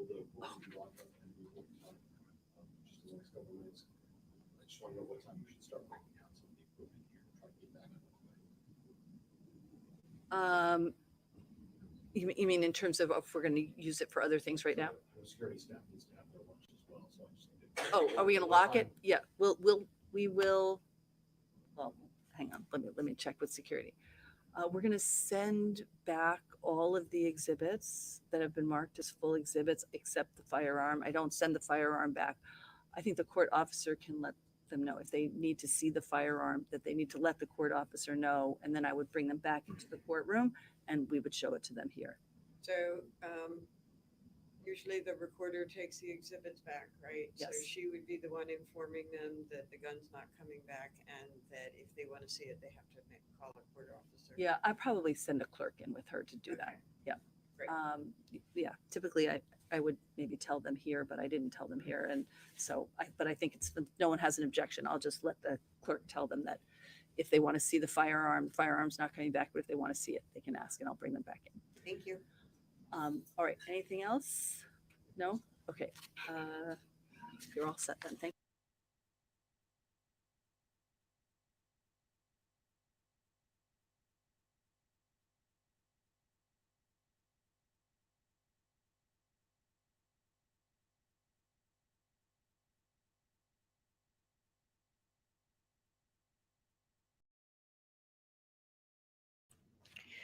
Okay. Woo! I tell you what, New Hampshire is the live free or die state. And let me tell you what, they're rocking and rolling. I cannot believe what they have done in this case. I mean, I'm talking take no prisoners. Anything they could find on teardrop or step meth, they followed his ass all around town, waiting on that warrant to produce Harmony. Took him straight to interrogation. It's crazy. It's just my opinion that they're doing the weapons charges first because felons can't have weapons. He had weapons. It's pretty open and shut. But everybody that's been on that damn stand has been a liar. Now, I saw some questions in here about Harmony's biological mother. I hate using the word mother. Look at this with me. This is Crystal Sorey. There was an entire governor's report by Governor Sununu, because he wanted to know what happened. Everything she had been saying to Facebook, a lot of it was lies. CPS was actually trying to get a hold of her, and she wasn't answering the phone. Look at this. The biological mother of Harmony Montgomery, the 5-year-old girl who police say was murdered by her father. Crystal Sorey has said very little publicly since her daughter's disappearance. Today, a vigil was held for Harmony in Manchester, New Hampshire, where loved ones shared hugs and memories of the little girl. And her mom explained why she dressed in a Minnie Mouse outfit for the occasion. I figured after everything that's been happening, that I would go for Halloween as her favorite character, and I'm her favorite person, so. I decided to go for Halloween as her favorite character, and I'm her favorite person. You left her. You left her. She was in foster care, just like Jameson. You supposedly went to rehab, then started getting your groove on with another dude that's exactly like Adam, and put yourself in the same situation. Her favorite person, she doesn't know you. You freak. It seemed right. Crystal Sorey reported her daughter missing last year, but police believe she was last seen in 2019. Last week, her father, Adam Montgomery, was charged in her murder. A smile. Gotta be kidding me. Bonafide said, I thought if you have prior, then weapons charge is automatic. Yep, and that's what happened here. But they're having a trial because there seems to be something lost in translation as to who stole the guns. So that's why they're having the trial. Ish could have stolen the guns. Kim is lying. A lot of these people took immunity deals to testify because the end goal is Harmony. And the more they get on Adam, teardrop to lock him up, the better. The better. Do you guys want to just go to Verdict Watch and shut this down? Or do you want to go through Kayla's testimony? Step meth. It is totally up to you. If you guys need a break, then I'll shut it down. And we'll go to Verdict Watch. And we'll do a separate show about Kayla because there's a lot to go through. Let's take a vote. You tell me. I cleared the whole day for this. Joy Jones says Kayla, so we got one vote for Kayla. Chitty says, I want to go through it. Extra didn't see Kayla. I think I have my answer. Lisa said, let's get through it. All right.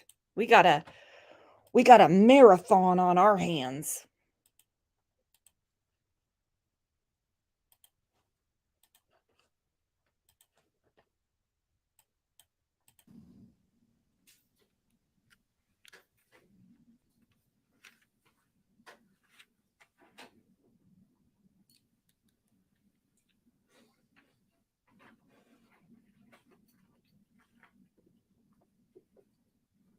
And Kayla, if you can remain standing, do you swear that the testimony that you're about to provide will be the truth and nothing but the truth under the pains and penalty of perjury? Yes. You can have a seat and make yourself comfortable.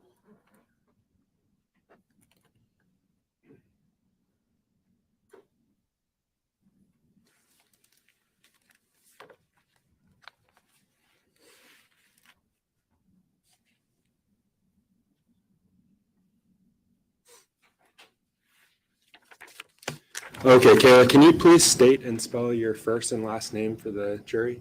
My name's Kayla Montgomery. Kayla Montgomery. Okay, and how old are you, Kayla? 32. Where do you currently reside? The state prison for women And how long have you lived there? since November 2022. Why do you live in the women's prison? Perjury charges. Were you convicted of those charges Yes. and sentenced for those charges? Yes. Were you also charged with receiving stolen property? Yes. And those charges were dismissed as part of a Were those Yes. charges dismissed as part of a plea agreement? Yes. And you admitted to lying to the grand jury? Yes. Did you admit apologies. Did you admit to lying to the grand jury? Yes. Do you understand the consequences of providing false testimony here today? Yes. How are you doing today, Kayla? I'm okay. Is it difficult for you to be here? Yes. Why is that? It's a lot.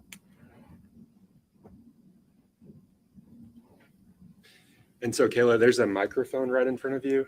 It looks like a stick coming out from beside the computer screen there.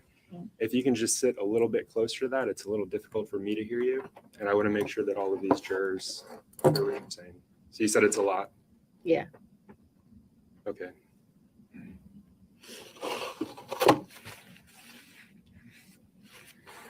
Do you know someone named Adam Montgomery? Yeah. And how do you know him? He is my husband. You said he's your husband? Yeah. How long have you two been married? It'll be 6 years. Do you remember the date you got married? Yeah, it was June 7th, 2017.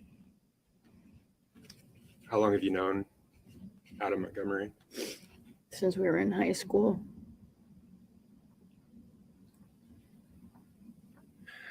Are you currently in legal proceedings related to your marriage?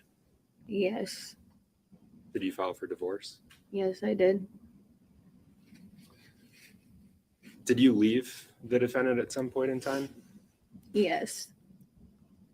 Do you know if after you left him, he started a relationship with another individual? Yes, he did. Do you know that person's name? Kelsey Small. Did you ever meet Kelsey Small? Yes. Do you have any children with the defendant? Yes, I do.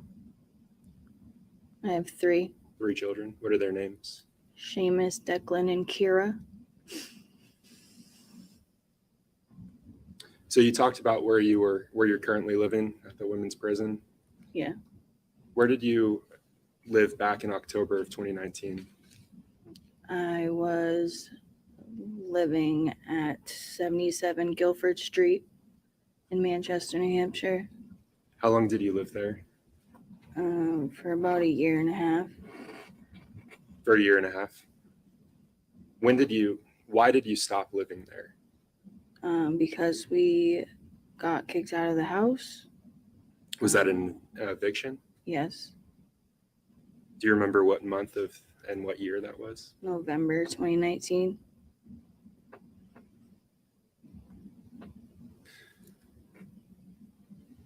When you lived at the 77 Guilford Street address, who did you live with there? It was myself, Adam, Seamus, Declan, and Harmony. Do you think you'd recognize that address if you saw it today? Yes. Yes, you may.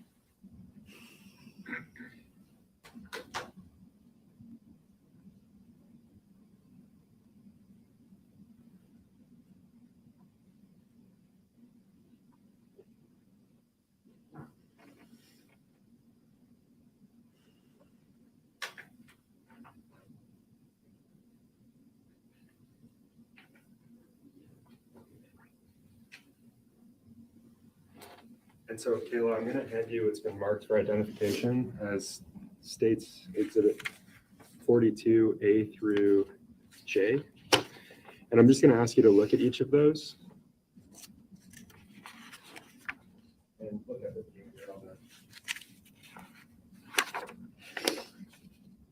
Council, can you approach this room?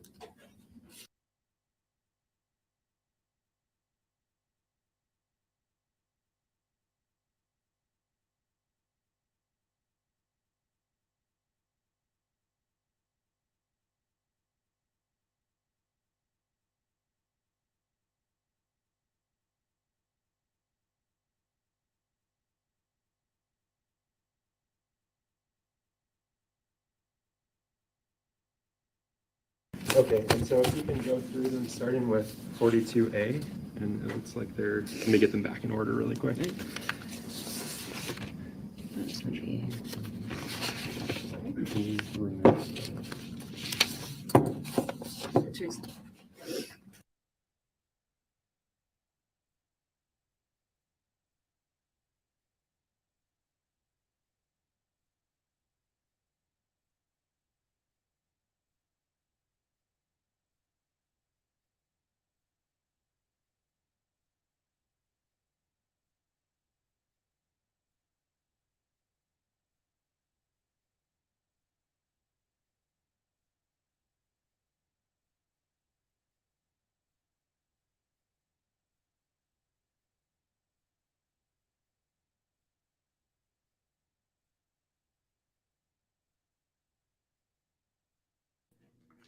Look at Adam's death stare at her. Why they have it muted. Look at that death stare. And this was Kayla when we first started covering the Harmony Montgomery case. Now look at her. Yeah, prison agrees with her. She better get used to it. And it's raining memberships in here. Thank you, Slim, for the memberships. Carol Claus is gifting members. Check out the members' lives. And also, anybody that wants the backstory on Harmony, we have a ton of shows on there. So starting with A and going to J, if you could just look at each of those images and identify them in turn. The first, A is the driveway and the mailbox. And B is the outside of the house, of the front yard. And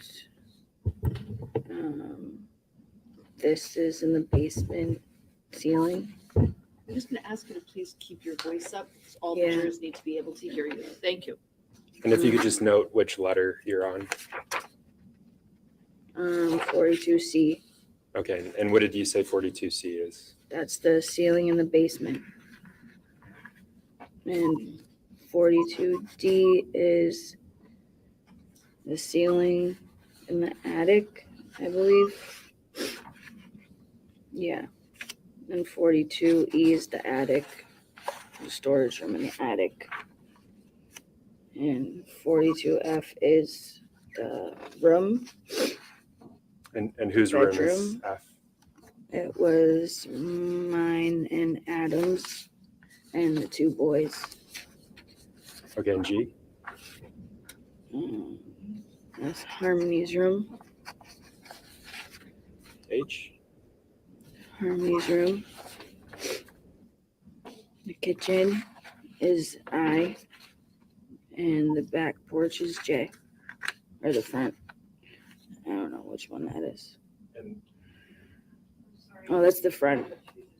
it's the front. Yeah. So it's the front room. Yeah, the living room. And are those fair and accurate representations of the 77 Guilford Street address, as you remember? Yes. And Judge, at this point, I need to strike the ID and participate. Any objection? I think she may have fixed it, or the question may have, as you remember, I think I'd like further information. Yes?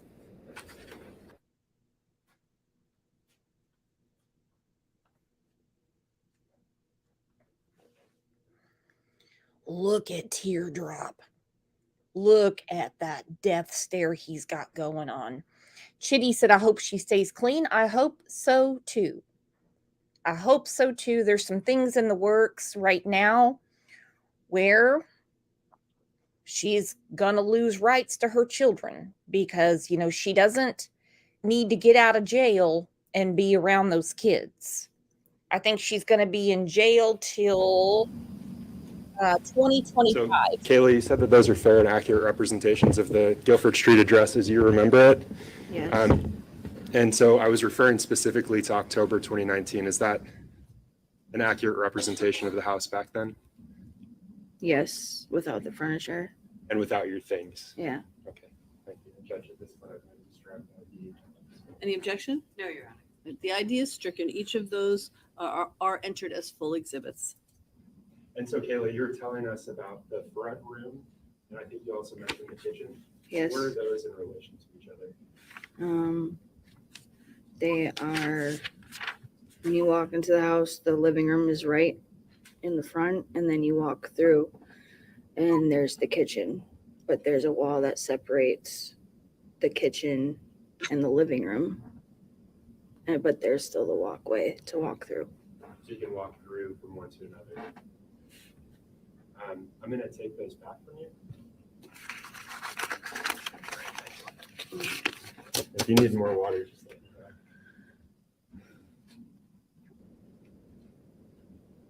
know. So focusing back on that time period, September, October 2019, what was your life like back then? I was working up until November 2019 at Dunkin' Donuts. I would work 6 a.m. to 2 p.m. And Adam would be home with the kids while I'm at work. And he would drop me off and pick me up from work because I didn't have a license. And then after he would pick me up, I would be at the house with the kids, and he would leave some nights because we were using drugs. When you say we were using drugs, what do you mean? Like getting high, using heroin and crack and weed. And when you say we were getting high and using heroin and crack and weed, who's we? Adam and I. And what was your drug of choice? It was both heroin and crack. Are you sober now? Yes. What did it take for you to become sober? Going to jail.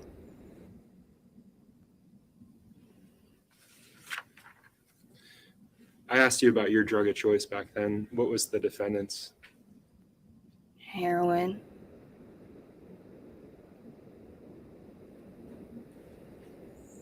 And you mentioned working at Dunkin' Donuts up Yes. until November of 2019. Yes. What did the defendant do for work back then?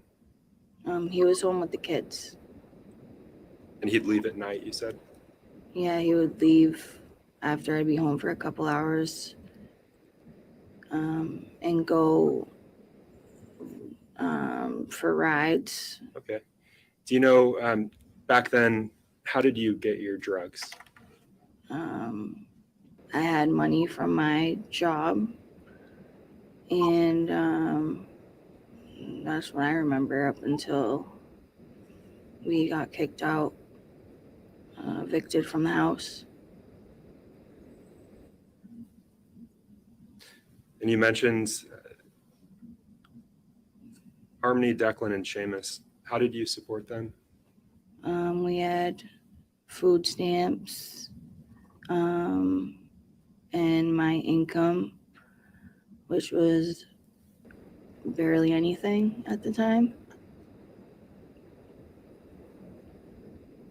Was there anyone that you were close to back then in September, October 2019?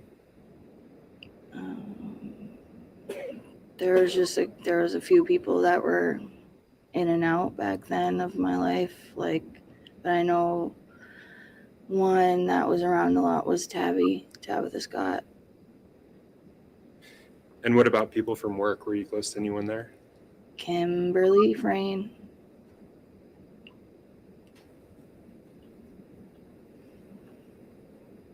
And you knew her from work? Yes. How long had you known Kimberly Frayne? Since 2016, I believe. And so back in October of 2019, how would you describe your relationship with her? You've called her a friend. Were the two of you close? Yeah, we weren't as close as we used to be because I switched franchises, so I didn't see her that much. But started talking to her again because she was using drugs at the time and she had a car, and it was just another way to be able to get drugs. Through Kimberly? Yes. Do you know where she lived back in September, October 2019? I remember she lived on Russell Street in Manchester. Had you been to her home on Russell Street? Yes. How many times would you say? I don't know, probably about 4 or 5 times that I can remember. And who did she live with back then in her home on Russell Street? Her husband, Chris Frayne, and her daughter, their daughter. And you just mentioned Chris Frayne. Did you know him as well? Yeah, How'd you know him? through Kim. How would you describe your relationship with him? It was, I don't know, we were all just friends. Like, he was just a really nice person. And have you kept in contact with either Chris or Kim Frayne? I was in contact with Chris back in January, the end of December, January, before I got arrested. And Kayla, I want to turn your attention specifically to October of 2019 and the theft of firearms. Do you know what I'm referring to? Yes. What am I referring to? The firearms got taken and stolen out of Chris Frayne and Kimberly Frayne's house. What kind of firearms were stolen? I have no idea what the names of them are. I just know they were big. I don't remember the names. Let's back up. You said firearms. Was this more than one? Yeah. Yes. How many are we referring to? 2 that I remember. Okay. And how would you describe them? Like a rifle type. I don't know. They were just big. Rifle, shotgun. I don't know what the names of them are. I don't know what they're called. So a rifle, shotgun? Yeah. Did you personally see these? Yes. I want to talk about the first time that you saw them. Can you tell us about that? I know that there were people at the house that came so that we could buy drugs off them, and Adam was showing them to those couple of people that came by trying to sell them. And I remember I was taking care of the kids, and I was looking to see what was going on in the living room from the kitchen, and it was just chaos in that house at that time, that same night. Why is that? Why was it chaos? It was just a lot of people going in and out, and taking care of the kids at the same time. It was, I don't even know. And I think you said that night. Are we talking about nighttime? Yes. So the incident that you're describing, were you already aware at that point that the guns had been stolen from the Frayne house? Yes. All right. And you said people had come to sell drugs? Yeah. Was that to you or to someone else? To Adam, but I was going to be doing the drugs too. Okay. So they came to sell drugs to Adam. You were going to do the drugs as well. Yes. And it sounded like you said he offered to sell them the firearms. Yeah, to trade them or buy them. Buy the firearms or trade them for drugs. Okay. So he had them at that point and he was going to trade them or sell them for drugs? Yes. Trade them for drugs or sell them for money. At that point, did you know what he was wanting to get for them? No, I had no idea because I don't know. I never dealt with that before. I just let him deal with it because I don't know.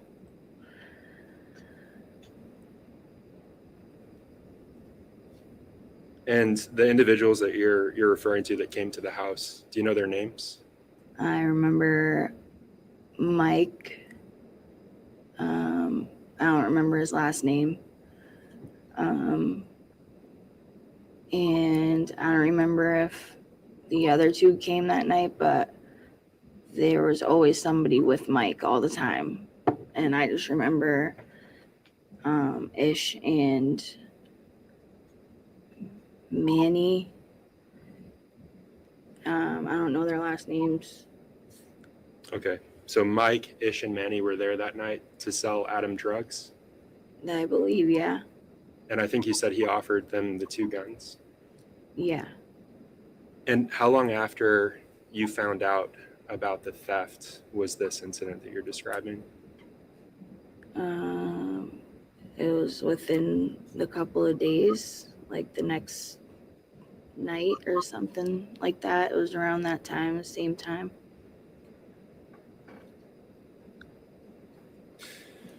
You described it as chaos. How did Ish, Manny, and Mike react to this offer of the guns? They were checking them out and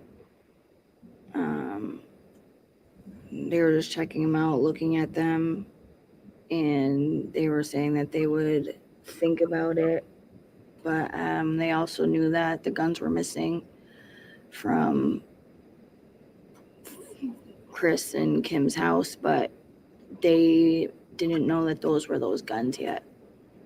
Okay.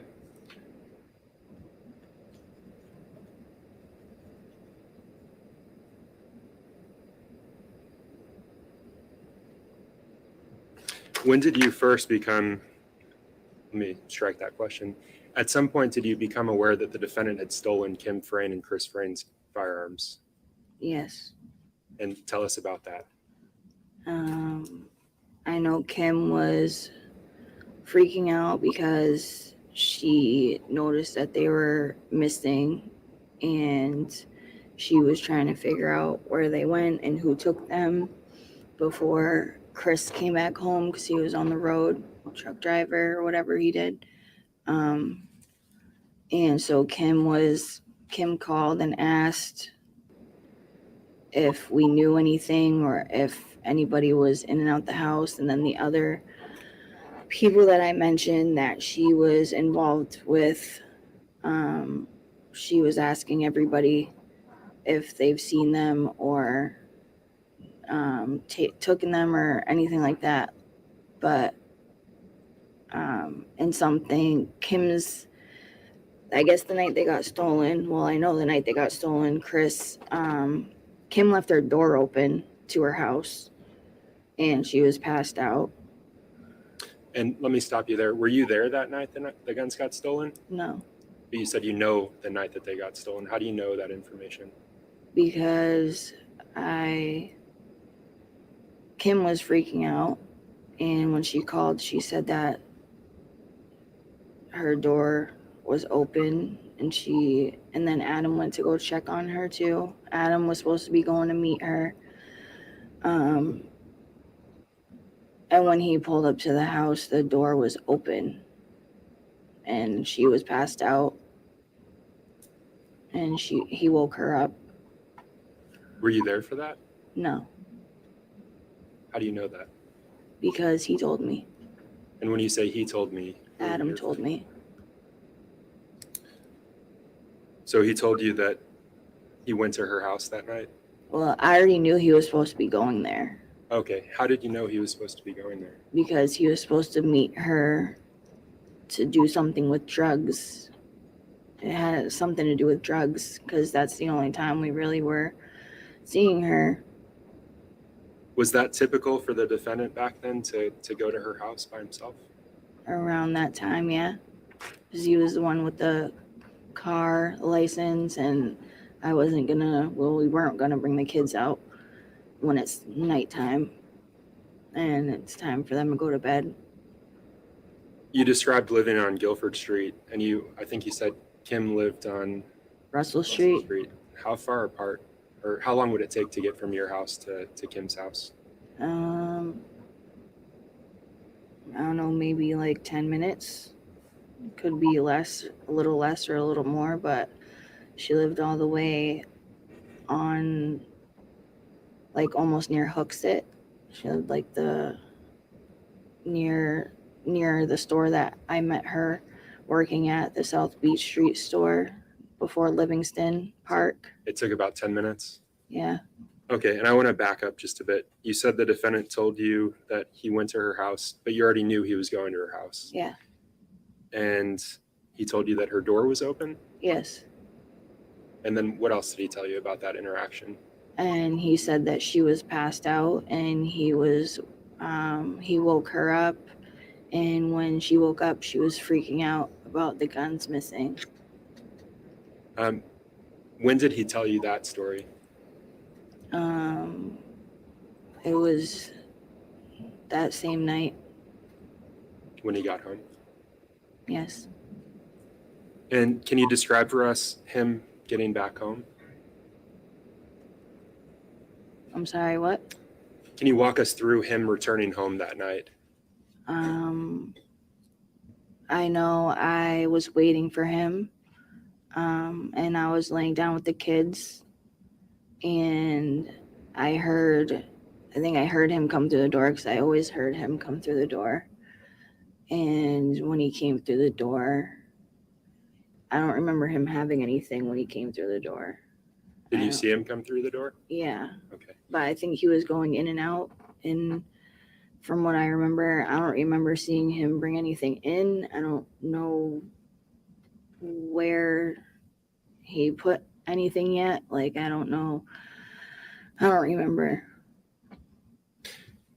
Did he have drugs with him that night? Yes, I believe so. And I don't know. It's a fog because I know we were just getting high a lot. And you said you didn't know where he put them yet. No. And what are you referring to by them? Because they were in the attic of the house. Sorry, when you say they were in the attic, what are you referring to? The guns. Okay, and did you see the attic of the house in those photos that I showed you? Yes.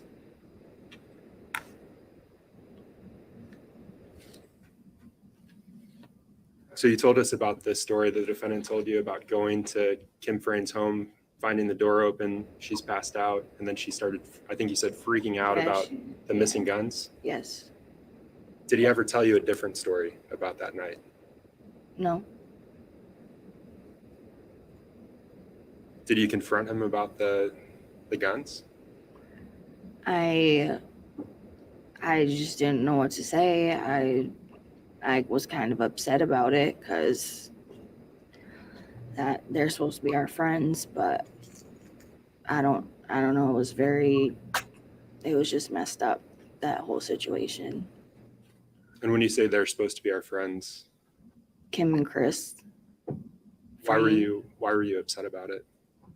Because I didn't like the guns, first of all, and second of all, he just took them without even and he could have given them back after they realized they were gone, but he didn't.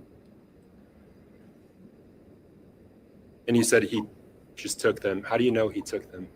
Because he's told me that he took them. Okay, and so I want to stop you just then. So you told me the story he told you about going into the home, finding Kim passed out, waking her up, her freaking out. Yeah. Was there, it sounds like there was a subsequent conversation. So another conversation later when he told you that they were stolen. Is that right? Yes. Can you tell us about that conversation? All he said was that Kim was passed out and he ended up taking the guns. That's like, there wasn't really a story with it. And that upset you? Yeah, because he took them from friends and I didn't want the guns in the house. Took them from friends. Yeah. Were you still working with Kim at that point? No, we worked at separate stores. Did you ever talk to her about the theft that night? Not that night, no. Not that night, but did she discuss cameras with you at some point? Yes. And can you tell us about that interaction? She told me that she called the police department and put a stolen, reported stolen items. And she said that she's gonna see whoever did it because her neighbors had cameras. And she said that she was getting the camera footage or whatever so that she could see who took them. Did that concern you at all? Yeah. And you'd already seen the guns at that point. Yes. What did you do with that information? I told Adam. What was his response? Honestly, I don't remember. I know he was a little worried. I remember that, but I honestly don't remember.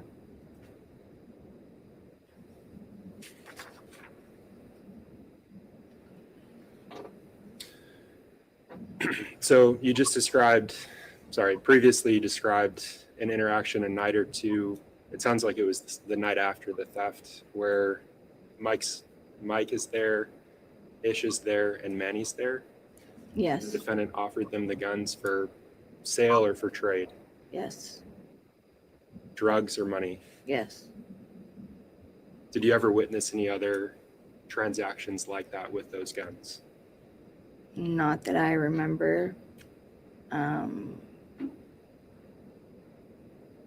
I know there was another transaction, but I don't remember how it went down, or I don't remember any of that, but I know there was. Let me back up. The first transaction that you just described with Mike, Ish, and Manny, what were you doing during that? I don't know. I was all around the house because the kids were awake and not in bed because they woke up from all the noise, which happened every time. And I tried keeping them in the kitchen and was trying to get them to relax, but that wasn't happening. And it was just a lot going on at once. The guys being in the house, and then also people getting high in the house, those people. But then they would be there and then they'd be gone real quick. They'd come in and they'd leave.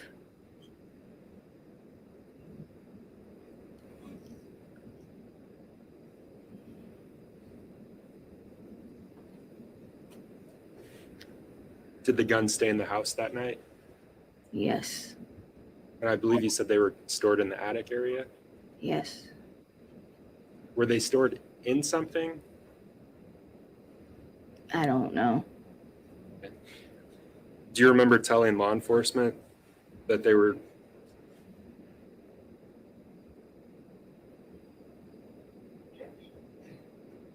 Basis?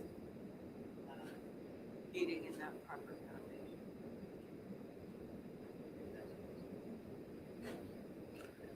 Rephrase the question, please. Do you remember them being stored or wrapped in something? Not that I remember. Do you remember meeting with law enforcement? Do you Yes. remember a June 3rd proffer back in 2022? Yes. Okay. Do you remember telling law enforcement at that point?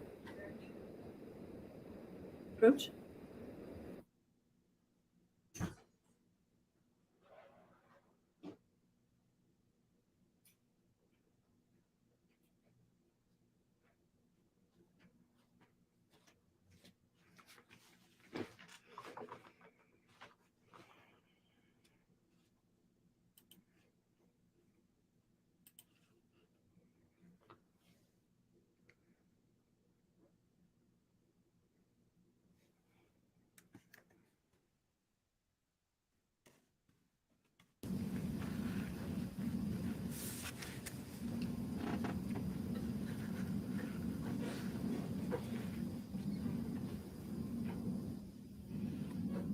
You may proceed. During that proffer, do you remember disclosing that the firearms were stored in a blue sheet and blanket? Yes. Is that what they were stored in? From what? In the attic, because we didn't sleep in the attic anymore. But I know they were stored in the storage room. But I do remember the sheet. Do you remember what color the sheet was? Blue. Was there also a blanket? I don't remember a blanket. But you remember a blue sheet? Yes. How many times did you see those firearms in your house? About three times, I believe. I don't remember, but I know at least 3 times. Okay, and I want to switch gears a little bit. I'm going to ask you, do you know someone named Kevin O'Leary? Yes. Do you know him by another name? No. Okay. How do you know Kevin O'Leary? He lived up the hill from the Guilford Street house, and Adam met him somehow. I don't know how, but I guess he knew him or something.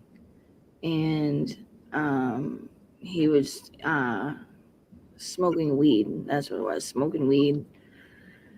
And he smoked a blunt with him, and that's how I remember them meeting, but I don't know if they knew each other from before. I don't remember.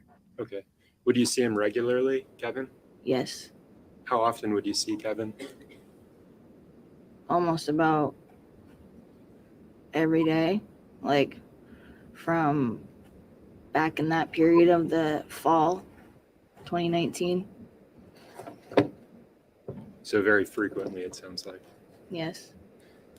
What was your relationship like with Kevin? He wasn't really my friend. He was Adam's friend. So, but he would obviously, like, he had respect for me because I'm Adam's wife, and he was very nice, but I didn't not like him, but I don't know. He was just there to me. And you said he was Adam's friend. Yes. Did you ever observe a transaction between Adam and Kevin? No, I don't remember a transaction happening, but I remember Kevin looking at the gun. One of the guns. I don't even know if we had them all anymore. I don't know, but in the house, but I know he looked at one. He was looking at one.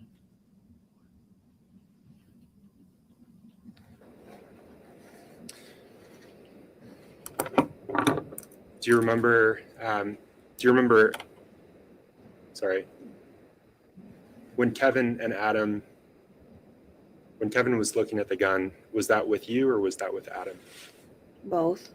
Okay, so you were there for that. Yes. What were you doing at the time? Getting high. At some point during that interaction, did Kevin and Adam leave your house with one of the firearms?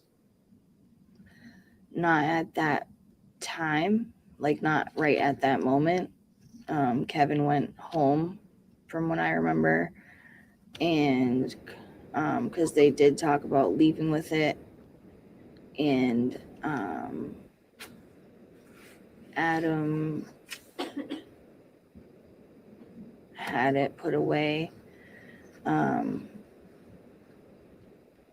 under the bed we were sleeping in at the time. And I remember getting in a fight with him because I didn't want him to leave the house, especially with the gun. I just didn't. I got in an altercation with him about it and tried taking it from him, and he still took it and left anyways. And it was just not good. And if we kept arguing about it, the kids were gonna wake up. Was it nighttime? Yes. And so the kids were asleep. Yes. You said you didn't want him leaving with it, you didn't want him leaving, especially with a gun. Yes. Why? Because I was nervous and scared that he'd get in trouble. Why would he get in trouble for having a gun? Because he's a felon and not supposed to have one. So you told him not to? Yes. Did he leave anyway? Yes. You know where he went with it? I remember him and Kevin talking about going up behind Rock Rimmon to shoot it off. That's what I remember. Do you remember him coming back that evening? I don't remember. I was sleeping with the kids at the time. And after he left to go to, I think you said Rock Rimmon? Yeah. To shoot the gun, was that gun under your bed after that? Not that I noticed.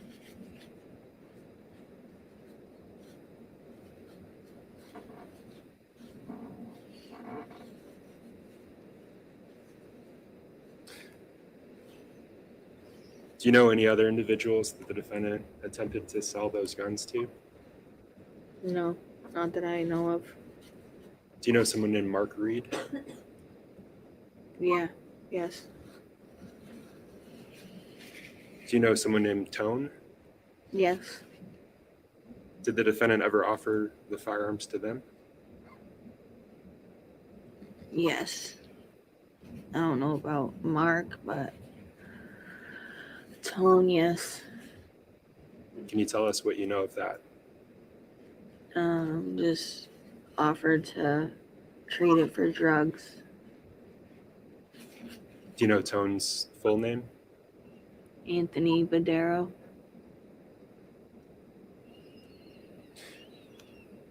Kayla, I want to back up. So you mentioned these two firearms. Do you know anything about a stolen pistol from the Frayne home?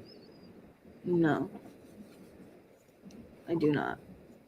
Did you ever have a conversation with Kim about a missing handgun? Not that I don't remember.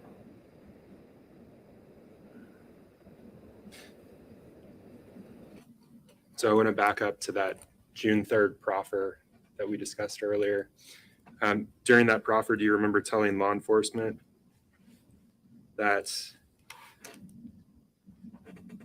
Kim mentioned a still or misplaced handgun, but that was well before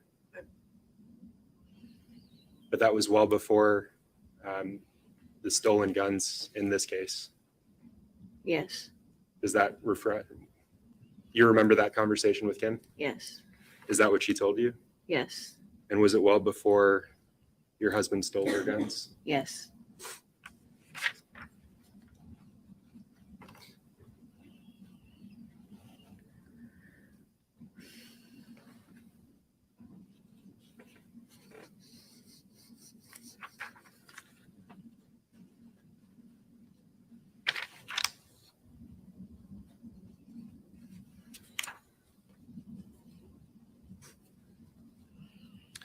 Kayla, do you remember where you were back on December 30th, 2021?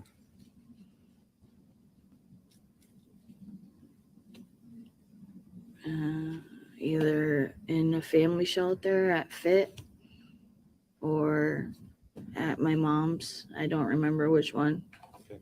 Judge, may I ask a question? Yes?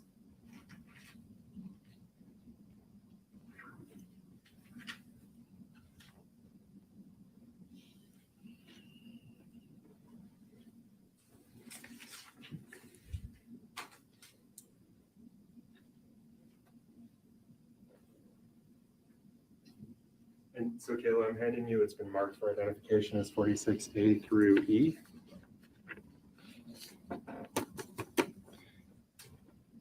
And I'm going to ask you to turn to the last page, E.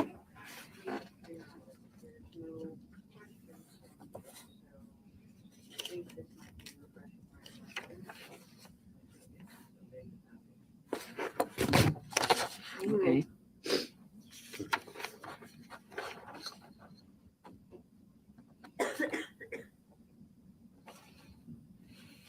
And you can set those aside. So with respect to 46E, do you recognize anyone in those photos? Yes.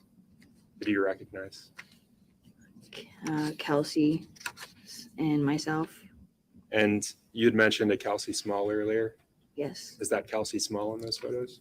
Yes. And you said yourself as well? Yes. What were you doing in those photographs? Trading in phones at the phone machine thing that's at Walmart for money.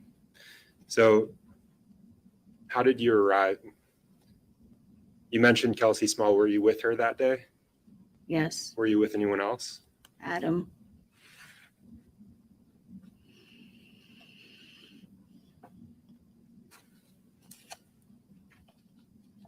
Did Kelsey and Adam leave you at some point during your interaction there or your time there at Walmart? Yes. Do you know where they went? No.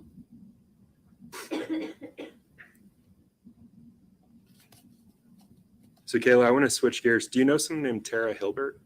Yes. Can you tell us about your relationship with Tara? She was the property manager at the apartment that we were last living in together, on Union Street in Manchester. And we ended up having a friendship. And it was a good friendship. Like, our kids played with each other outside, and we cooked together, had barbecues and stuff like that. It was we were friends. And when you say we cooked together, had barbecues, who do you mean when you refer to we? Myself and Adam and Tara and her boyfriend, Do you remember his name? Josh. Were you ever party to a conversation between Tara, her husband, and the defendant regarding firearms? I don't remember.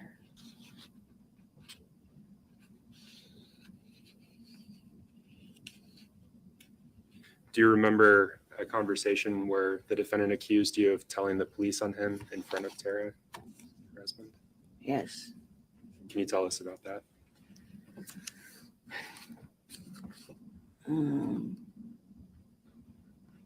He was.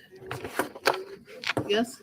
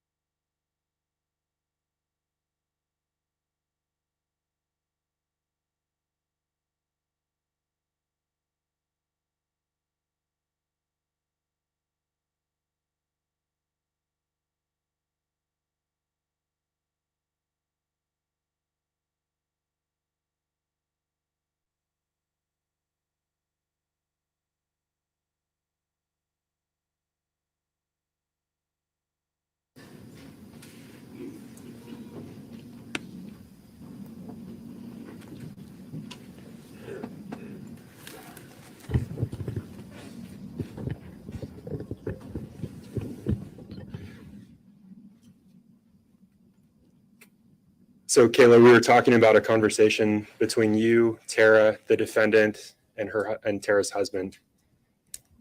Do you remember a conversation about these guns where the defendant accused you in front of her, in front of Tara, of telling law enforcement on him? Yes, he accused me of a lot of things. And during that conversation, did he say that you were working with the police? Yes. Were you still using drugs back then? Yes, it was off and on. And was the defendant still using back then? Yes.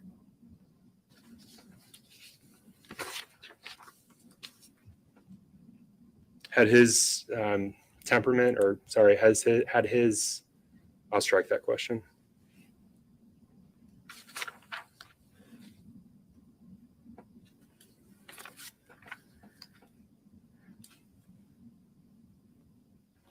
So Kayla, we spoke earlier about that June proffer.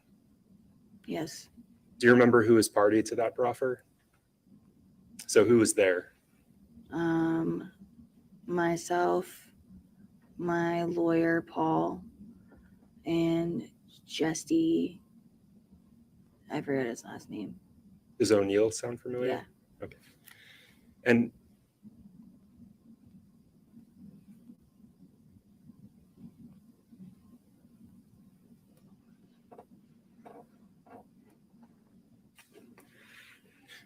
how did you come to be there for that proffer? Because I got subpoenaed to be questioned about Harmony, and I lied to the grand jury because I was scared. So let me back up. Had you been charged with a crime prior to meeting for that proffer? Yes. And Your Honor, may I?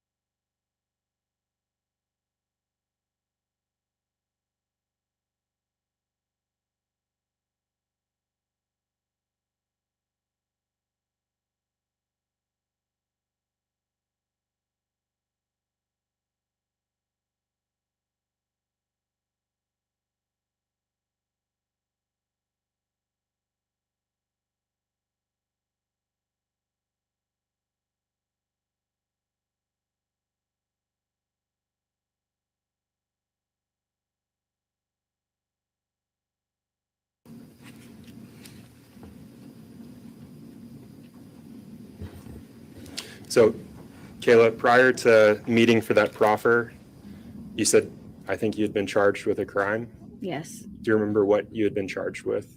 Welfare fraud Anything else? and 2 counts of receiving stolen property. And do you remember being charged with perjury as well? Yes. Okay. Did you receive a letter from the Department of Justice prior to going to that proffer meeting? I don't remember. Do you think it would help refresh your recollection if you saw the letter? Yes.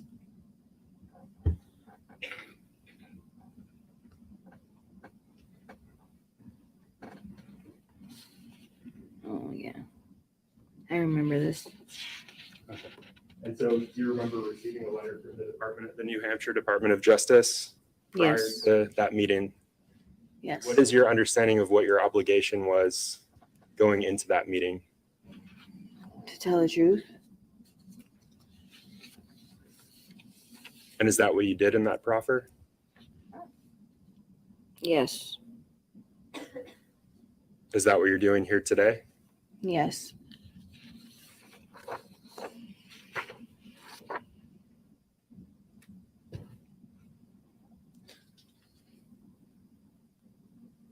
And so the activity that formed the basis for those charges you just mentioned, specifically receiving stolen property and perjury. I think you've explained the perjury, the receiving stolen property though. What was the basis of that charge?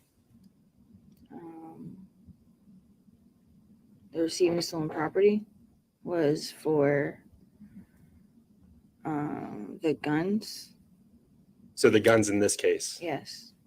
they were in your home? Yes. You knew they were stolen? Yes. And you knew that your husband was a felon? Yes. After you were charged with those crimes, did you reach a plea agreement with the Department of Justice? Yes. What did you plead guilty to? 2 counts of perjury. And was that to resolve all of your charges? Yes. So including the welfare fraud and the receiving stolen property? Yes.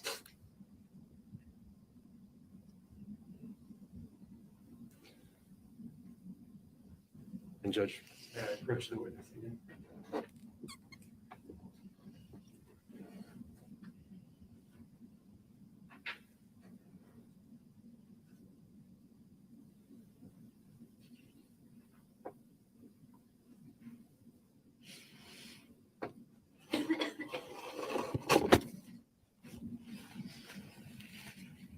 So Kayla, I'm handing you, it's been marked as State's Exhibit 45 for identification purposes. And if you can just take a minute and look at that. And then we'll talk about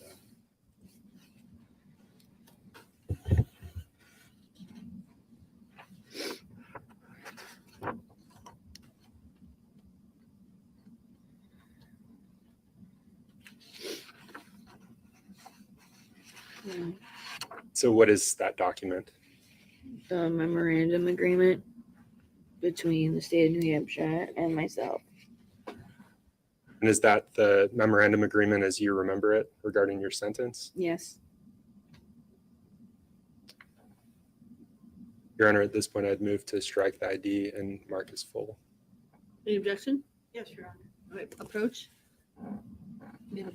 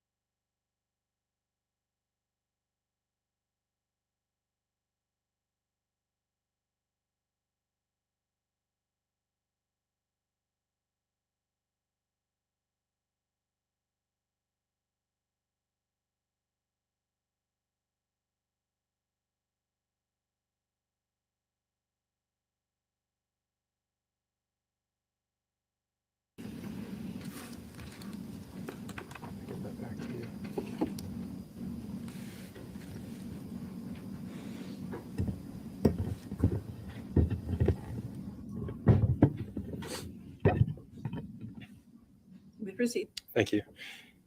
So, Kayla, with respect to the sentence on those 2 felonies that you mentioned, what sentence did you receive?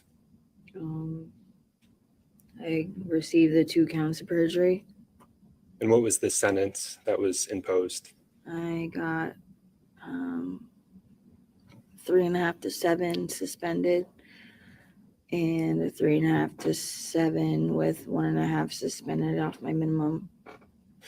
And the 3.5 to 7 that you mentioned, is that the maximum prison sentence for each charge? Yes. And what portion of that prison sentence are you currently fulfilling right now? So 3.5 to 7 with the 1.5 off my minimum. And you mentioned a you mentioned a suspended portion of the sentence. Yes. What what if anything do you have to abide by for that to remain suspended? I have to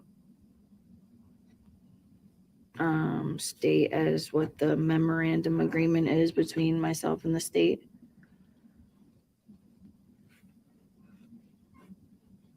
So is it suspended upon the conditions and continued parole? Yes. But it's also suspended for, I have 10 years over my head. And what is your obligation with respect to that agreement? What do you have to do? I have to abide by the state. And with respect to this trial, what is your obligation under that agreement? To tell the truth. What happens if you violate those conditions? I can get all the charges that I have that got dismissed, and ones that I don't have, they can charge me with anything and take back everything that we agreed on. So, Kayla, I want to briefly talk about a few of the things that we've mentioned here today, we've discussed today. You testified earlier that the defendant had this transaction with Manny, Ish, and Mike. Yes. And you also testified about a transaction and maybe the defendant leaving the house to shoot the gun with Kevin. Yes. And that you didn't see the gun after that. No. Not that I remember. And you testified that you observed the defendant attempting to sell the guns, the stolen guns, for drugs and or money. Yes. Who was the individual that was doing all of those things you just described? Adam Montgomery. And do you see Adam Montgomery here in the courtroom? Yes. Can you go ahead and point to him and describe the color of his shirt? He's wearing a pink shirt. Do you have any reason to protect him here today? I'm sorry? Do you have any reason to protect him here today? No. And Your Honor, if the record could reflect that the witness has identified the defendant. Record so reflects. If I can have just a moment. Yes, you may.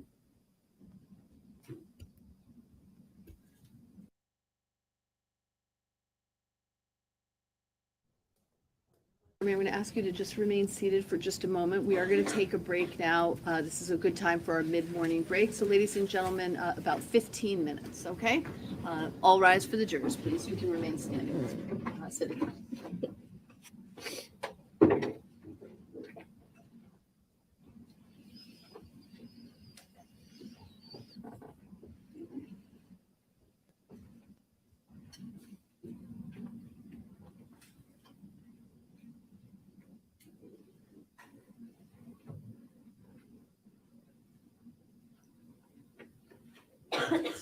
Ms. Montgomery can be removed from the stand. All right, we will get to part 2 in a second. Everything hinges on Kayla. Kayla signed the proffer agreement and many other documents, which took a very long time to get worked out between her attorney, the DA, and plus the Attorney General of the state is involved in this. So in order for her to tell the truth, and they already know the truth because they have the evidence, They have everything. They're not just relying on her. She actually makes it a little easier. A little easier. They have other witnesses. They have the biological evidence out of the Union Street apartment. They have a lot of stuff from the Guilford Street apartment. They have a lot of stuff. They have a lot. Now, part of that agreement is that once she is released, she will have protection. Now, I don't know if that protection is they're going to move her to the middle of nowhere, Montana, if she's going to go into FBI protection. I have no idea. But once it's signed, it's done. She has to do her part of the deal, though. She has to be there because the big thing is Harmony. Felons have guns all the time. All the time. They can't stay away from them. They can't stay away from them. They love it. Odds are Kayla will get out and reoffend and go back to jail. I just don't see her getting out of this life. Look at the thick of it she's in. Angel said, Brooks, does this deal include testifying in Harmony's case? Yes, that's the main thing. She has to go through, no pun intended, blow by blow, what he did to Harmony.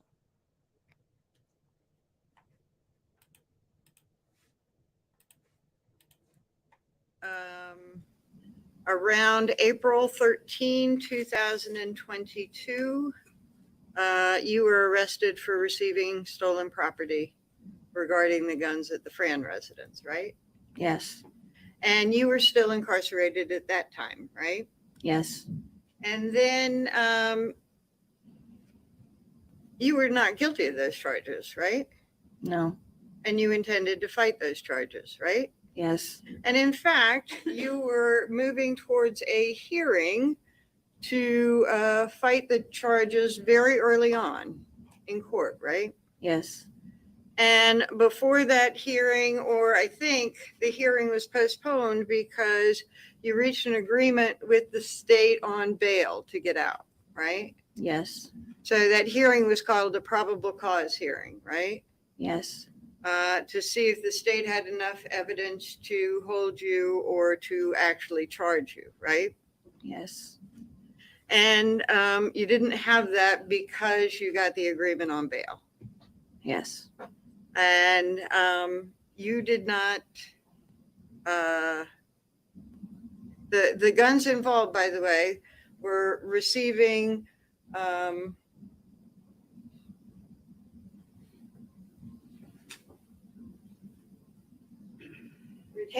receiving or retain the property of another, a shotgun belonging to CF, which was, you knew to be Chris Frayne, right? Yes.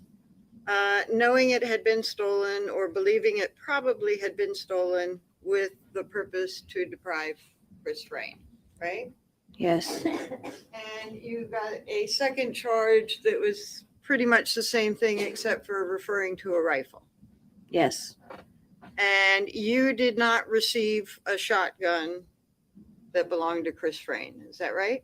Correct. You didn't retain a shotgun belonging to Chris Frayne. Is that right? Yes. You didn't receive a rifle belonging to Chris Frayne, right? Right. And you didn't receive retain a rifle belonging to Chris Frayne, right? Yes. You didn't possess any of Chris Frayne's guns, right? No. You didn't control any of Chris Frayne's guns, right? Yes. And in fact, you didn't touch any of Chris Frayne's guns, right? Yes. And you were charged with that anyway, correct? Yes. And you were out on bail based on your agreement with the state and didn't go forward with that hearing. So the bail then was 5,000 personal recognizance, right? Yes. And what that means is you don't actually pay up $5,000, right? Right. You don't actually have to pay any cash, right? Right. It is just a promise that you'll follow the conditions or they can hold you on the 5,000, right? Yes. And so you made a promise with them to follow certain conditions of bail, right? Yes. And that agreement was made on May 6th. Does that sound right to you? Yes. And you got out on May 6th. Yes. So you had been in from January, February, March, and April, and then got out on May 6th. Yes. And on June 3rd, you sat down with police to talk to them, right? Yes. And you sat down with police of your own free will, right? Yes. That you had the services of an attorney, right? Yes. And that attorney was actually there when you sat down with the police, right? Yes. And he was there to help you if you needed it, right? Yes. And you were on bail when you went there, right? Yes. But while you were there talking, or actually that morning, probably earlier, you were charged with the perjury charges that you talked about, right? Yes. And so you stayed in jail for a couple of more days, but you got out a few days later on bail again, right? Yes. And on June 20th, this was after you talked to the police on June 3rd about those gun charges and what you said happened, right? Yes. And on June 20th, after your June 3rd conversation with police, you actually got indicted on receiving stolen property, right? Yes. The difference was the first charge was just the police writing up the charge and serving you and holding you. But on June 20, after you talked to the police, Objection, Your Honor, counsel's testified. overruled, a grand jury, well, your case was presented to a grand jury and you got indicted, right? Yes. And you had not given the police any information on June 3rd that you received a shotgun belonging to Chris Frayne, right? I don't remember. You might have. I said I don't remember. Okay. Did you receive a shotgun from Chris Frayne? I didn't know. Okay. Did you tell the police on June 3rd that you got a shotgun from Chris Frayne? No. And you did not get a rifle, receive a rifle from Chris Frayne, right? Right. And you told them that, or your story included that you didn't receive a rifle from Chris Frayne, right? Right. And that you had not possessed any of Chris Frayne's guns, right? Right. And that you had not controlled any of Chris Frayne's guns, right? Right. And that you had not touched any of Chris Frayne's guns, right? Right. And you were still indicted after you talked to the police about all that on June 20th, 2022, right? Yes. And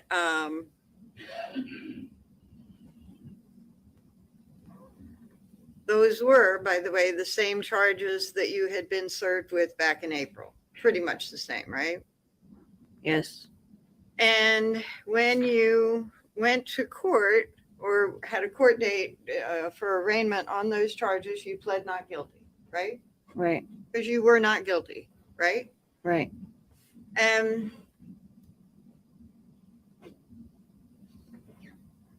you had told the police on June 3rd that you were near the firearms, right? Yes. That you were in the same room as the firearms, right? Yes. that at some point you knew the firearms were there, right? Yes. But that you were just in a drug fog and weren't a part of that whole thing, right? Yes. And that all you wanted was to get some drugs from what was going on that you described, right? Yes. And you've always said that you're not guilty of those charges, right? Yes. And the state dropped the charges on November 18, 2022, right? Yes. And that was based on the agreement that you talked about in direct examination, right? Yes. For the other charges. Yes. And yet, I think you said that the receiving stolen property charges could still come back if you did something wrong, right? Yes.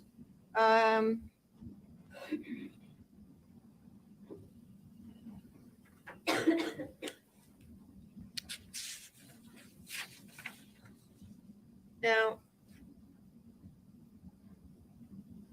I think I heard you testify that Kim Frayne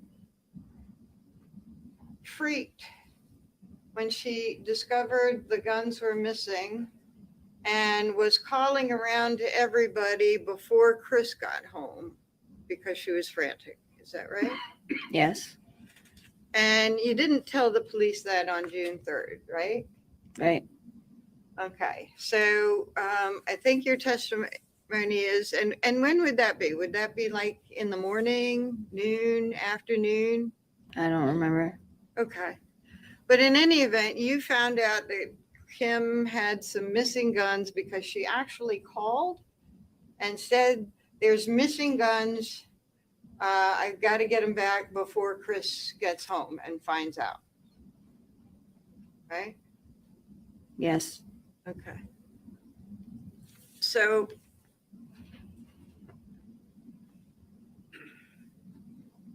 when you were arrested in April of 2022, you're entitled to get police reports and stuff like that about what you were arrested on, right?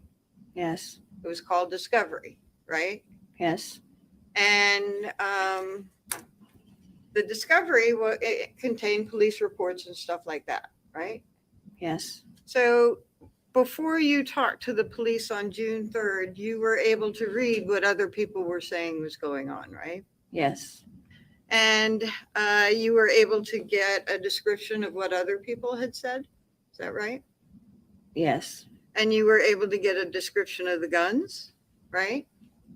Yes. And you were able to get a description of what happened to the guns and whether they were found or not, right? Yes. And you read in discovery. Well, no.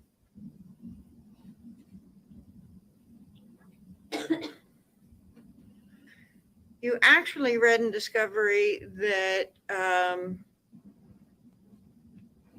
the names of people that you were telling the police came to your house, right? They didn't come to my house.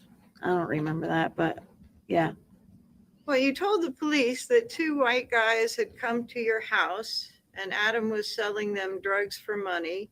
You don't recall their names, but you saw their names in the discovery, right? Yes. So this description of two white guys coming to your house was something that you had seen in discovery. Yes. Okay. Somebody else had talked about that in discovery. Is that right? I don't remember.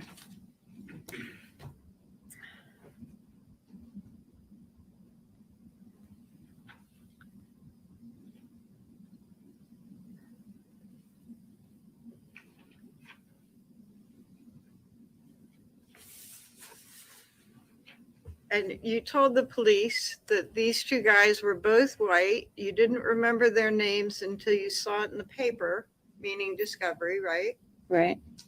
and that you had kept thinking it was all about Manny, Ish, and Mike in that situation, right? Yes. So your recollection was Manny, Ish, and Mike with the guns until you read Discovery of what somebody else said. And then you started to think, oh, 2 white guys came over, right? I wasn't thinking, I remembered. Okay.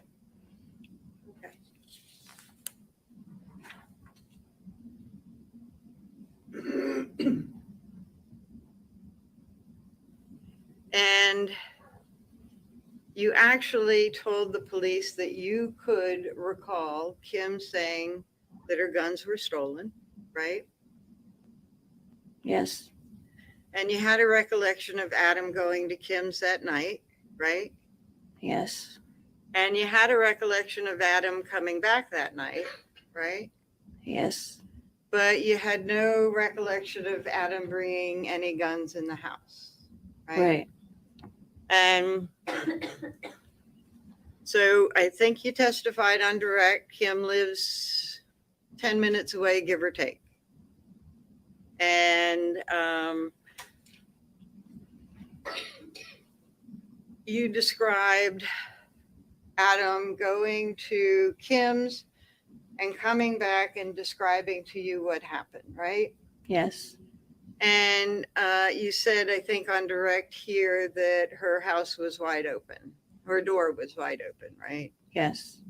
And when you talked to the police, you had a little bit more detail about that, right? I don't remember. Well, you said that Adam told you that he left and he came back and said that Kim's door was open and that the dog didn't even bark and Kim was passed out. Do you recall telling the police that? Yes. And so the detail about the dog didn't bark is something that you said that Adam said to you, right? Yes. Not something that you read in Discovery. No.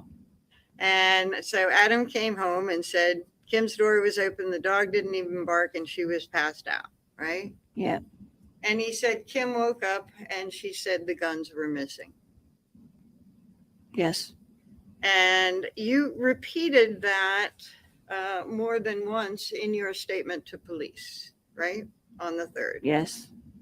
And you said that he had left around 10 or 11 at night, right? Yes. And that he had been gone for about 20 minutes, maybe as much as a half an hour. Yes. And that was something that you specifically recalled about Adam's absence that night, right? Yes. And so it was a pretty quick trip that he was gone and back, right? Yes. No more unusual than any other time that he may have gone over there to pick her up to help her get drugs or something. No.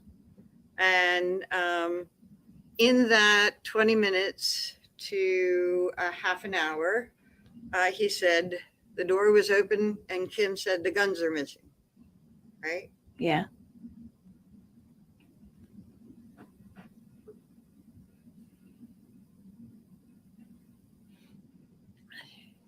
So the 3rd time, well, you repeated it again. And again, I think that you said to the police a 3rd time that Adam came home about 20 minutes after he left and said the door was wide open, Kim was passed out, and Kim said the guns were missing and the dogs didn't even bark. Yes. Okay. And this seemed consistent with other things that you had read in Discovery, right? I didn't read the full Discovery. I just saw a couple of names. Okay. Okay. Well, you said that when you were charged with receiving, you hadn't done it, right? Right. And you hadn't touched the guns, possessed, or controlled them in any way, right? Right. And so you wanted to find out what somebody else had said to make them think that you had. received or retained. The police had received or retained. I lost myself on that question. Let me rephrase it, okay? But when you were charged with receiving something you knew that you had never done, and you had access to the police reports, you kind of wanted to know what people were saying about you that got you arrested on those charges, right? Yes. So you reviewed that discovery. I didn't review the whole discovery. Okay. Just you wanted to see what people were saying that made the police arrest you, right? Yeah, my lawyer showed me a couple of sentences in it that he highlighted, but I didn't see the whole thing. Okay. Okay. And so you talked to your lawyer about what people were saying that got you arrested. Yes. Okay. Now, you told the police back in June that you first learned that the guns were in the house the day that Kevin O'Leary came over. Do you recall that? No. Okay.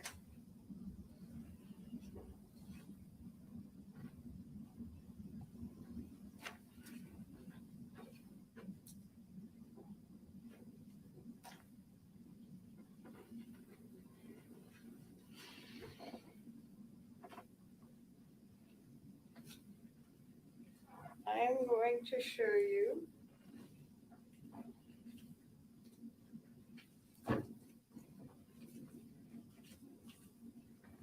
a copy of, there was a transcript of your interview. Did you review that before trial? No. Did you review the content of the interview with the state before testifying here? No.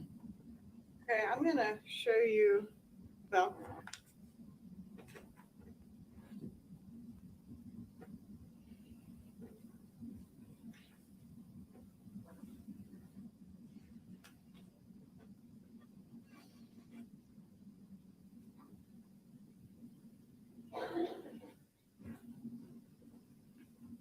a copy of the transcript of your recording. Let me also clarify this. When the state was talking about your conversation with the police on June 3rd, he kept referring to it as a proffer, but it was a question and answer situation where you were talking about the guns, right? Yes. I'll show you.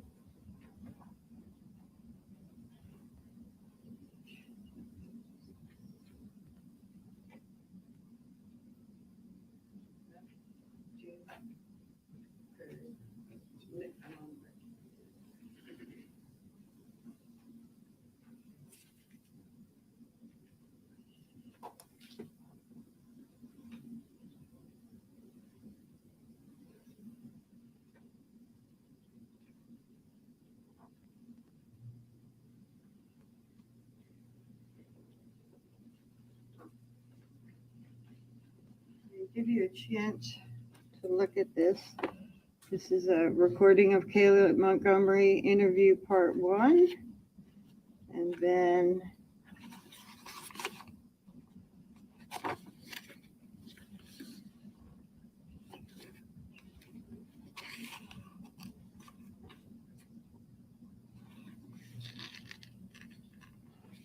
I lost my page with my finger there.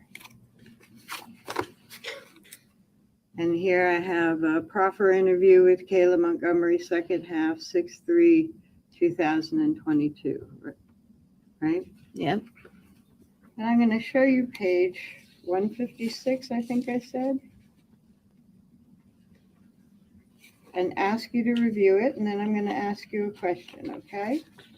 Now, you can feel free to review any part of that that you want, but I'll be asking you a question about page 156, okay? Starting from there and down. Okay. Take your time.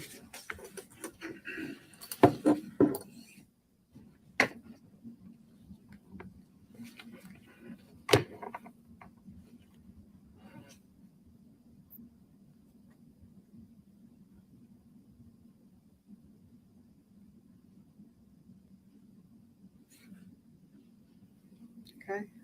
You ready for me to ask? Yeah. All right.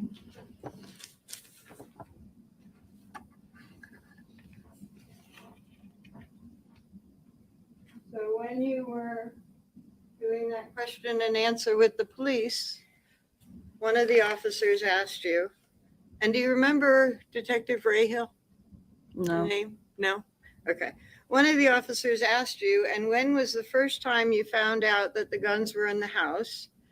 And you said, when, what's his name? When Kevin O'Leary, that I know of, came over, and then I found out that I thought that it was like Kevin came over, and then Ish and Manny and Mike came over, and Adam was like talking, saying, oh, look at these, look at these. Is that right? Yes. But you actually had on direct that Ish and Mike and Manny were over before Kevin O'Leary, right? Yeah, I don't remember when they were always in the house and then gone, and then it's like a mixed up situation. You never know who's coming in and who's going out. Okay, so actually that whole night is kind of a mixed up situation, right? Yes. Because after that night, when you learn the day that you learn the guns are in the house, and Ish and Mike and Manny are over, and Kevin O'Leary's over, but after that, you really didn't think about this case at all until you got arrested for it, right? Right. So that was like a one-day thing, and then you're off on other days of working and coming home with the kids and then doing drugs in the evening, right? Yes. And that particular day was not particularly standout after it was over, right? Right. Okay.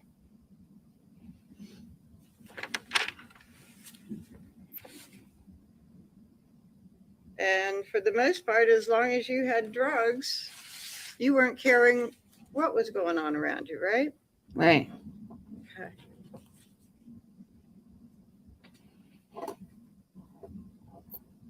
No idea how things got so messed up there. Sorry. So you told the police you first learned that guns were in the house when Kevin O'Leary came over. By the way, do you also know Kevin O'Leary as Kevin LaBelle? I found that out. I didn't know that was his name too. How'd you find it out? The cops told me. Okay. The cops gave you some information too about your case that you didn't know? Yeah.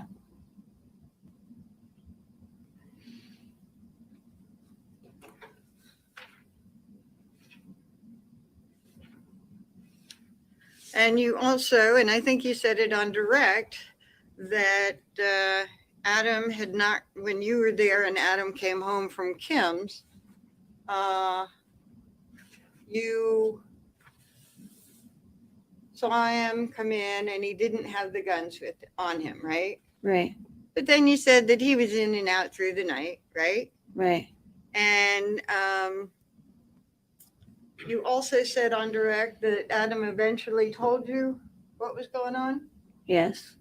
And I think that you said that Adam told you that he had ended up taking them to a friend's house, right? Yes. Now, this conversation that you're having with Adam about what's going on is after some things are going on with the guns up in the attic, right? I don't remember. Well, he didn't tell you in your story, he doesn't say anything about what happened at Kim's other than he went there, the door was open, Kim was asleep, the dog didn't bark, and he woke her up and she said the guns were missing, right? Right. And then sometime after you're discovering there's something going on with guns in your attic, you confront him about it, right? Right. That's what you told the police, right? Right. And he told you that he had taken them to a friend's house, right? Right. And you didn't see him bring them in the house, right? No. So if you took him to a friend's house, the going in and out was just normal going in and out, right? Yeah. And at some point or other, they end up in your attic, right? Yes. And Manny, Ish, and Mike were over. Yes. And Manny, Ish, and Mike were talking about the guns. Yes. And the guns were there at the house when Manny, Ish, and Mike were there at the house. Yes. But you never saw how the guns got in the house. Right.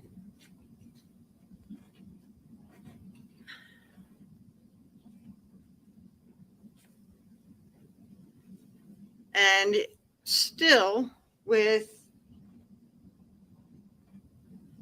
Adam taking guns to a friend's house, as you say, he said, it was still a pretty quick trip to Kim's and back, right? Yes.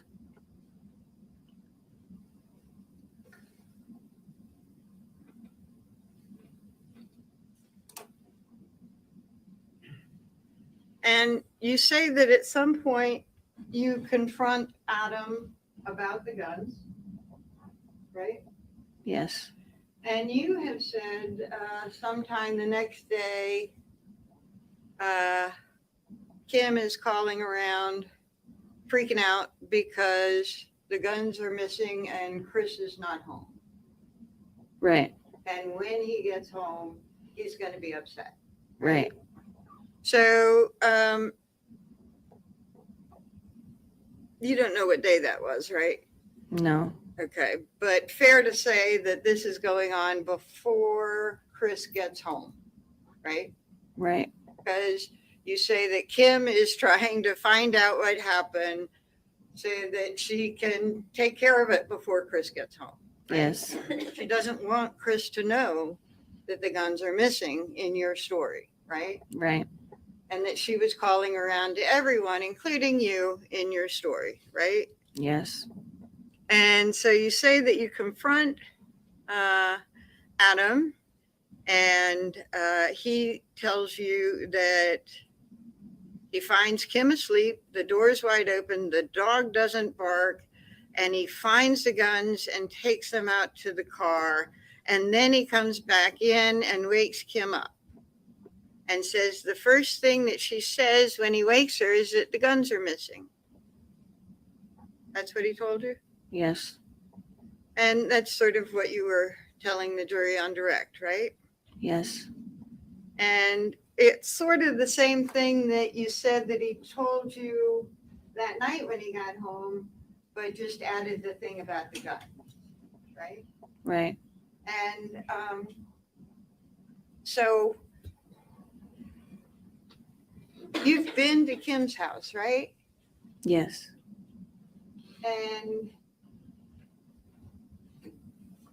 you've been inside.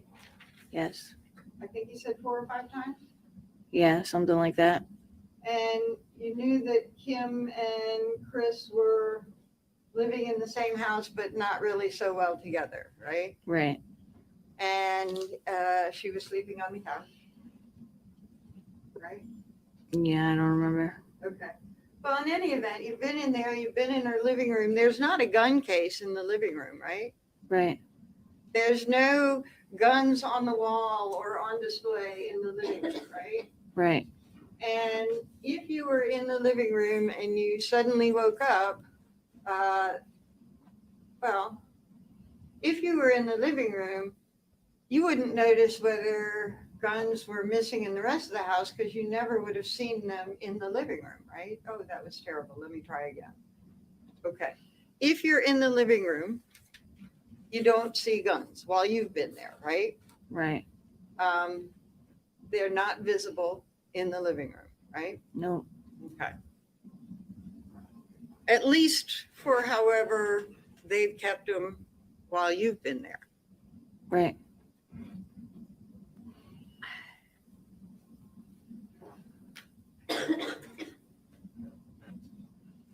And You also told police that you did see the guns, right? Right. So like right after it happened, right? Yeah. Meaning kind of the next day after Adam came back from Kim's place, right? Yeah. And you told the police that you saw the guns and it was there when people were in your house, like Ish, Manny, and Mike. You didn't know what kind of guns, but the guns were in the house, right? Right. When the three of them were there. Right. And you had not seen how they got in the house. Right. And I think I heard you say on direct that Mike was there, and Mike, did you say he's never alone or he's always with somebody? He always has somebody with him. When he came to the house, he was always had somebody with him. Okay, not necessarily Ish and Manny, right? Not that I remember. Okay. So Ish and Manny may have come over at some point, and then Mike and whoever was with him at another point that same day after Adam had gone to Kim's. Right. Okay. But whoever he had with him, you didn't necessarily know. No. Okay. And you told police that you saw an exchange with two white guys, right? Right. And one guy was the driver and the other guy had drugs and money, right? Right. And that they walked out of the house with both guns that day, right? Right. Was that Mike and whoever goes with him? No. Okay. So Mike is there, but it's another set of people that go, I think you call it a transaction. Right. So it's Mike, Ish, and Manny might be there, but these guys are different people, two white guys, right? They weren't there during that transaction. Okay. Okay. Is that clear? Yes. Is that really, really clear? Yeah. Okay. So is there one? Okay. So you didn't recall if you were in the room when the thing with the white guys happened, right? Right.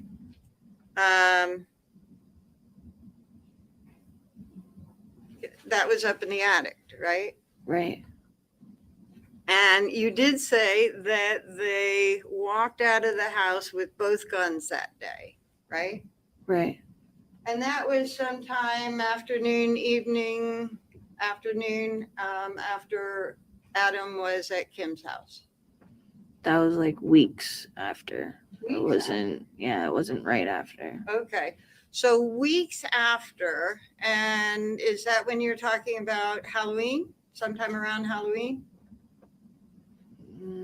I don't remember, but I know it was way after. It was around that time period. Okay. So we'll go on.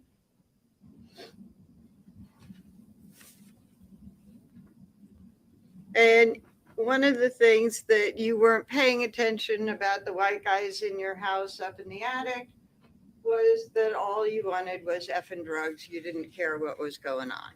Right. And you did say that those guys were over at the end of October, but before Halloween, right? Right. And that was your recollection that it was the end of October, but before Halloween. Right. Probably within a week of that. Is that Yeah, what it you was were around thinking? that time. Okay.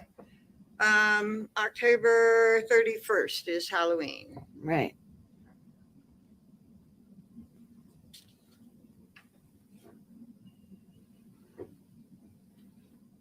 And October 31st, it goes without saying, is about 9 days after October 22nd, right? Right.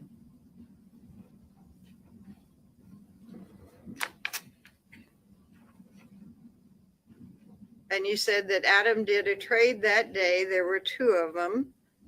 A shotgun with a scope is what you called it, right? Right. And you had said that you thought that they took both of the guns that day, weeks around Halloween after Adam was over at Kim's house. Right. Okay.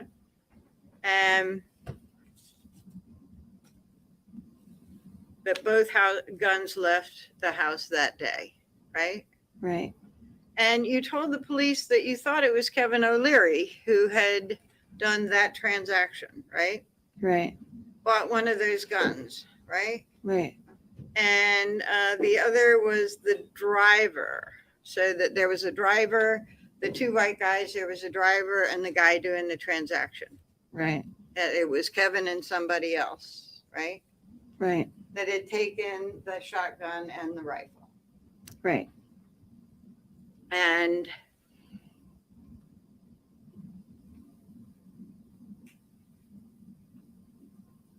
I believe you said on direct that you were evicted in November, Yes. and that was the end of November, right? It was the day before Thanksgiving. Okay. Which was 3rd. 28th? 23rd. 23rd was Thanksgiving? Yes. Okay. So you were evicted after that and kind of living in the car? Yep. And the 23rd of November is less than a month after Halloween, right? Right. And so you were saying that Kevin O'Leary, who's also Kevin LaBelle, you now know, took the shotgun and the rifle sometime around Halloween. And if we factor 2 months after Halloween, when that transaction happened, that would be in December, right? Right. And 2 months after you're saying Kevin O'Leary got the rifle and the shotgun, you were living in your car Right. with Adam. Right.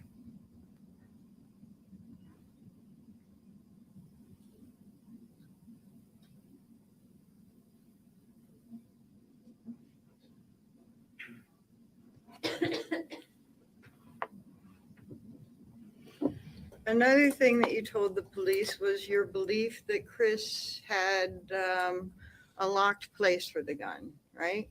Right. Because you sort of knew that Chris had guns because he liked to go hunting. Right.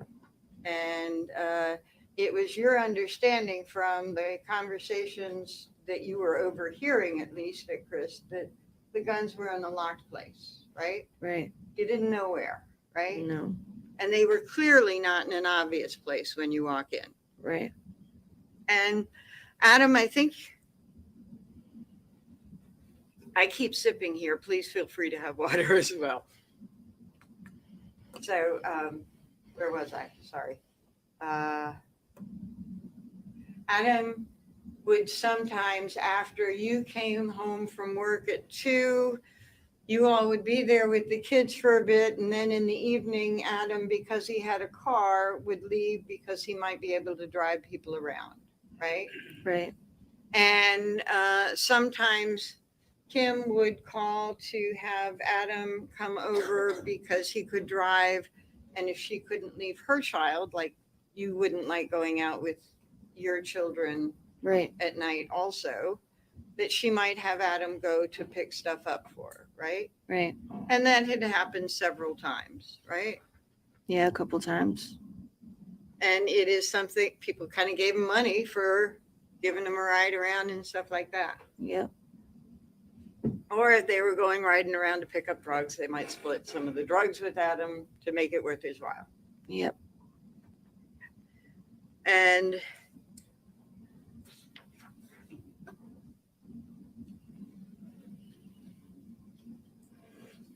so if Adam went to Kim's, as you say that he saw the door unlocked, and you say that he told you that he... Objection, Your Honor, asked and answered.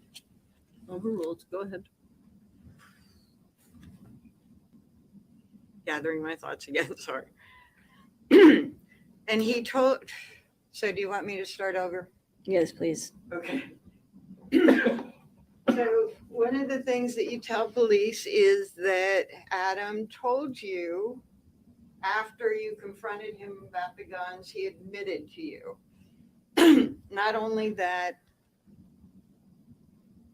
he went over, saw the door open, saw Kim was asleep, and then you say when you confronted him, he said that he searched around and found the guns and put them in his car, and then woke Kim up. Yes. Did you ask him why he woke her up? No.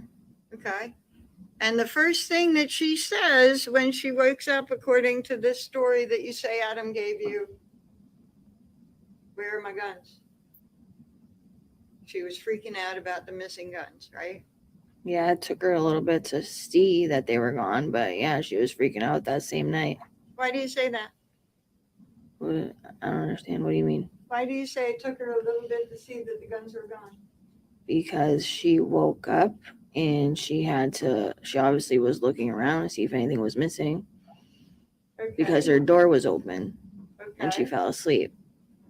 So Adam wakes her up. Now you're saying Adam tells her that her door had been open? Because she was expecting Adam, right? Yeah, but it was wide open. It wasn't just unlocked. It was wide open, he said. Do you know if she saw that? No. You're just sort of filling in stuff that seems to make sense, right? No. Adam didn't tell you she looked around the house and for things missing, right? Right. Okay. Adam didn't tell you that he told her the door was open, right? Yes, he did. He told you that he told Kim that her Door was wide open. Yes. Okay. He woke her up and said the door was wide open and she was sleeping. She was passed out. Okay. By the way, you said that you are, your drug of choice was heroin and what was the other? Crack. Crack. And heroin kind of lays you low, right? Right. You sort of don't want to really do anything, but you're enjoying the experience of not doing anything, right? I guess, or you're just sick, so it makes you not sick anymore. Okay. So when you're feeling dope sick, a little bit of heroin can make you feel better. Right. And crack is kind of the opposite effect, right? Right. And heroin can act, I mean, you can get dope sick with crack if you don't have it and you're coming down from it, right? If you use a lot of it. Yeah, and it can leave you pretty wired, right? Yes. And that can be a pretty difficult experience too, right? It depends. Well, But yeah. Okay. It can be a difficult experience, right? Right. And a little bit of heroin can just sort of take that edge off too, right? Right.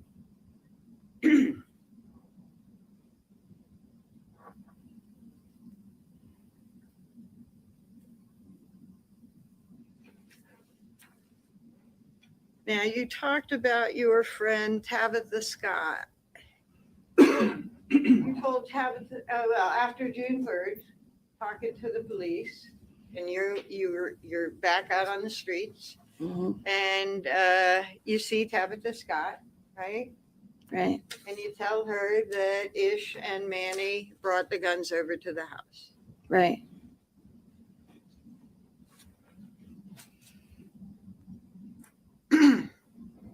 And that was after June 3rd, right? Right. Now, let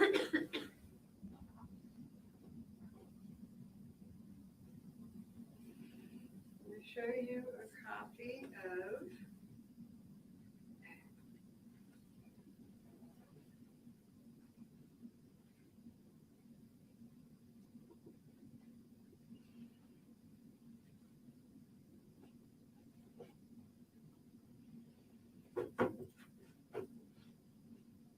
what has been marked.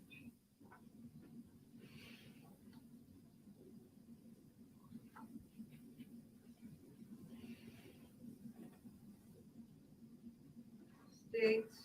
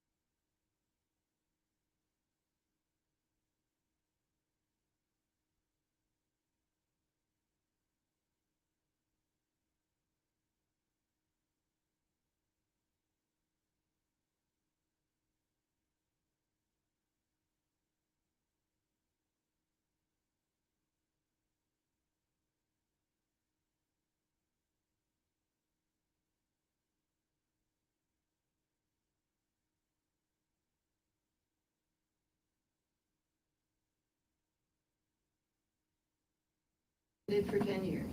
Right.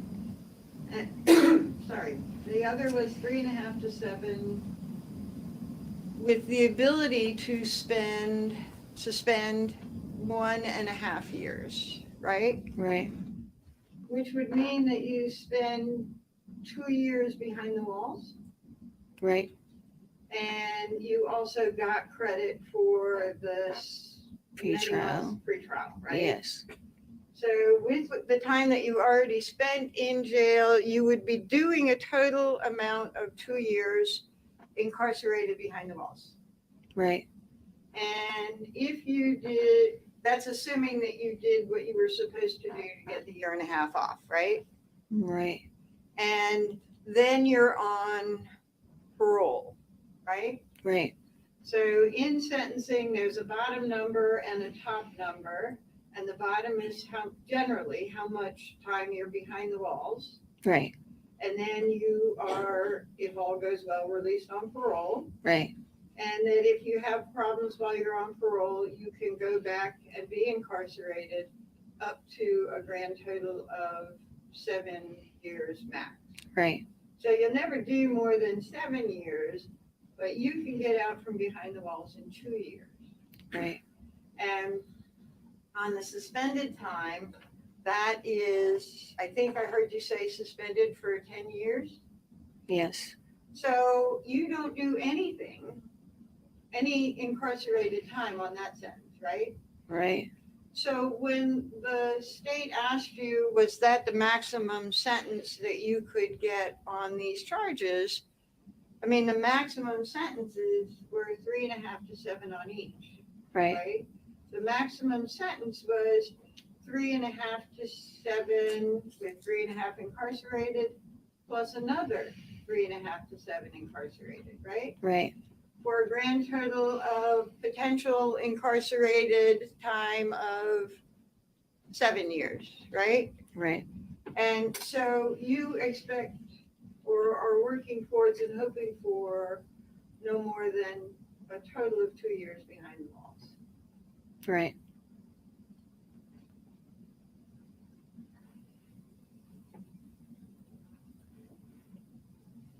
And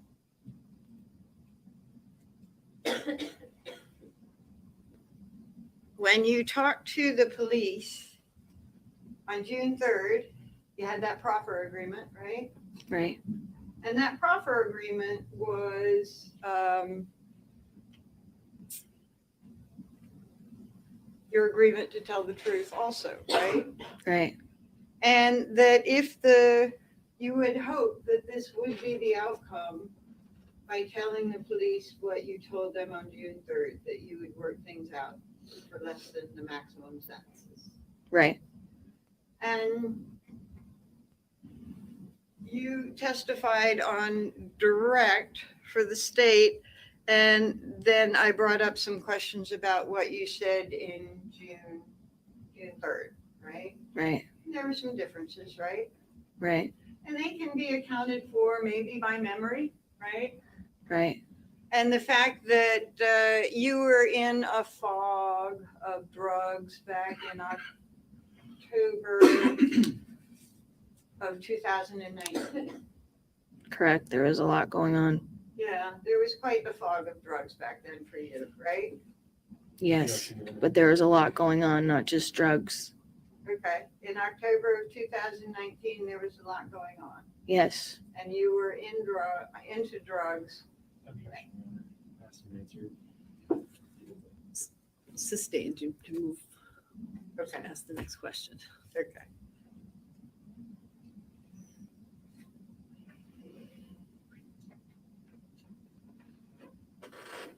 And one thing I didn't talk about was the cameras. You said that Kim told you that there were cameras that showed who was there that night. Right. Right?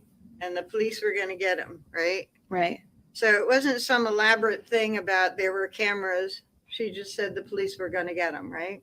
Right. She said there was cameras. Her neighbors had cameras. Pardon? She said that her neighbors had cameras and she was going to ask them for them so that the police can get the footage of the videos. Okay. And your reaction to that was, good, you want to find out who took your guns, right? Right. Okay. I may have a moment, Your Honor, or maybe not.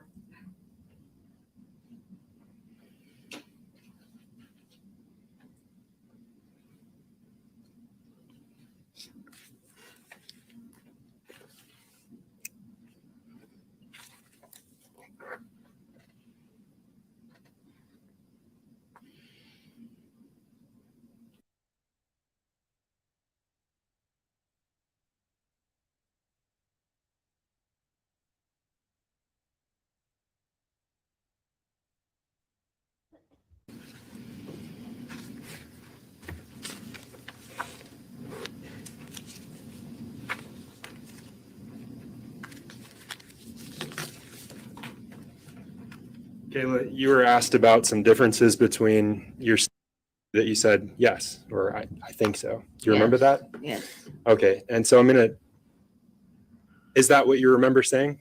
Yes. Okay, I'm gonna show you, Your Honor, may I approach? Yes. For what purpose? Then first you ask.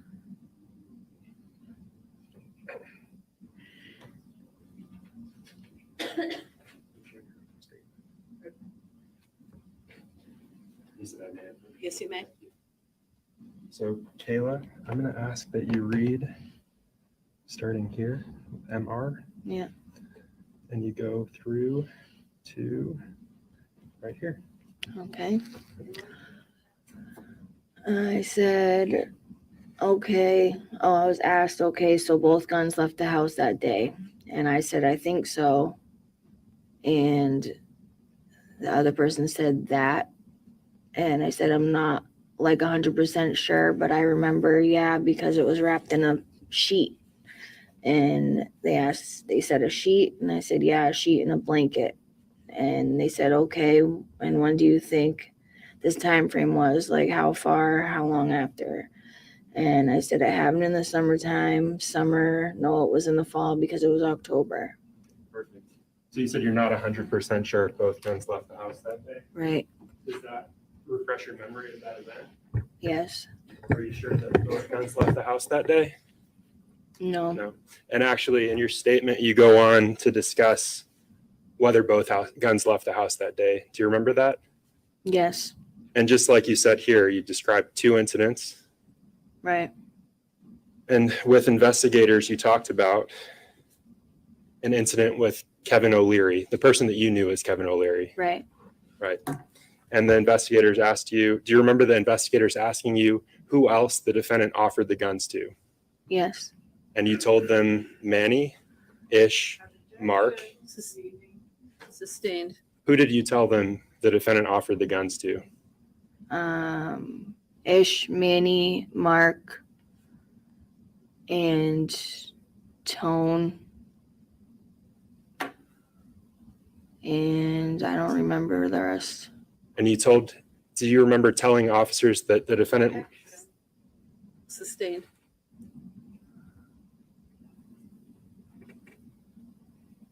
And investigators asked you, so both guns couldn't have left the home that day if he was still offering it to people. Sustained.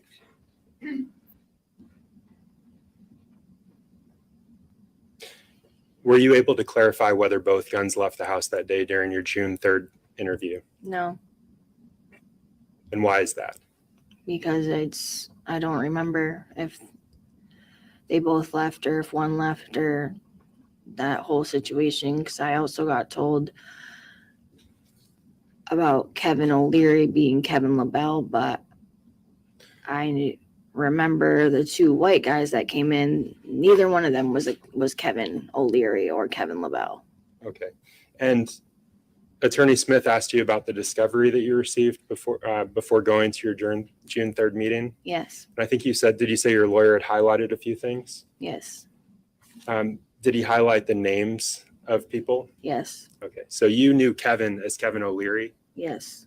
And one of the things he highlighted for you was the name of Kevin? Sustained. Counsel approach.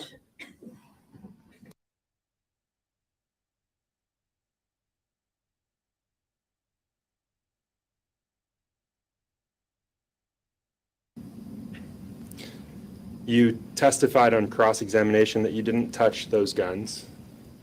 Right. And I think you said that on direct as well. Yes. You also said that you didn't possess those guns, both on direct and on cross. Correct. And I think Attorney Smith also asked you if you retained the guns on cross-examination. And what did you say to that? No. Who did? Adam. Who possessed those guns? Adam. Who retained those guns? Adam. Who stole those guns? Adam. And he told you that he stole those guns. Yes. Did he tell you that he stole those guns? Yes.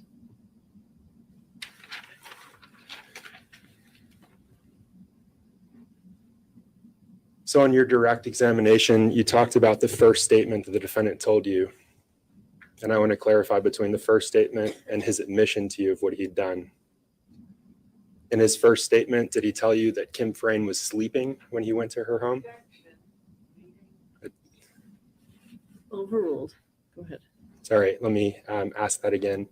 In his first statement, did he tell you that Kim Frayne was sleeping when he went into her home? Yes.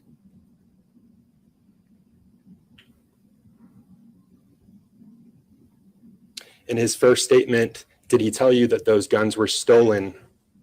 Overruled. Sorry, let me ask that again. In his first statement, did he tell you that the guns were stolen when he went into her home? I don't remember if he said that or not. Missing. Yes. In his second statement, he told you that he stole. Did he tell you that he stole the guns? Yes. In his second statement, did he tell you that she was sleeping when he stole the guns? Yes.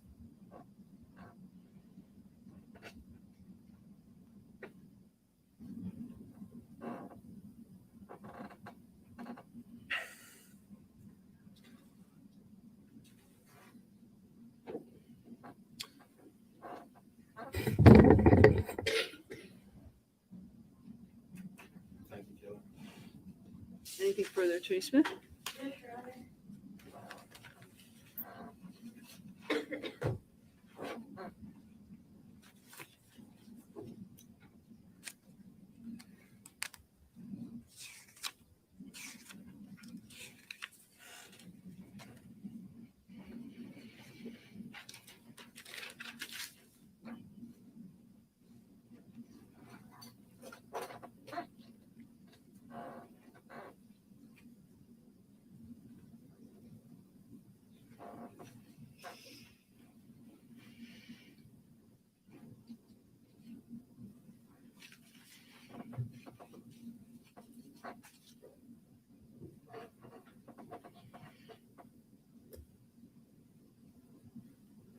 When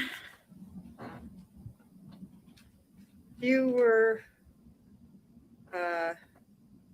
talking with me before the redirect, we talked about a transaction that you said was two white guys and one was the driver. Yes. And the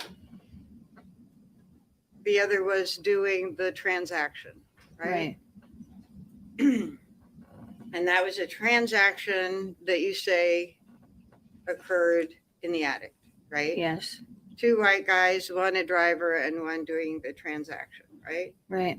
And you actually called it a transaction, right? Right. And then when you were talking about Kevin O'Leary to the police,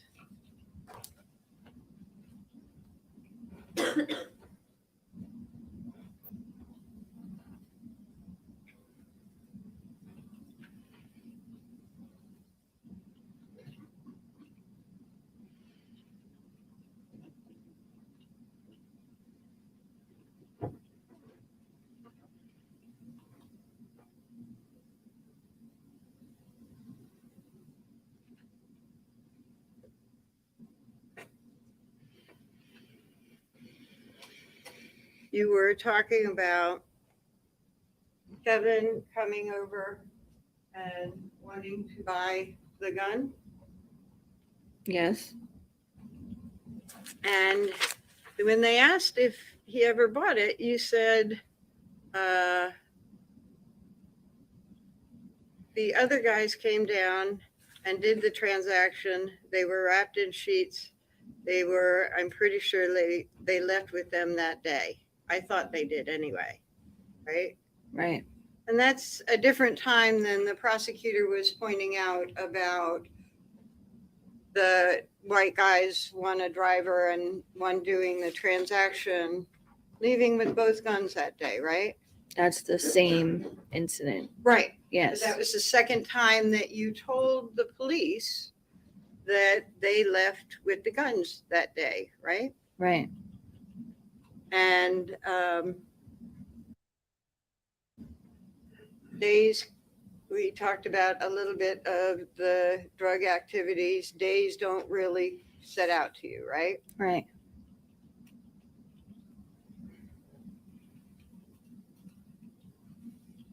And one of the things that the prosecutor asked about was Adam's, I think he called it first and second statement. Yes. And the door wide open, the dog didn't bark, and woke up and the guns were missing. The door wide open and the dogs didn't bark. You also knew that from Kim Frain's statement in discovery, right? No. That was something that was in the discovery in this case, right? I don't know. I didn't get to see that. Okay. Okay. And the event with Kevin O'Leary, I think that you said it was before Halloween, around that time, right? Yeah. Okay.